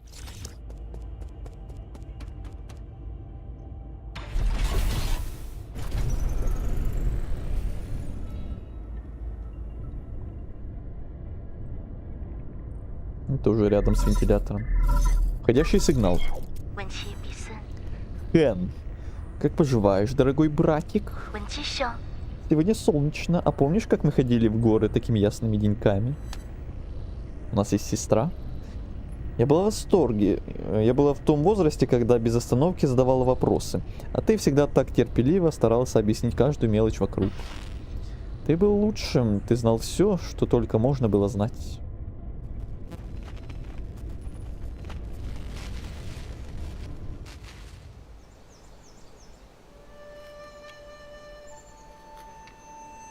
Бисын! Гляди, какие красивые башни. Можем пойти к ним поиграть? 半暖， Нет, не можем. Это не башни, а корневые колонны, построенные в эпоху раздора. Корневые колонны? Вместилище для хранения корневой энергии. Представь, что они огромные батарейки. Кстати, Хэн, ты уже должна была пройти это на уроках. Уроки мне совсем не нравятся. Я хочу обо всем узнавать от тебя, и твои рассказы намного интереснее, чем мои тетрадки. 脑部 Это не рассказы, глупенькая. Изобретение... Меня вообще слышно, музыка не перекрикивает. Изобретение корневых колонн изменило весь мир. Ученые давних времен создали их, чтобы облегчить жизнь всем нам. Но взрослые вокруг нас полны предрассудков. Они считают, что все технологии эпохи раздора опасны и были созданы лишь для войны. И вот эти эпохальные изобретения просто торчат здесь. Создают пыль, собирают пыль и порастают мхом. А? Что ты имеешь в виду? Они сломаны? Запустить их несколько сложнее, чем просто кнопку нажать. 弄放弃， Ну не волнуйся, однажды твой старший братик их все починит. Когда починишь их, обещаю, что мы поиграем в одном из этих колонн. В одной из этих колонн. 唉， В них нельзя играться, глупышка. Кажется, я только что это говорил.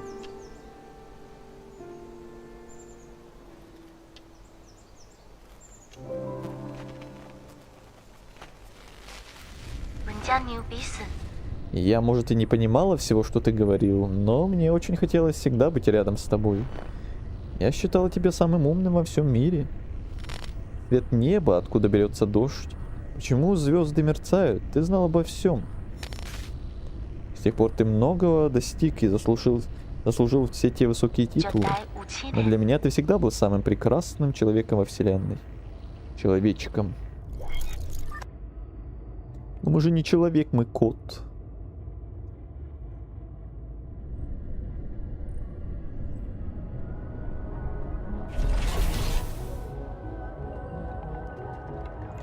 Так, что я пропустил?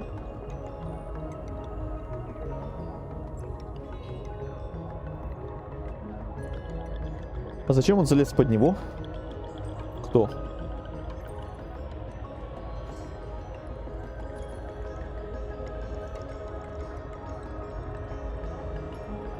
Но быть под вентилятором звучит эффективно, чтобы всего обдувало.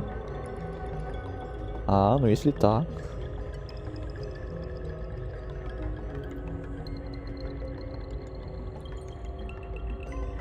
Воздуханы.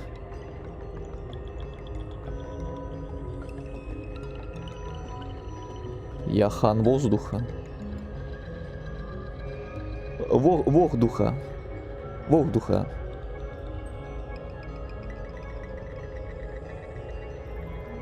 А я думал, когда начнется.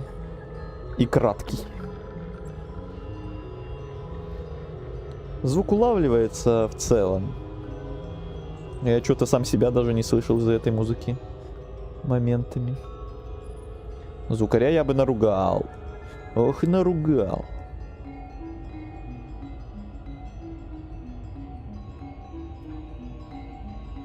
Все разумные расы считают себя людьми. А, о как тут.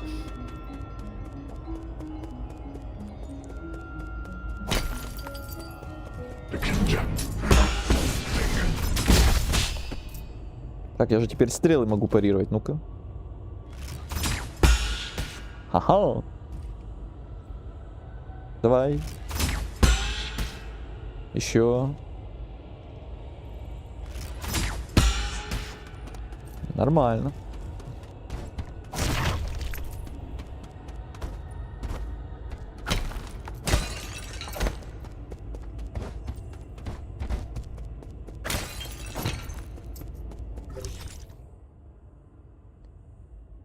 Так, карта мира. Ох, ё-моё. Ё-моё. О, тут справа показаны эти мешочки. Чё я где собрал, чё не собрал. А тут...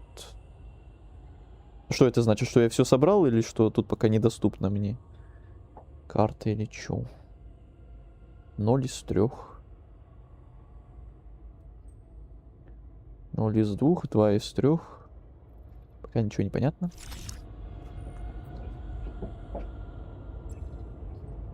Чип нужен. Не знаю пока что за чип, но, наверное, скоро узнаю.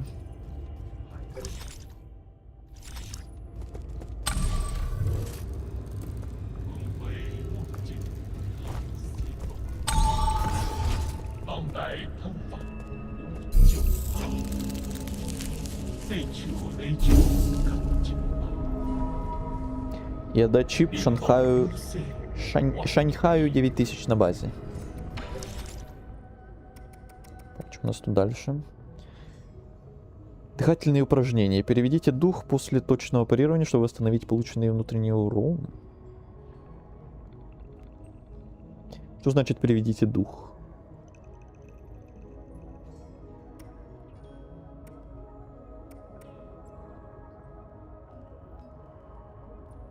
Короче, копим 2 очка навыков.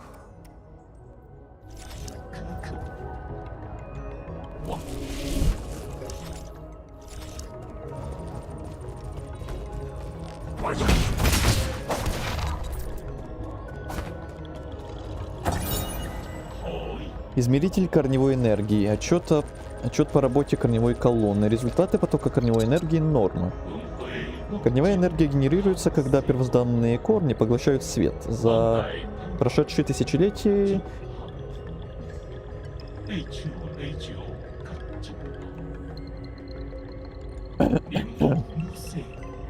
Ой.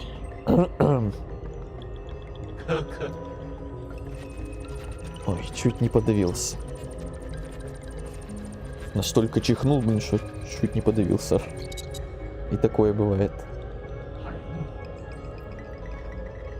Фух, когда первозданные корни поглощают свет, за прошедшие тысячелетия с развитием солярийских технологий методы извлечения и хранения этой энергии постоянно улучшались.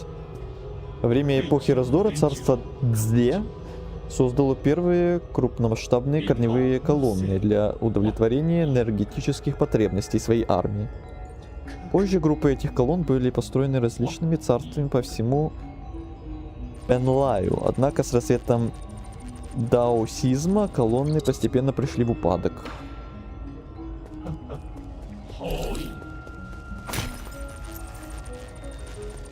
Так, там внизу кто-то, с кем можно поговорить. Может, мне надо сначала вниз, а не наверх.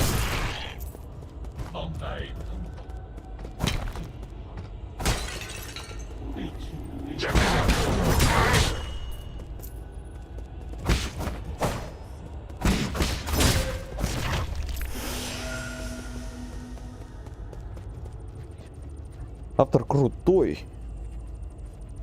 Я? Спасибо, наверное. И привет тебе. Так, на чем я остановился? Это ничего не значит. Просто лечишь внутренний урон при парировании идеальном. Угу. Ладно, ладно, ладно, ладно.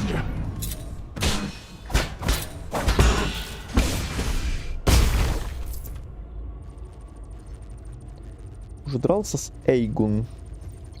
В катсцене, правда. Я нет. И заранее скажу без спойлеров, без вот этого вот всего. Мы это не любим.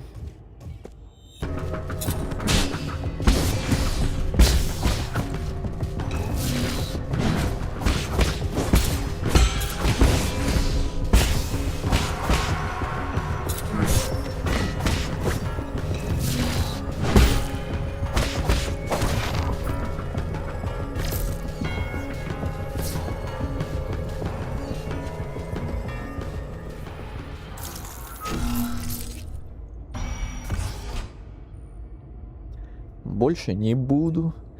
Благодарю.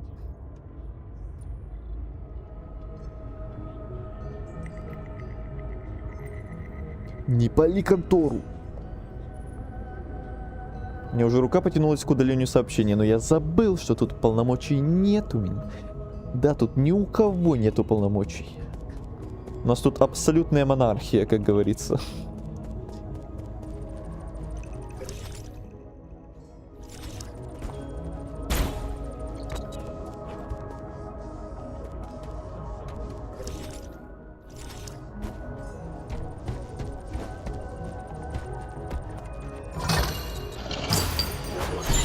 Так. Артефакт, набор инструментов. Селерийский артефакт, его можно отдать Шуань-Шуань. Современный набор инструментов, созданный лучшими умельцами Ин. Это буквально набор мечты даже для самых искушенных мастеров. Шуань-Шуань будет рад.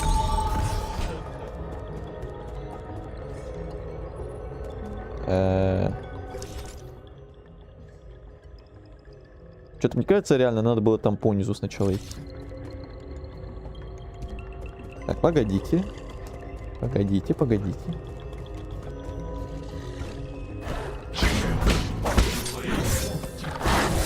Ну, не все сразу.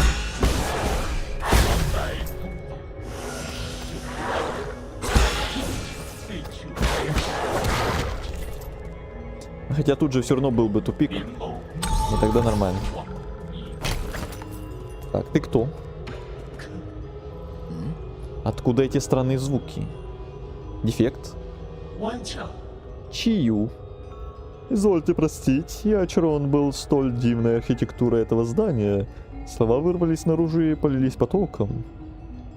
Я никогда не видел оружия, проявляющего интерес к искусству. Ты что за модель?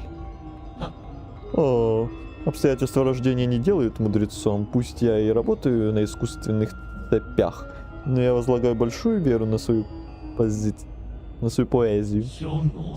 Прошу, зовите меня Чию.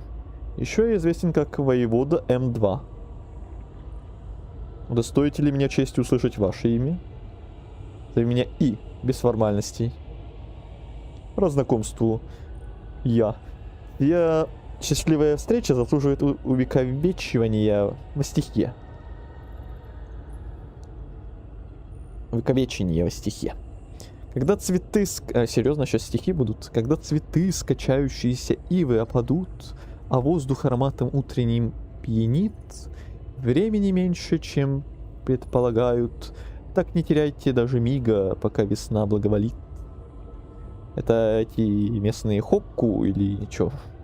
3 точки. У тебя проблемы с ритмом. Ай-яй, неужели? Вы правы, сударь И. Последняя строка содержит ошибку. Источник проблемы — сбой оператора 37 в моей системе. Позвольте мне заменить. 3 точки. Ах, у меня закончилась дзынь. Я не могу произвести ремонт. Что же делать? Тебе нужны дзынь? Дзынь — краеугольный камень. Всего, что имеет электрический характер. Для таких искусственных существ, как я, это самый драгоценный материал. Охо, я много путешествовал, собирая всевозможные сокровища. Но без цинь для моих соединений они становятся лишь обузой. Я придумал план, который может решить эту насущную проблему. Судя по вашей одежде, полагаю, вы происходите из богатой семьи. Честно говоря, в моем багаже есть роскошная коллекция драгоценных артефактов. Если вы не прочь обменять горстку дзынь, я готов расстаться с некоторыми из моих сокровищ. Разглядывайте, не спешите, сударь. А я-то думал, куда же мне девать мои деньги. А тут опять нефрит. А, и не только нефрит. Оу, сколько тут всего. Так, по порядку. Нефрит восстановления. Увеличивает скорость восстановления внутреннего урона, позволяя и быстрее вернуться к бою. Нефрит воришки здоровья. Воришки. Так, погодите, что-то вы много написали.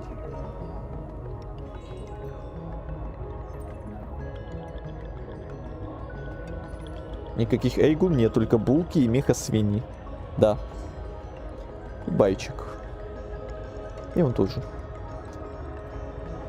Я советую самые легкодоступные плоды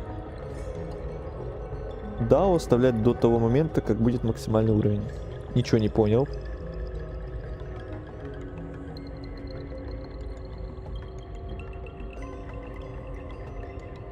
Но прохождение не мое, автору виднее. Я только вообще запустил игру впервые, я почти ничего в игре пока что не знаю. Пока что. Насколько я помню, фруктов хватать вполне будет на макс уровень.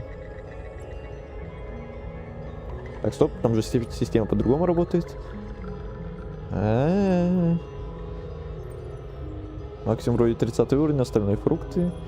Ничего, пока не понимаю, о чем вы говорите там между собой. Вообще никак не связаны. После максимального уровня поднять уровень никак нельзя, кроме как фруктами. Зачем оставлять? Короче, форум все фрукты ешь. Ладно. В общем, не важно, да. Вот и поговорили. Так, воришки здоровья. Восстанавливать немного здоровья после успешного выполнения теневого удара. Нефрит последнего рывка. Увеличить наносимый урон, когда уровень здоровья ниже 25%. Ой, какая фигня, еще и дорогая. Ломайте котлы, топите лодки, сделайте свой последний рывок.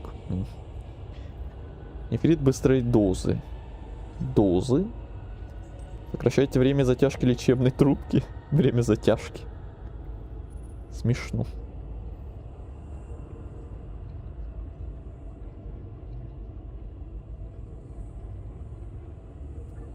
Яблоки, груши, все полезно. Фрукты вообще полезно. Конечно, конечно. Снижая риски и получить меж ушей в процессе.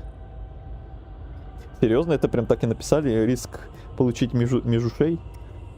Разработчики с юморцой. Вычислительный блок.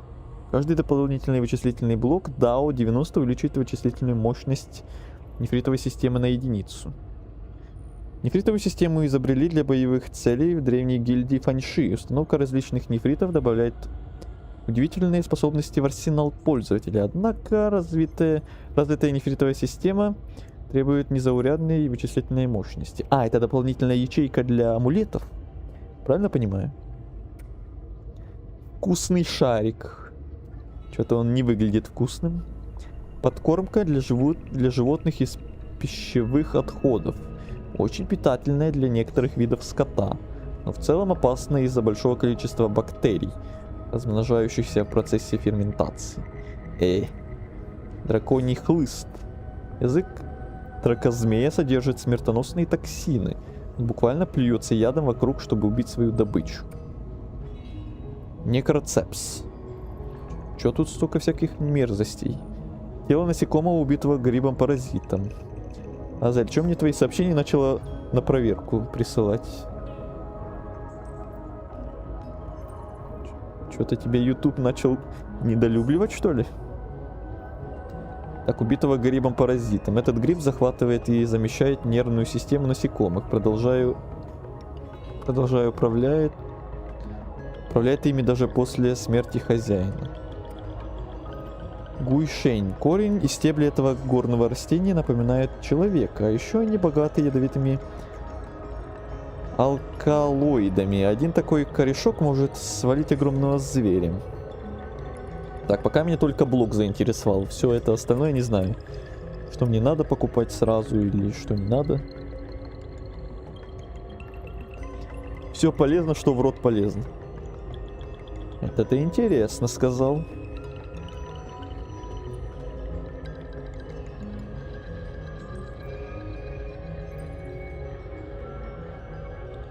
Если яблоко само лезет, то лучше не надо.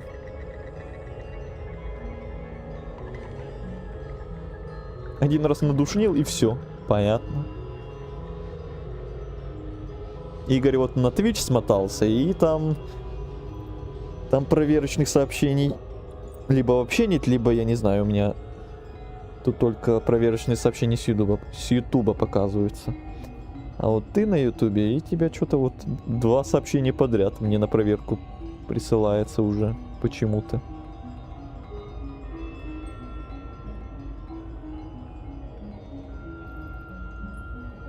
А со мной такого не было, значит я не душнил. А ты на Twitch просто убежал. Броня в виде рестрима.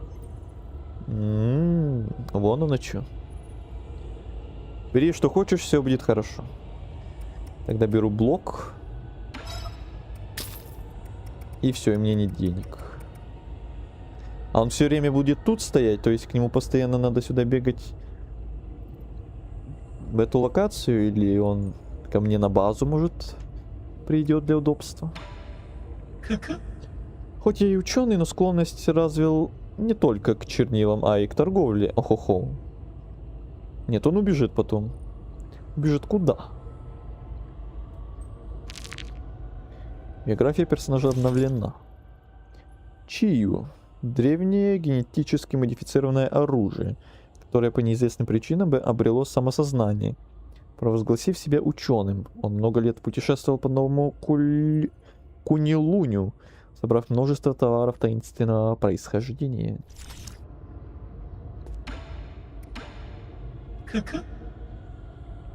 Так, это все то же самое. На запад. Я думал к нам на базу.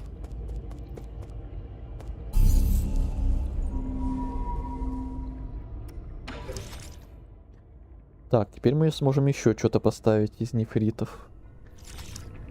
Когда купим.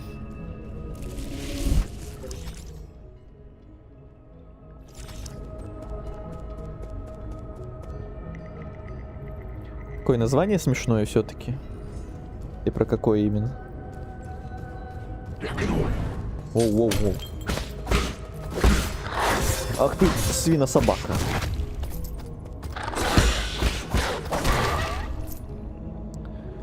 Пол хпшки мне, блин, испортил.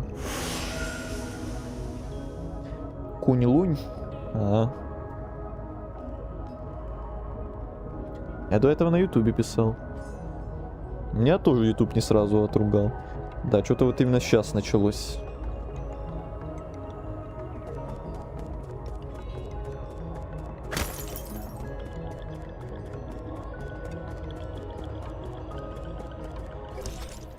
Угу. Тут и внизу что-то есть, и наверху там что-то есть.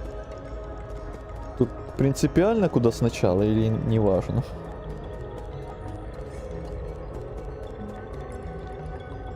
У меня сюжетная броня.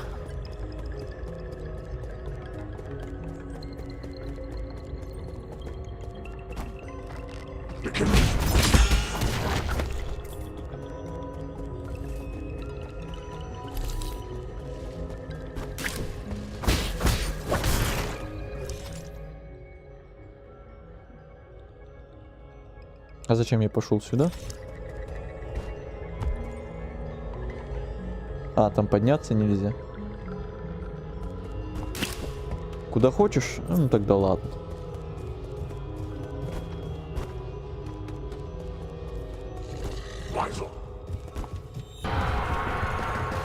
А, отстань.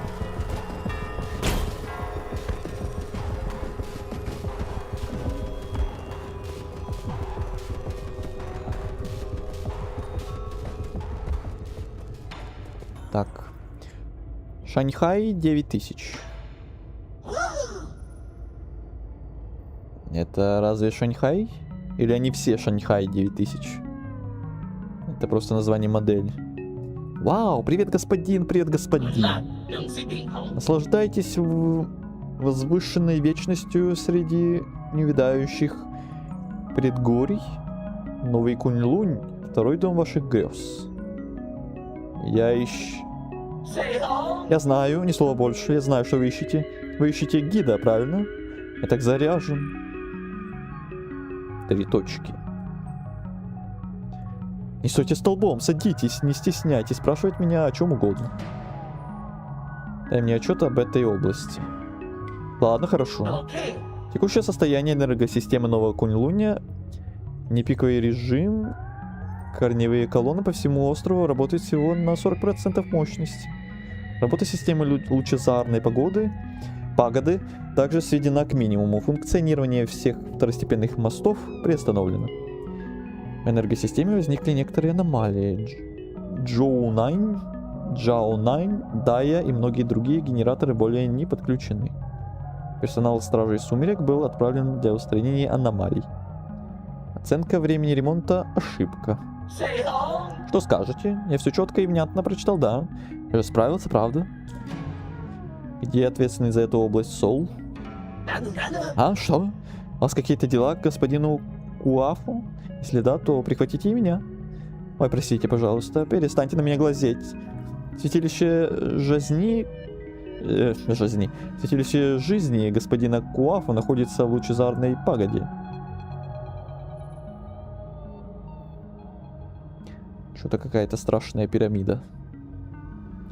Пусть его превосходительство и родился в одной из деревень Инь, однако он самый опытный инженер среди всех здесь. Ходят слухи, что из-за ошеломляющей красоты и всепоглощающей харизмы его импозантной стати он ни разу не выходил за пределы пагоды с момента своего прибытия. Лишь некоторым посчастливилось увидеть его превосходительство. Он такой загадочный, да? Я мечтаю когда-нибудь сфотографироваться вместе с ним. Я хочу пройти к лучезарной пагоде. Не, погоди. Что, уже уходите? Какая жалость. И даже на чашечку чая не остановитесь. Не останетесь. Да если я скажу, хочу пойти, то он меня сразу отправит. Спокойно, свинособака. А тут везде закрыт. Ладно.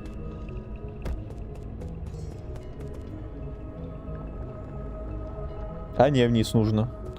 Ну вот.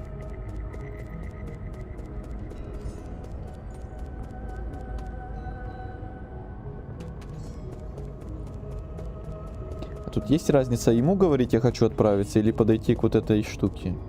Или оно меня что так отправит, или не отправит?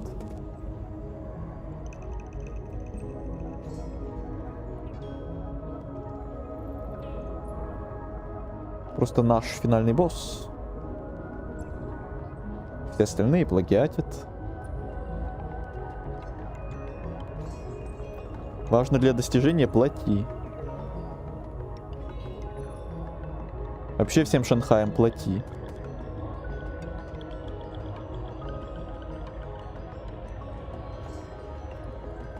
Проплати позже. Я просто думал тут сразу. Так, я запутался.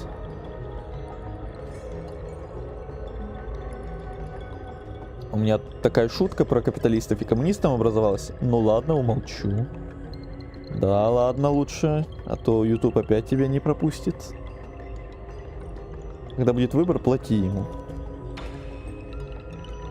Попросить чип. Ай-яй-яй-яй, что делаем? Что будем делать? Вам нужен мой чип с данными карты? С радостью бы отдал, но я выключусь, если его извлечь. Как насчет обменять его на дзынь? Я могу сделать копию за 400 дзынь. А у меня столько есть? Ура, есть оплата! Вы получаете свою копию чипа и сию минуту. А если бы у меня не было денег? Чип с картой, чип энергохранилища, чип памяти, в котором содержатся данные карты энергохранилища. Его дальнейший анализ может показать скрытую информацию о местности. Энергохранилище чертовски здорово организовано благодаря инициативе его администратора. Все кабели здесь приложены параллельно и без необходимости не пересекаются.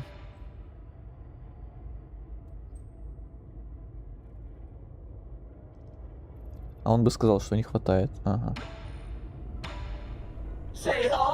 А это снова вы. Для меня увидеть вас истинное счастье. Я весь искрю.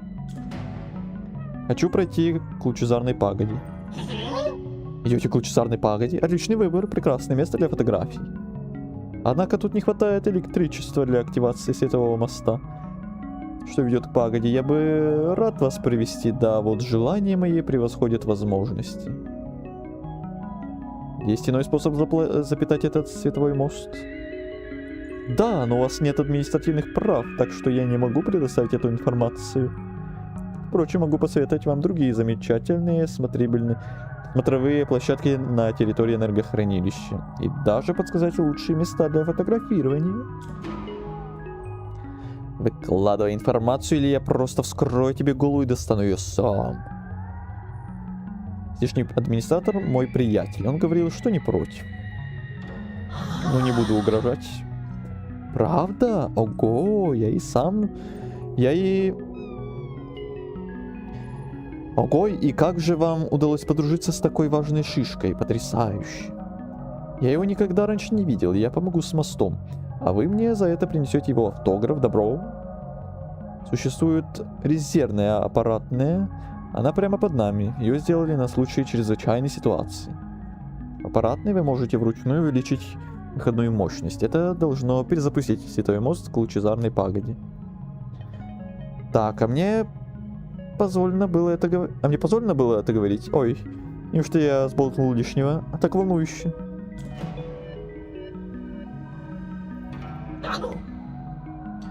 Ага. Недостаточно мощности. Все вопросы сами по себе отпали. Берем чипу Шанхая, чтобы отдать ее Шанхаю.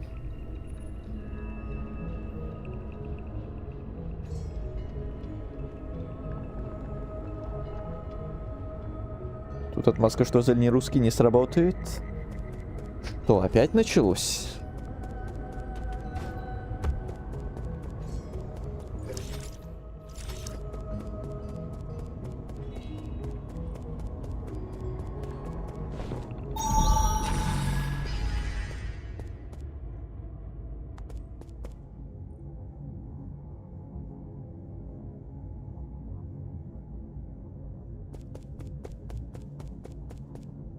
Взломать. А, тут такое маленькое помещение.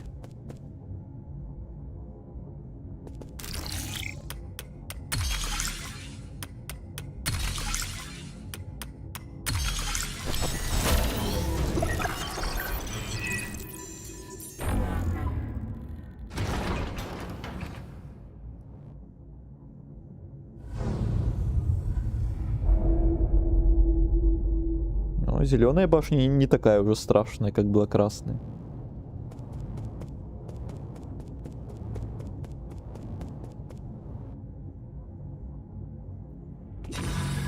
Игра, кстати, больше не подлагивала. Куафу, я знаю, что ты слышишь меня, ублюдок. Прекрати взламывать мои системы. Я старался быть вежливым, придется прибегнуть к силе, чтобы с тобой разобраться. Когда это такой ремесленник, как ты, вдруг стал мастером боевых искусств? А? Это ехидство. Неужто и правда ты? Ай, забудь. Я не желаю разбираться. У меня уже чертовски плохое настроение. И все эти бесконечные тревоги его не улучшают. Послушай, это мое последнее предупреждение. Я вызвал стражу. И у этих машин смерти иммунитет к болтовне. Ты сам по себе. Ой, как страшно. Ой, как страшно.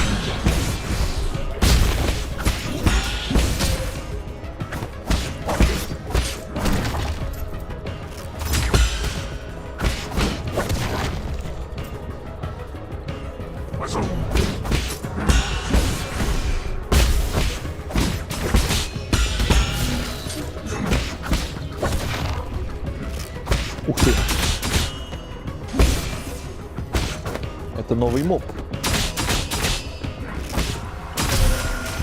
Блин, не вовремя подхилился. Не вовремя я решил подхилиться.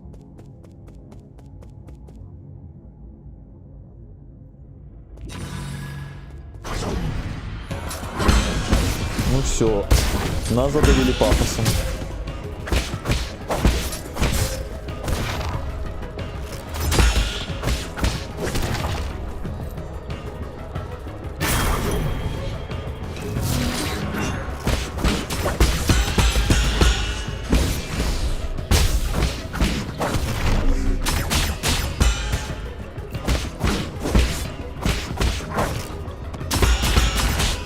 Вот против этого моба как раз вот этот навык, который мы изучили с отражением и парированием стрел, как раз пригодился. И в будущем, думаю, тоже пригодится как раз. Неплохо.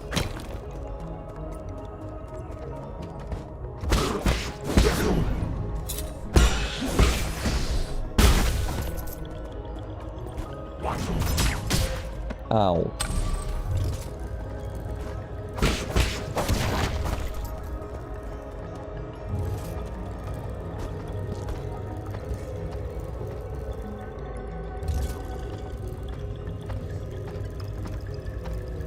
Тайминговый хил возвращение. Да, вы скучали? А вот он опять здесь.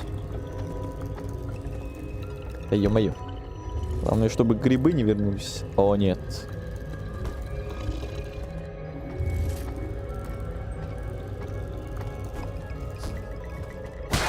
Опять эта свинья-собака.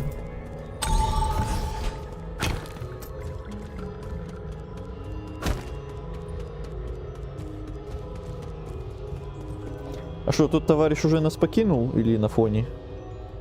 Который зашел. Что-то давно уже не пишет.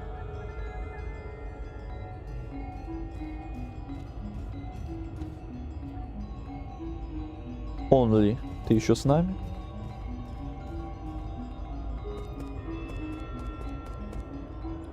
Если вы про меня, то я тут. Ага.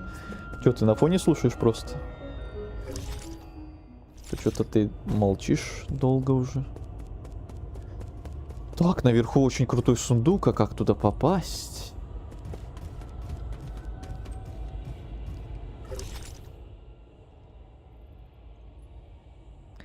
А походу как-то не отсюда, а интересно как.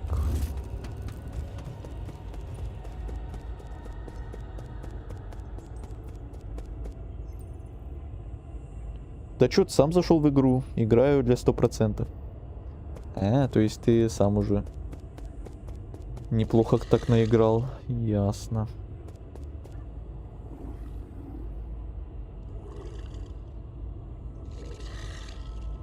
Фанатов Андертейла везде найду. И тут они.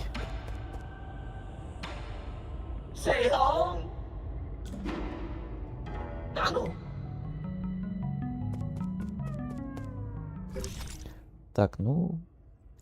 Пошли, наверное. Активировать.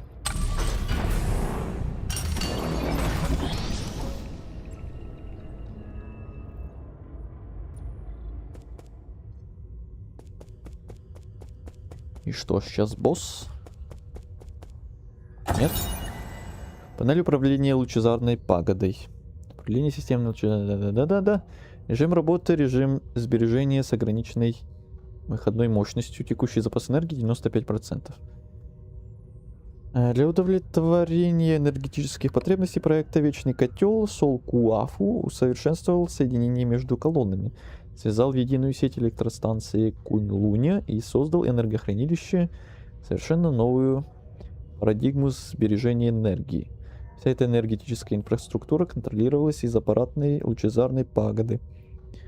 В процессе эксплуатации преобразованная корневая энергия может поддаваться по всему новому Кунь-Луню, а избыточная сохраняться в энергетическом резервуаре для будущих межзвездных перевозок.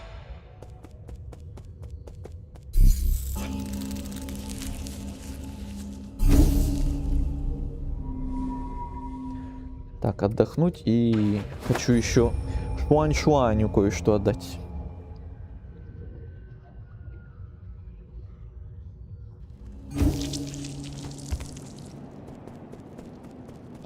Где Шуань-Шуань?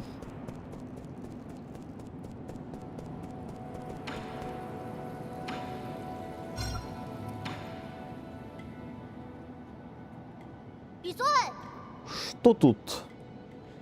Что у тебя там, И? Не обольщайся, это не игрушка. Это набор инструментов, используемый инженерами для ремонта оборудования.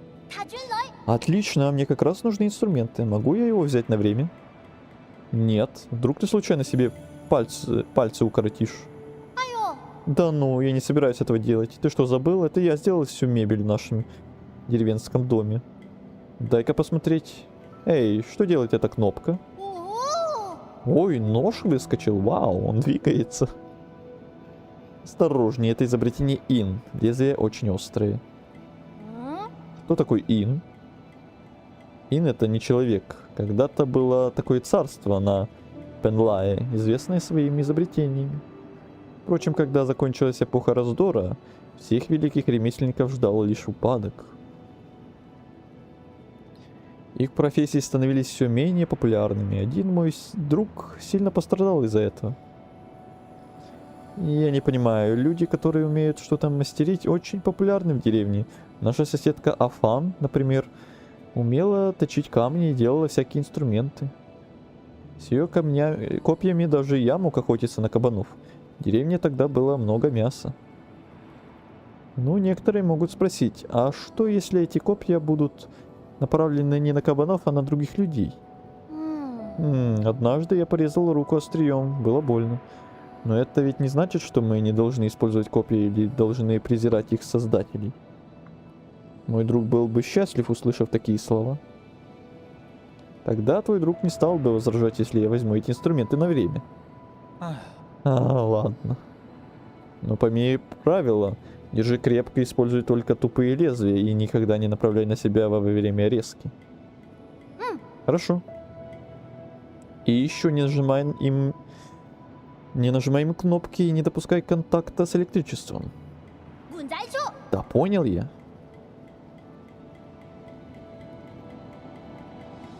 А что это дает, что я ему там для каллиграфии что-то принес, инструменты вот принес?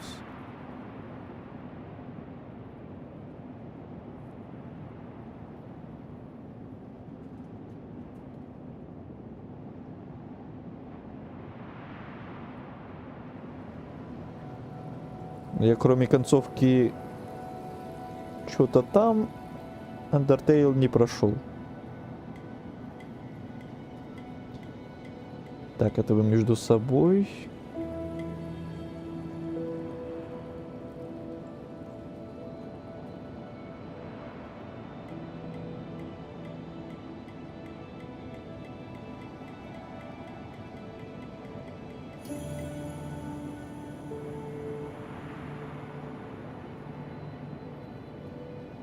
Случайно прошел данную концовку 15 раз. Ничего себе случайностей у тебя.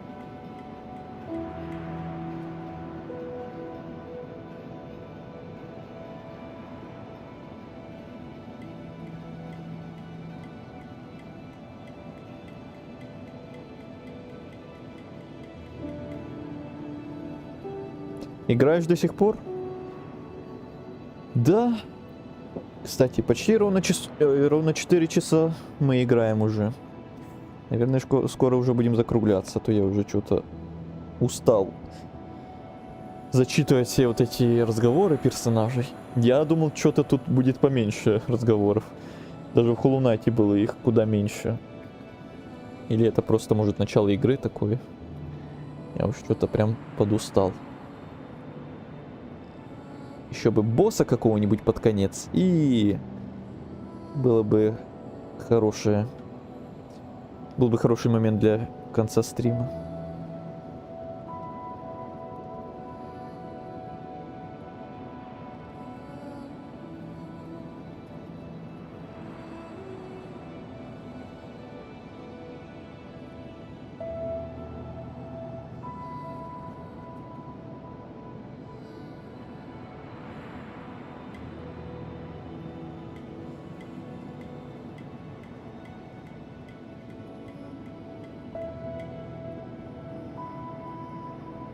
Так мы в ХК не говорим вообще. Я про то, что мне озвучивать диалоги приходится сколько. Ну там они не говорят, но что-то там же между собой хмыкают, мыкают. На своем местном языке. Все равно я там что-то зачитывал, но там было поменьше, чем тут.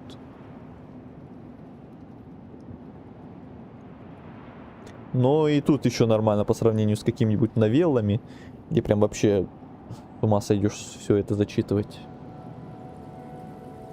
Особенно в тех новеллах, где прям озвучки вообще никакой нет. Даже частичной.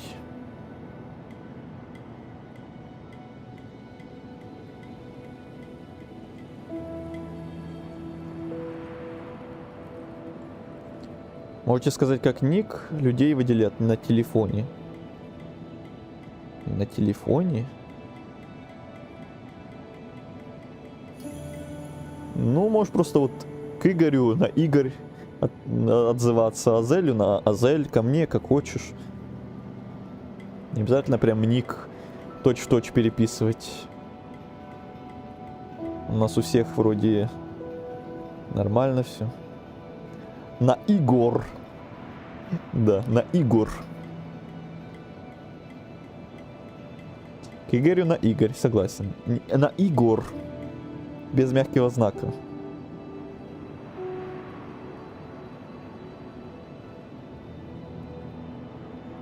На телефоне нельзя выделить, насколько я знаю. По-моему, да. По-моему, нельзя, насколько я тоже знаю. Просто ник пиши, поймем. Угу. Боже, ничего себе, Леха Ха сегодня что-то даже помимо своего базового вопроса пишет в чат. Вот это праздник. А то я уже не помню последний раз, когда был стрим, где Леха Ха что-то с нами общался, помимо вот этого вопроса. Играешь? И все, и уходил, и пропадал. А тут что-то даже, что-то еще говорит. Вау. 100 лет такого не было.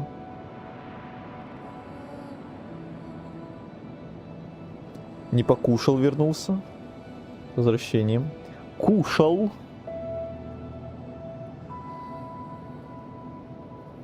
Ты что там, кушаешь днями напролет?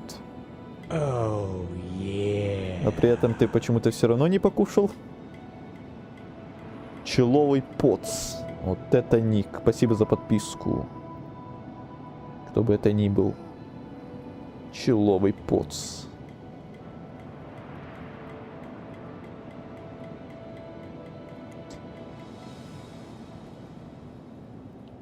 Это, конечно, не Кек Кекович, но тоже забавный ник.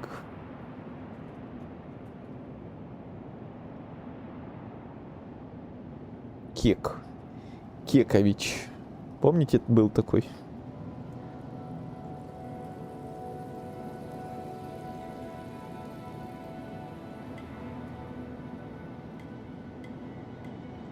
Не понял, увидел ты или нет, но предметы для концовки нужны. А, насчет Шуань-Шуаня. Окей. Интересно, кстати, на какую концовку мне получится выйти. И сколько их тут вообще. Давно не виделись. Ну, не прям уж так уж и давно.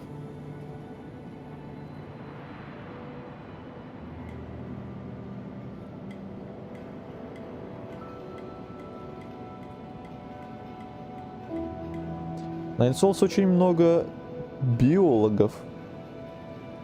Особенно для хорошей концовки. Биологов, диалогов. Биологов. Каких биологов? Мы все поняли. Да.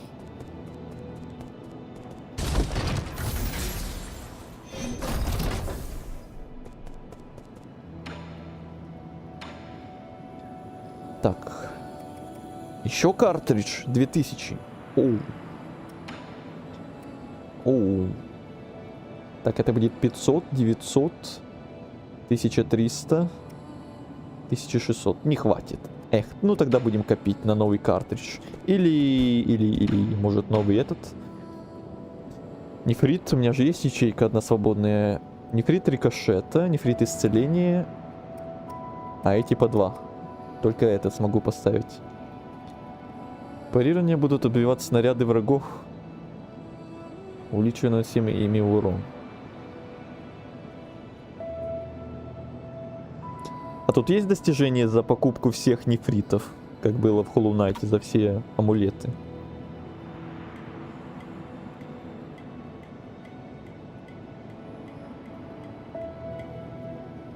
Земля ему пузом. Создателю Т9. Пузом? Пусть помоется с пивом.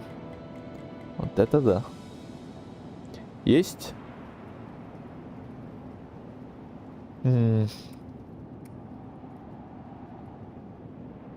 Может придержать эту ячейку? Может мы найдем где-то какой-то нефрит? Или более полезный где-то купим? Или ячейку еще одну где-то откроем? И сразу более какой-то крутой откроем.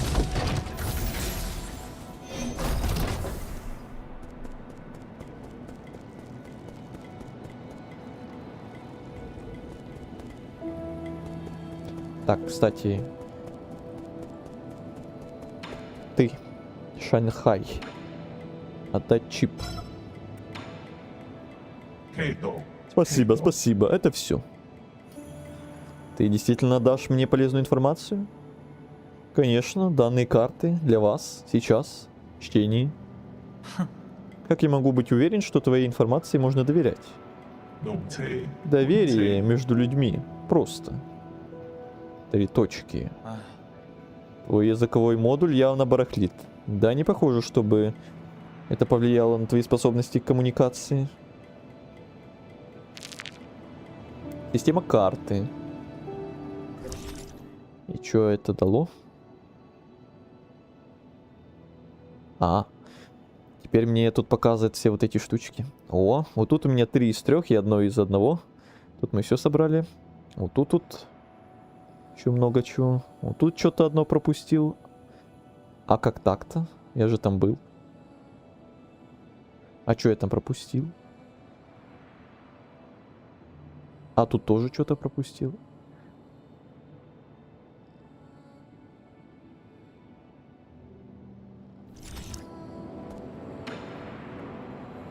О, Nine Souls. Привет, Леха. Ты прям под конец стрима зашел, как всегда вовремя.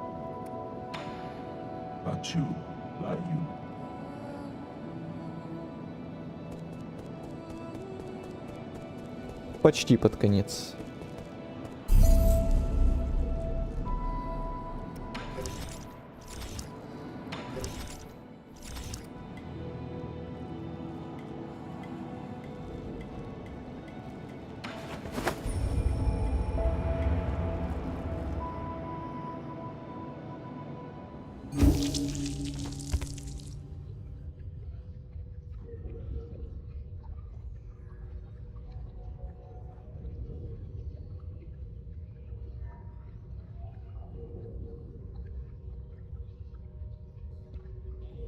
Есть вроде за сбор всех нефритов. Но было бы логично, если бы был.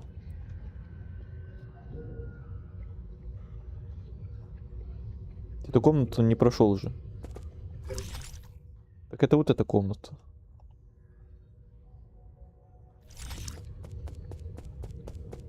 Тут дверь была закрыта. Тогда все. Тогда все понятно.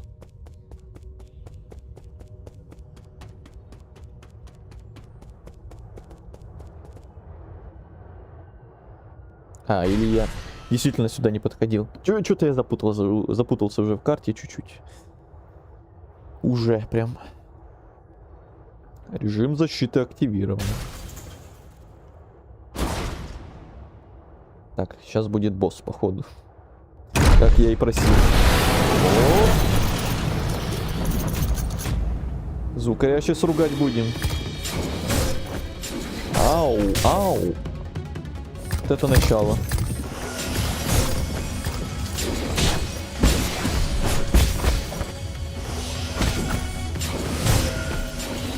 Да я же нажал.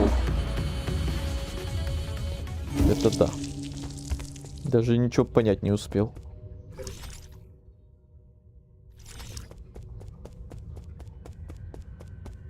Некоторые мобы, как всегда, с задержкой немного бьют.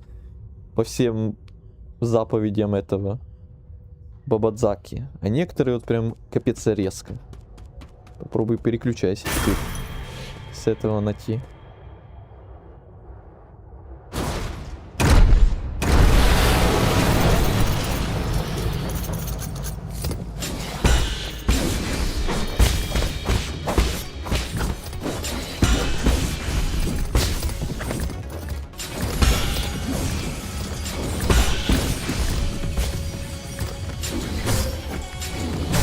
Ага, ага.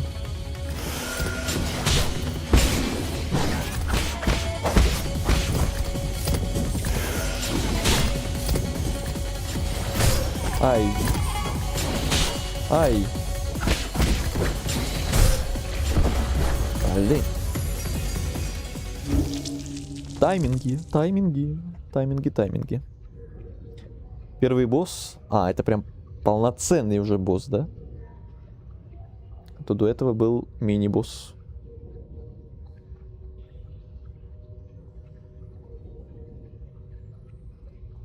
Ты уже прошел Nine Souls в Роблоксе?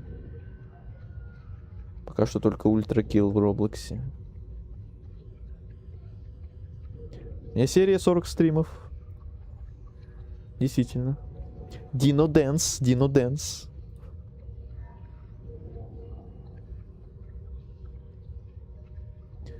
Звукаря сейчас ругать будем. Вот что это такое?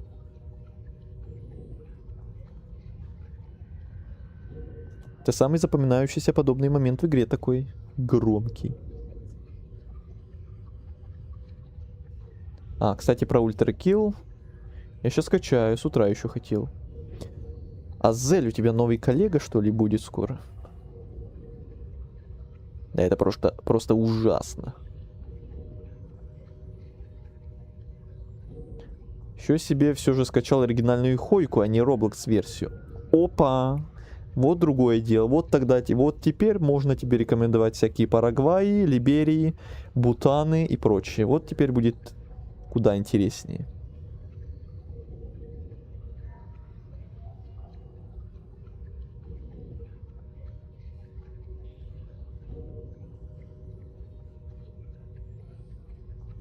Хотя, может, это просто способность такая у босса?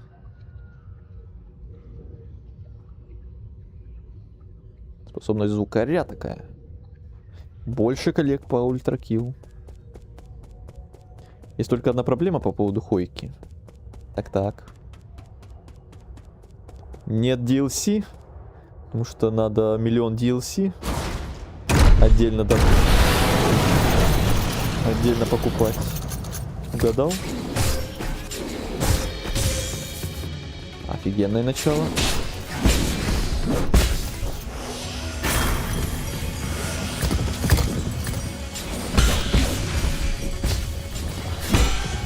Ё-моё. Некоторые удары капец резкие. Слишком, блин, резкие.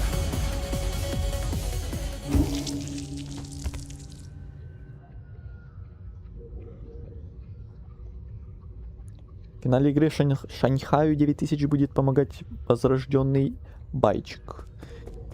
И он нам еще отомстит, да? Она у меня скачана на комп брата, а не на мой ноут. Это раз.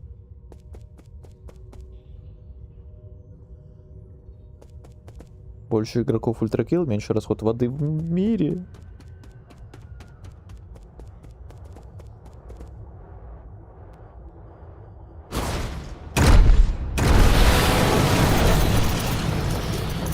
Так, сосредоточились.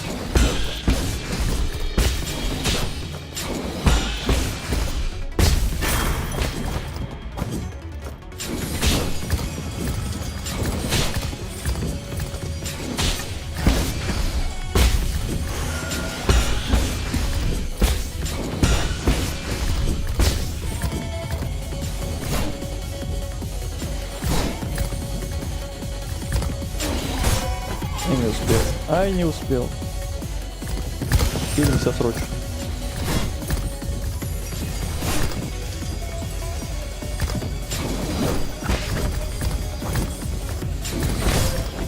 Ай.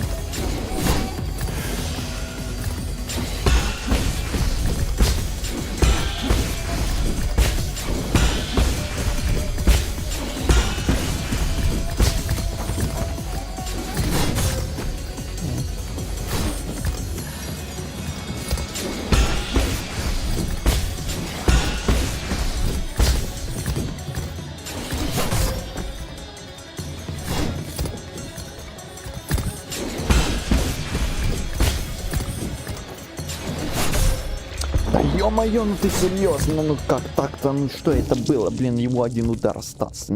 Та-та-та-та-та-та.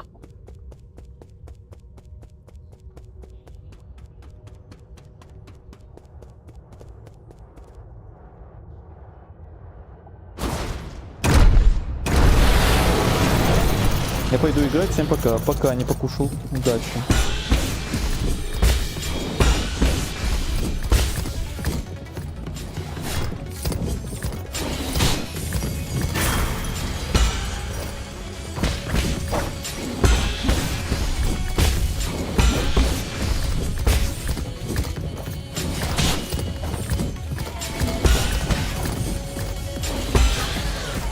О, действительно.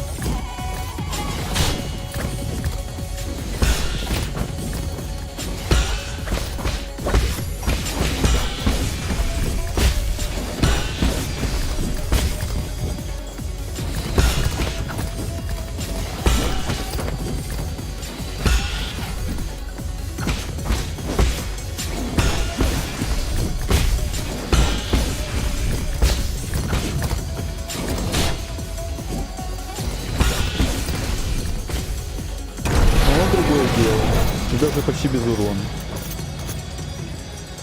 Что, следующая стадия?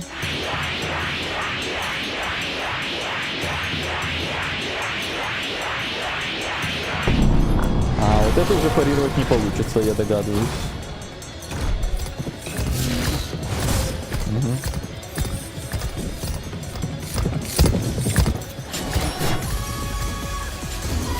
Ай.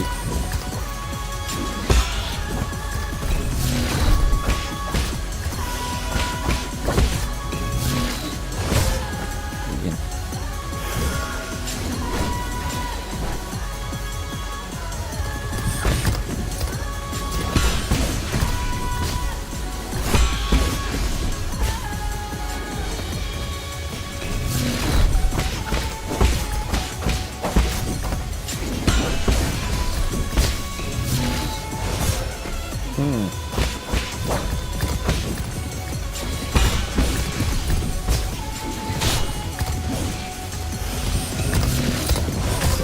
Блин, его через верх надо что ли ударять?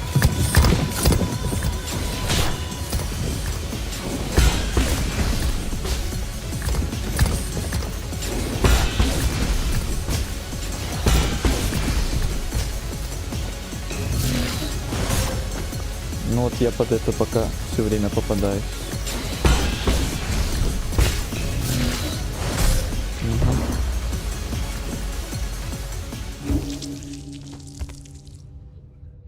У меня на этот момент было 2 хилки только.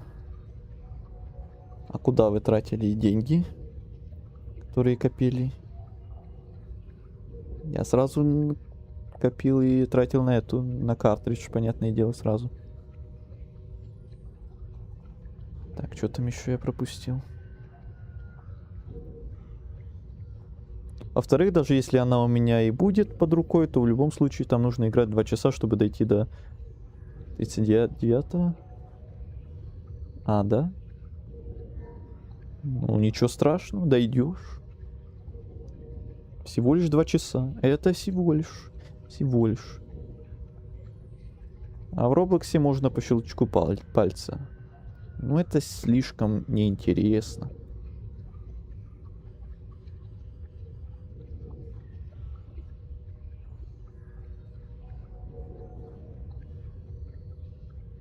Убил чисто этой атакой. Нашел абуз на тебе.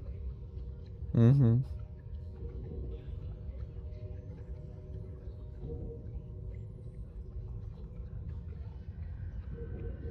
А вначале все подряд покупал. А вот это ошибка получается, да?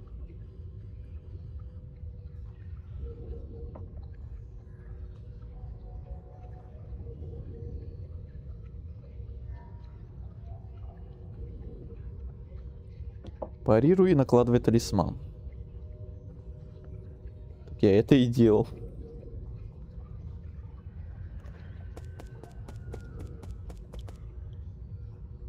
Вот когда во второй стадии этот рывок красный делает, он светится зеленым. Это значит, что мне реально надо, что ли, подпрыгнуть и этот вертикальный удар делать, который я так и не смог сделать, или чё? Или просто рывком дальше пытаться.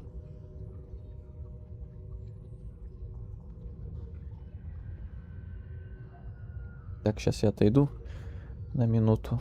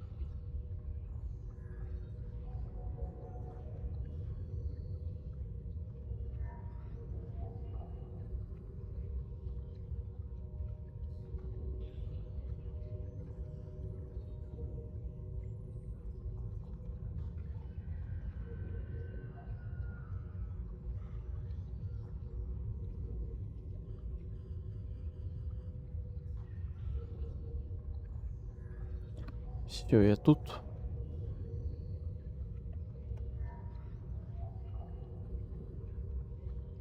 Удар тайчи называется. Парирование в воздухе. Да, я про этот удар вертикальный и говорю в прыжке. Просто я вот видел, что зеленым светится, и так и думал, что надо пытаться, но что-то в бою не смог попробовать. Палец сразу на рывок автоматом нажимает. Как-то. Когда красная атака рывком бьет, нужно в прыжке парировать. Все, окей.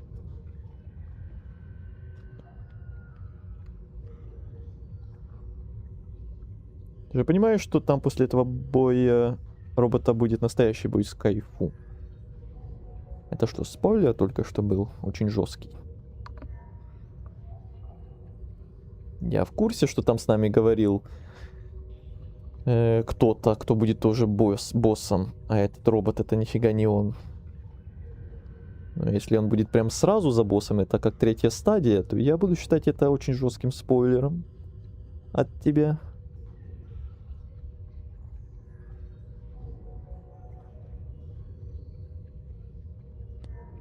Кайфу. Куафу. Кайфу. От Кайфу, да.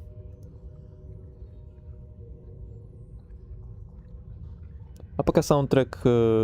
я пока саундтрек выкладывал, у меня качество поцарапалось, и моментами звук трещит. Но вроде не сильно мешает. А как он у тебя поцарапался? Интересно. Надо как-то это исправить потом.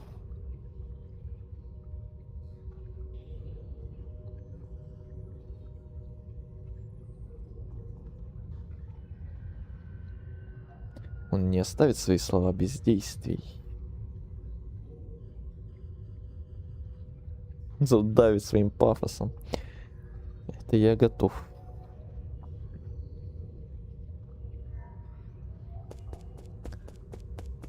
Вперед.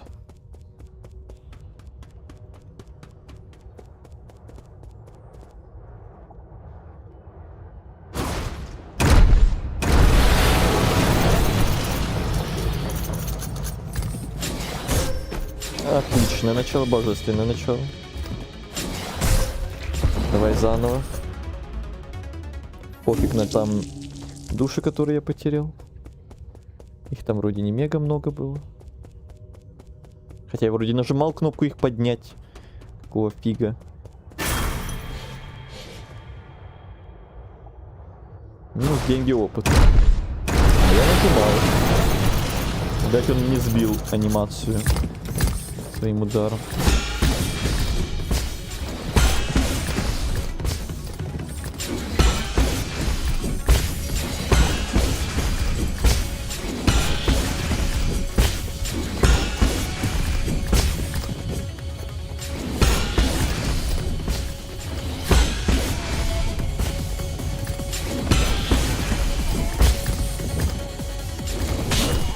Ай.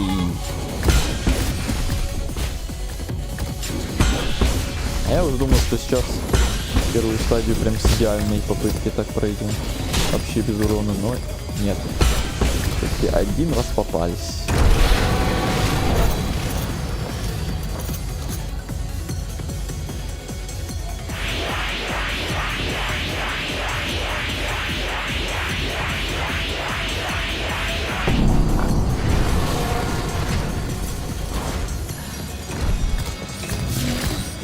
Ай, блин, опять. О, получилось.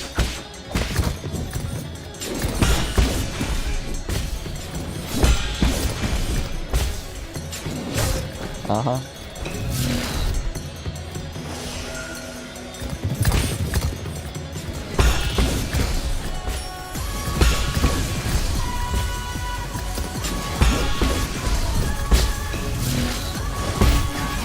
Отлично.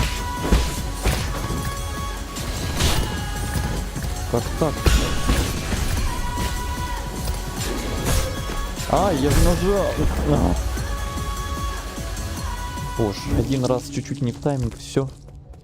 2 удара подряд и все сначала. А какая хорошая попытка была.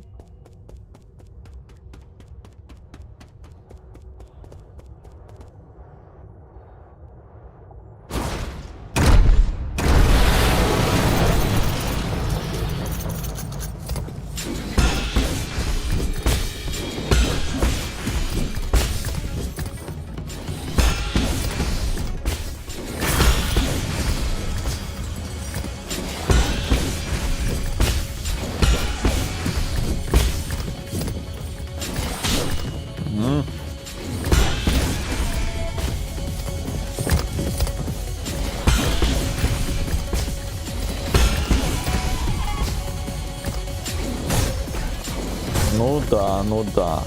Опять этот удар долбанный двойной.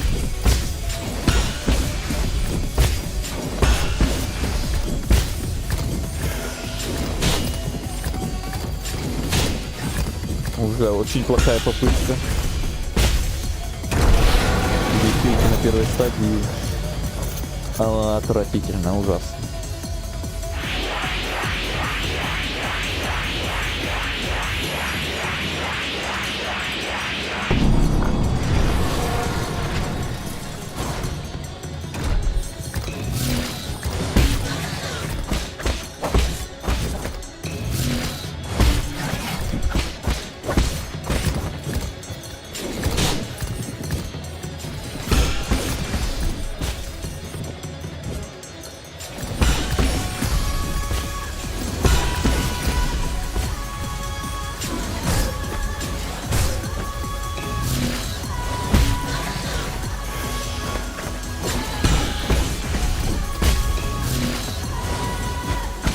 успел.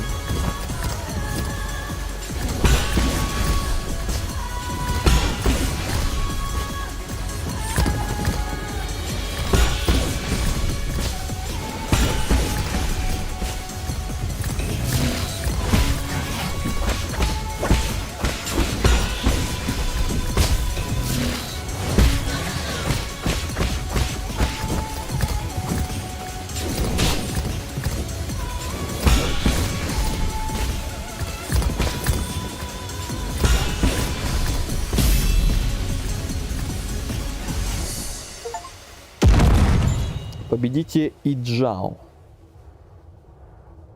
Инджао или как там его.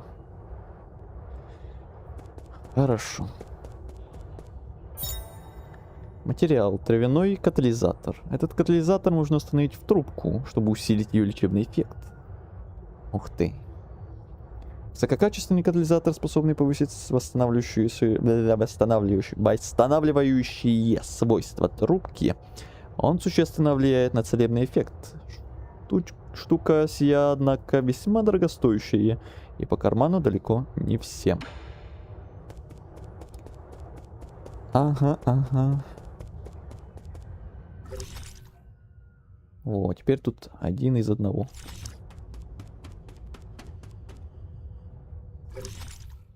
Так, пойду-ка я подхилюсь, а то я не хочу идти дальше.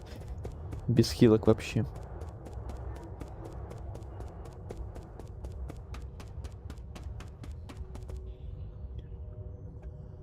Босс пытается обузить, но мы пофиксили. Это вы про что? О, осторожно, он крутой. За каждый ультразвук снижаю оценку игре. Начали. Да за шоу. Вот за деньги опыт, конечно, чуть-чуть обидно, что мы там потеряли. Но я нажимал кнопку поднять. Ничего не знаю.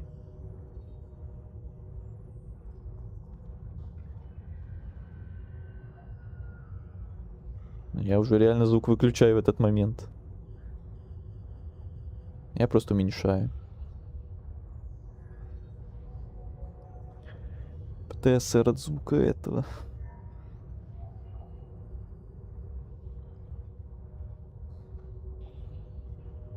Красная полоска на ХП сама устанавливается со временем. Это я уже знаю, да. И боссов тоже. А вот это не знал. Все, мы обречены. Спокойствие. Только спокойствие. Третья фаза сейчас будет. А можно перед третьей фазой пойти восстановить хилки?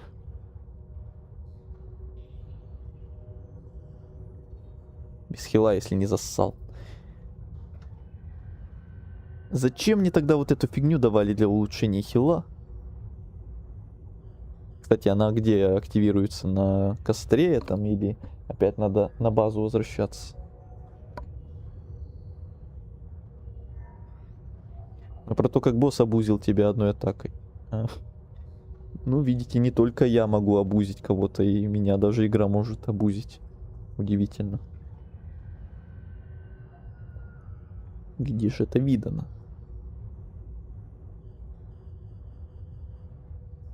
Без хила 0 шансов. Минус. У нас минус шансы просто. Не 0, это минус просто шанс. Конец игры сейчас будет титр. Плохая концовка. Как же булка? Швань-швань.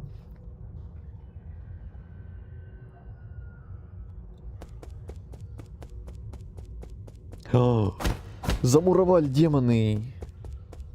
Блин. Я так не играю. Ну алло. У меня на 1-2 удара хп.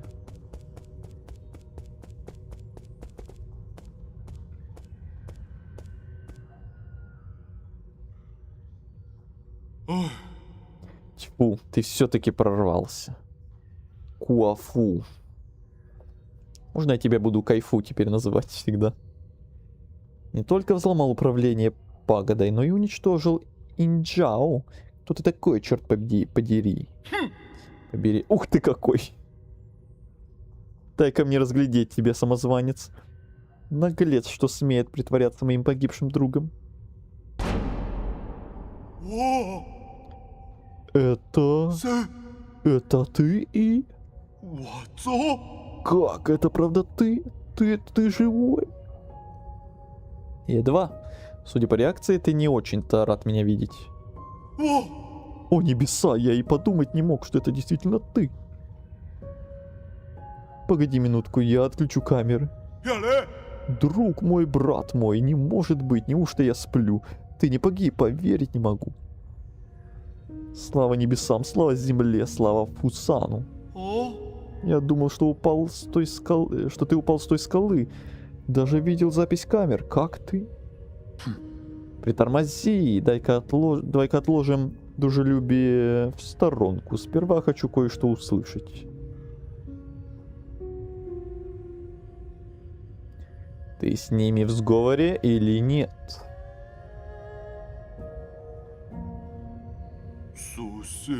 В некотором смысле, полагаю, да.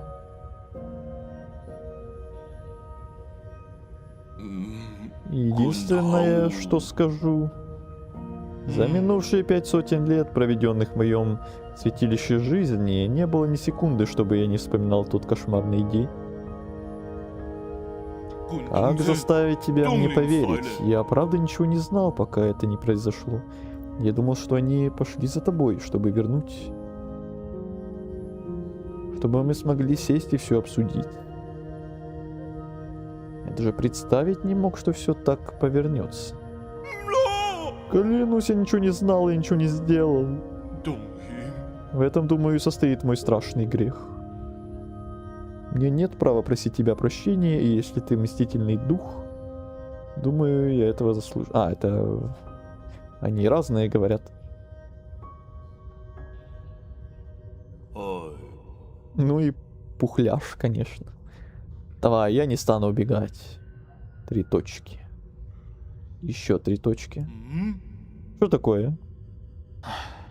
Забудь. Я понял твои обстоятельства. Тебя тоже лишили выбора. Кроме того, я так и не сдержал данное тебе обещание. Будем считать, что мы квиты. Кайфу. Ну реально кайфу. Он выглядит как кайфу. Что? Ты взаправду меня прощаешь? О, гост. Каких это пор ты стал таким добряком? Эти 5 столетий, похоже, тебя не пощадили. Ой, какая музычка пошла. В конце концов, все это моя вина. Если бы я смог их остановить, все было бы... Если ты искренне желаешь искупить вину, помоги мне заполучить все печати солов. Печати солов? Ты же не всерьез, правда?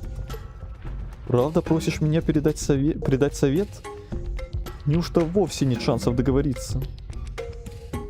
Ты слишком наивен, они ведь уже показали свое истинное лицо, нет?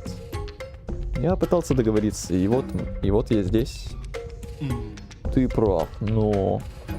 Тот миг, когда мы официально станем врагами совета, другие солы аж бегом помчатся по нашей душе, словно мы яблоки, какие молоденькие. Молодильные. И тебе прекрасно известно, что они вовсе не слабаки, братишка. Так, вот это выбор. 3 точки, или так, или ты понесешь мое мертвое тело.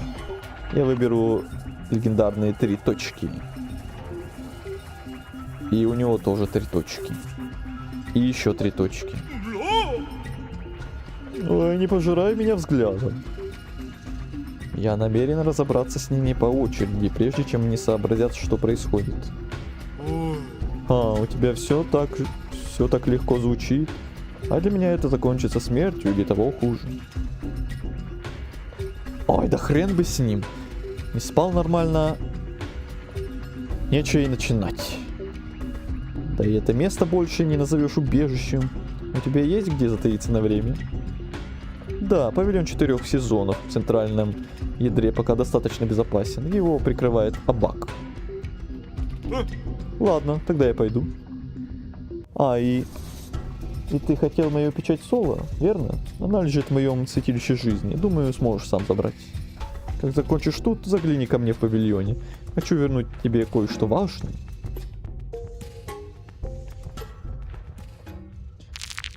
Кайфу, кайфу.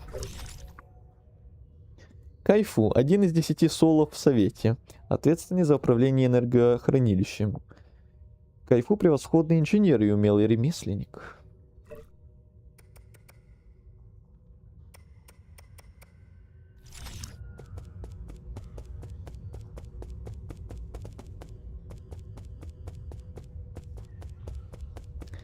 А как же третья стадия? 0 шансов там. С 0 хп, если не сышь. Чё это все было?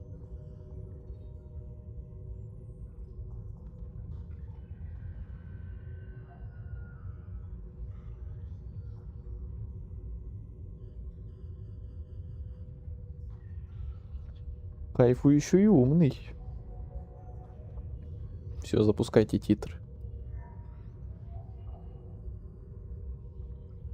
Как Силксонги башни коралловые арены будут.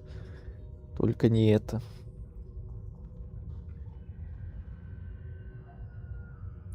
Когда у меня хп на 1-2 удара, я начинаю вертеться, как сельдь в бочке.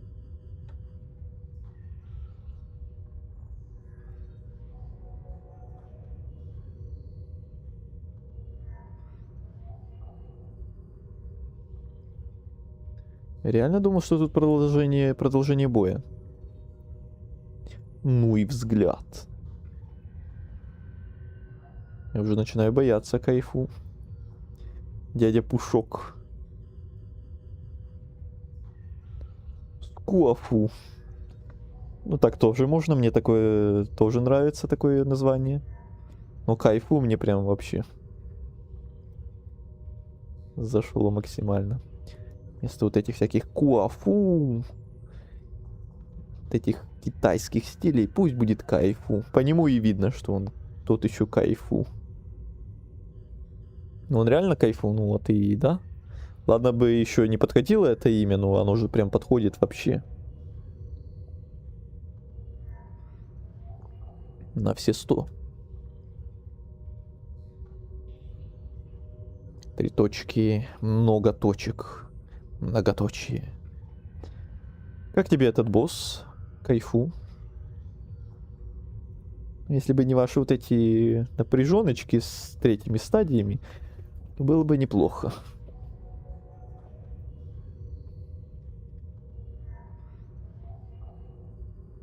Зато ты удивился сильно. Я сначала испугался, потом удивился, потом опять успокоился, потом опять напрягся и опять. Вот эти качели всякие.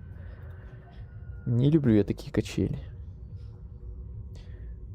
Эмоциональные.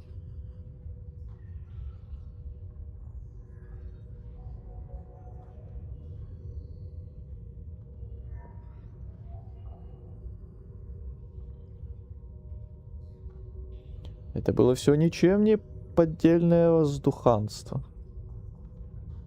Я скоро пойду.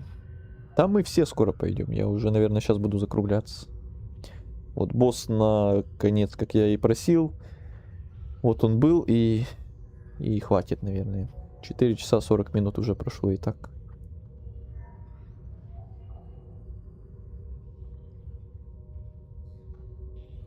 А мы все скоро пойдем. Вот-вот.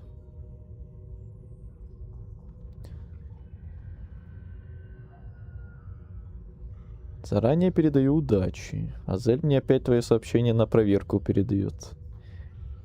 Чё-то YouTube тебя не любит. Именно твои сообщения, больше ничьи за весь сегодняшний стрим, по-моему. Только тебя уже где-то 3 или 4 раза на проверку. Непонятно почему.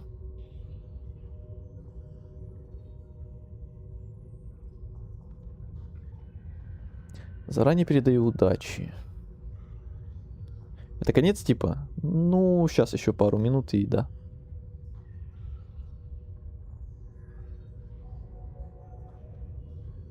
Павильон придешь, третья стадия будет, и 4-я сразу, и 5-я. Да, и пойдет башня с аренами. Да-да-да, вы это уже говорили, я понял. А Инджао как? Инжир. Можно. Инжир. Почему бы и нет?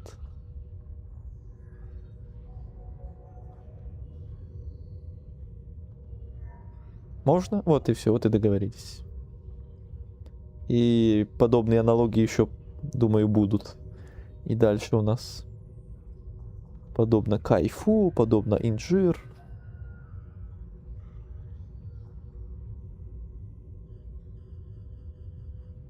Полю контору. Но не прям сейчас. Если что, я буду смотреть, пусть даже и в соло. Буду активничать.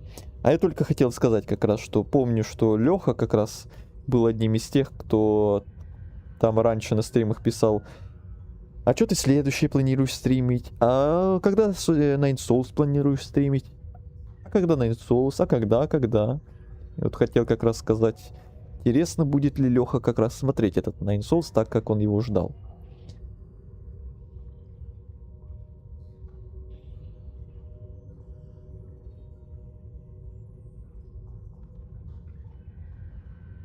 Инжир это тот робот, если что. Блин, а что? 2 инжира у нас будет. Можно, нужно. Грязнополь. Да, было дело, было такое.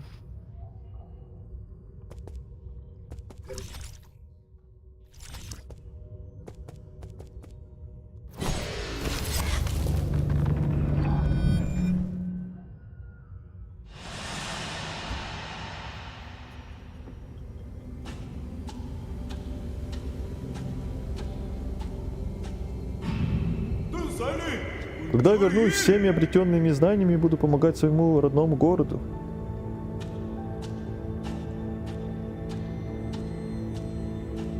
Блин, вот это он смешной пухляж. Ты тоже из-за границы? И не говоришь. Ваши ремесленники довольно известны.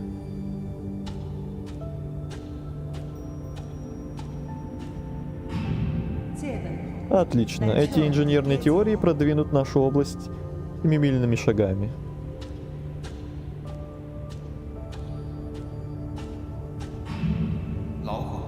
Останься в Совете. Вернемся домой в лучах славы, как только мир будет восстановлен.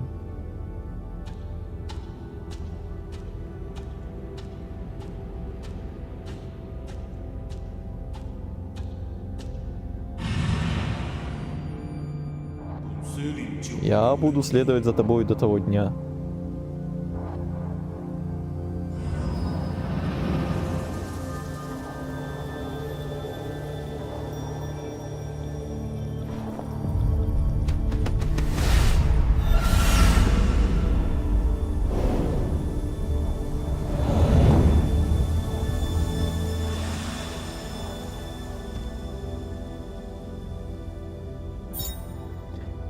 Печать Соло. Первая есть. Печать Кайфу. Печать Соло — высший символ влияния в Совете и ключ доступа к Кодексу Совета. Это доказательство власти Соло. На печати Соло Кайфу изображен символ Дин, что олицетворяет верность. Ой, мне хилки восстановили.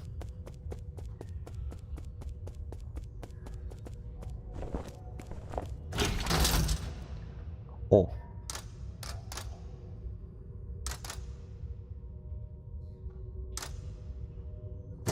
Погодите. Карта. Так, тут все. Ага, вот тут у меня много чего пропущено показывает почему-то. У меня там был тупик, по-моему, да или нет? Или да, или нет? Тут вот все мы собрали. Тут пока неизвестно. Тут тоже пропущено. Тут тоже. Ну, понятно, понятно.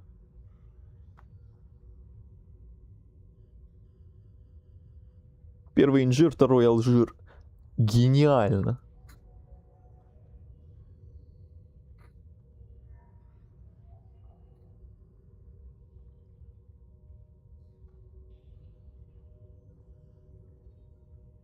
Шаньхая можно быть много, а инжиром тоже. Инжиром тоже. А как тебе босс инжир? Это нормально.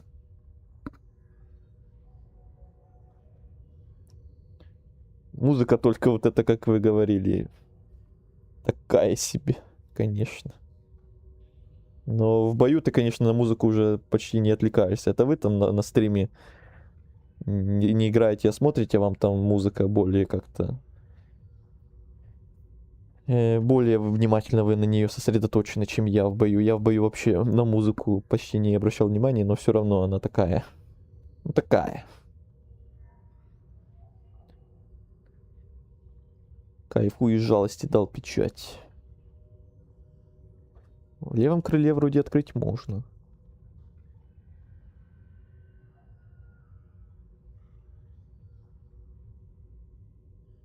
Ну, такое одно всего. Да, вот тут вот слева я что-то пропустил, и вот тут вот справа проход.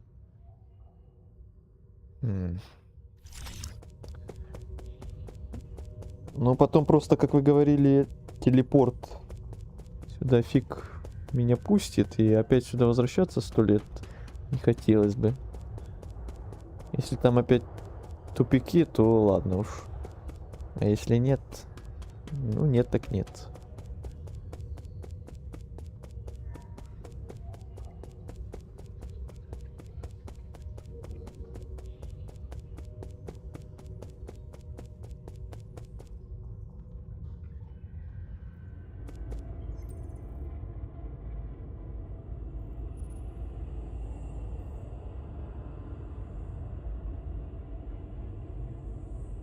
Нет запоминающихся тут в целом особо. Очень жаль. Так, ну тут тупик, я помню. Это добираться, не знаю, как-то через верх, что ли. Или справа как-то. Ой, опять эта хрень. Отстань.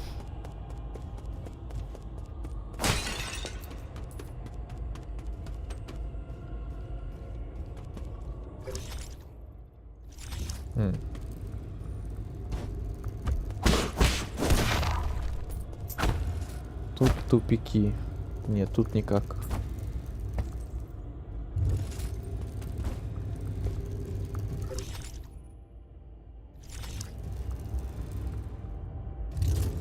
Правее не сможешь. Угу. А левее?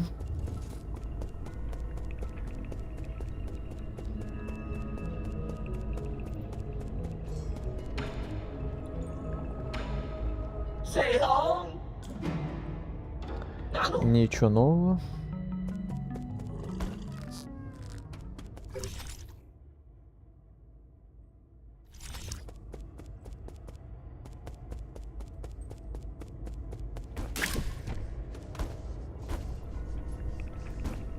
Тут слишком высоко. Ай, недолет.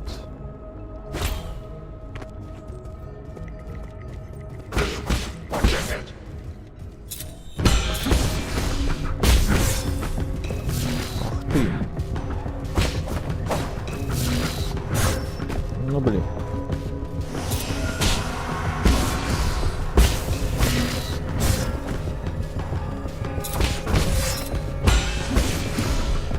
Что началось тогда? После босса-то такого. Так, там я активировал. Так, не вниз. Все, я пойду. Удачи всем. Давай, удачи.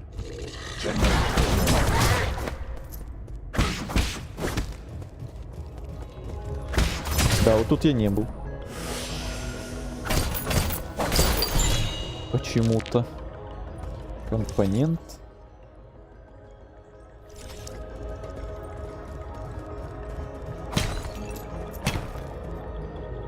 А, да тут больше ничего и нет. А, ну все тогда, значит. Можно реально уходить отсюда. Там пока тупик. Значит, все. До свидос. Эть.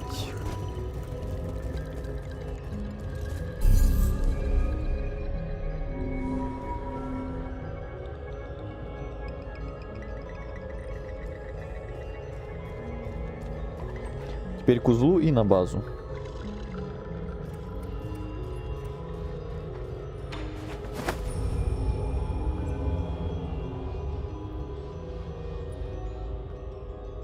У нас тут не получится сделать нашу тоже традицию, как было с Хорнет, чтобы положить спать и под музыку заканчивать стрим. Тут так не получится. Так. Ну, думаю, оставим тут в павильоне дела уже на следующий раз. Он никогда не спит. Даже так. Так, с этим поговорить можно. Запомнили. Начнем следующий стрим с Шуань-Шуаня. С разговора с ним. И со всеми остальными, кто тут еще в павильоне появился. И все новое. Стрим почти ровно 5 часов шел. Нормально.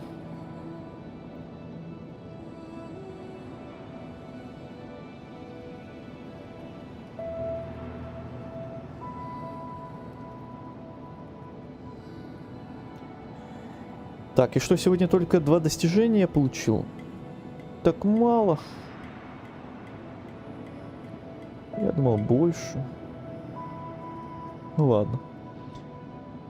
Зато карточек целый, блин, гору мне тут насыпал. Кстати, насчет карточек. Там же их вроде как обменивать можно, если я не ошибаюсь. Или что, или как.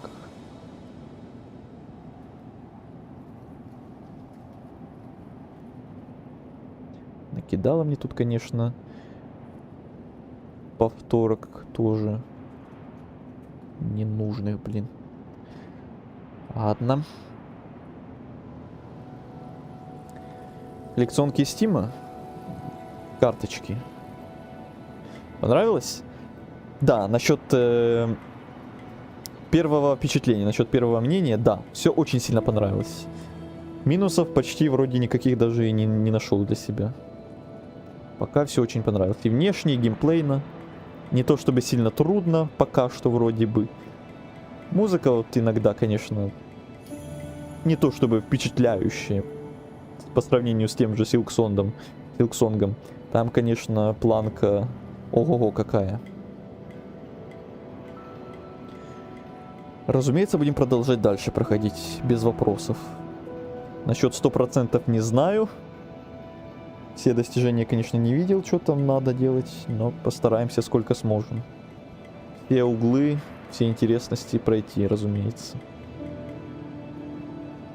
Это конец. Да, это конец. Ты подошел почти под конец стрима, к сожалению. Мы там в начале очень много чего делали.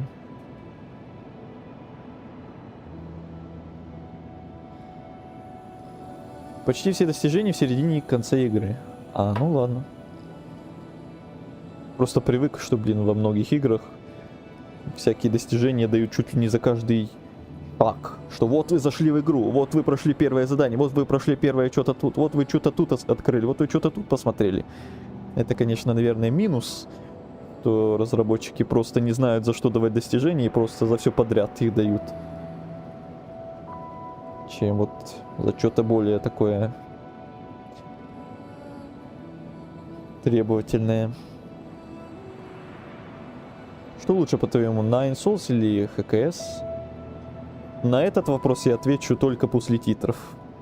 По первому впечатлению это точно не стоит это сравнивать сразу. Игру, которую ты прошел полностью, и игру, которую ты только один стрим попроходил, и сразу говорить, какая лучше. На такой вопрос я точно отвечать пока не буду. Вы зашли в игру. Да, все.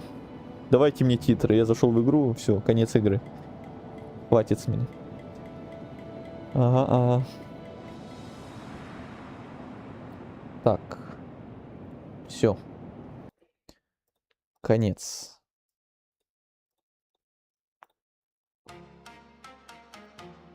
Спасибо всем, кто был, всем, кто смотрел, всем, кто активничал в чате, всем, кто может, молча смотрел этот стрим, всем, кто ставил лайки или дизлайки на ютубе, всем, кто в записи будет смотреть этот стрим когда-то.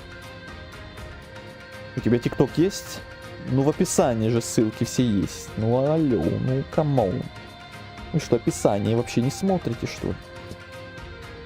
Да, и спасибо всем, кто много часов этот стрим смотрел, всем, кто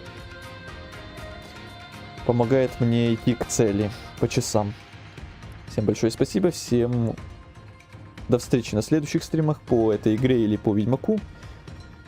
Всем спокойной ночи, всего хорошего, всем пока-пока.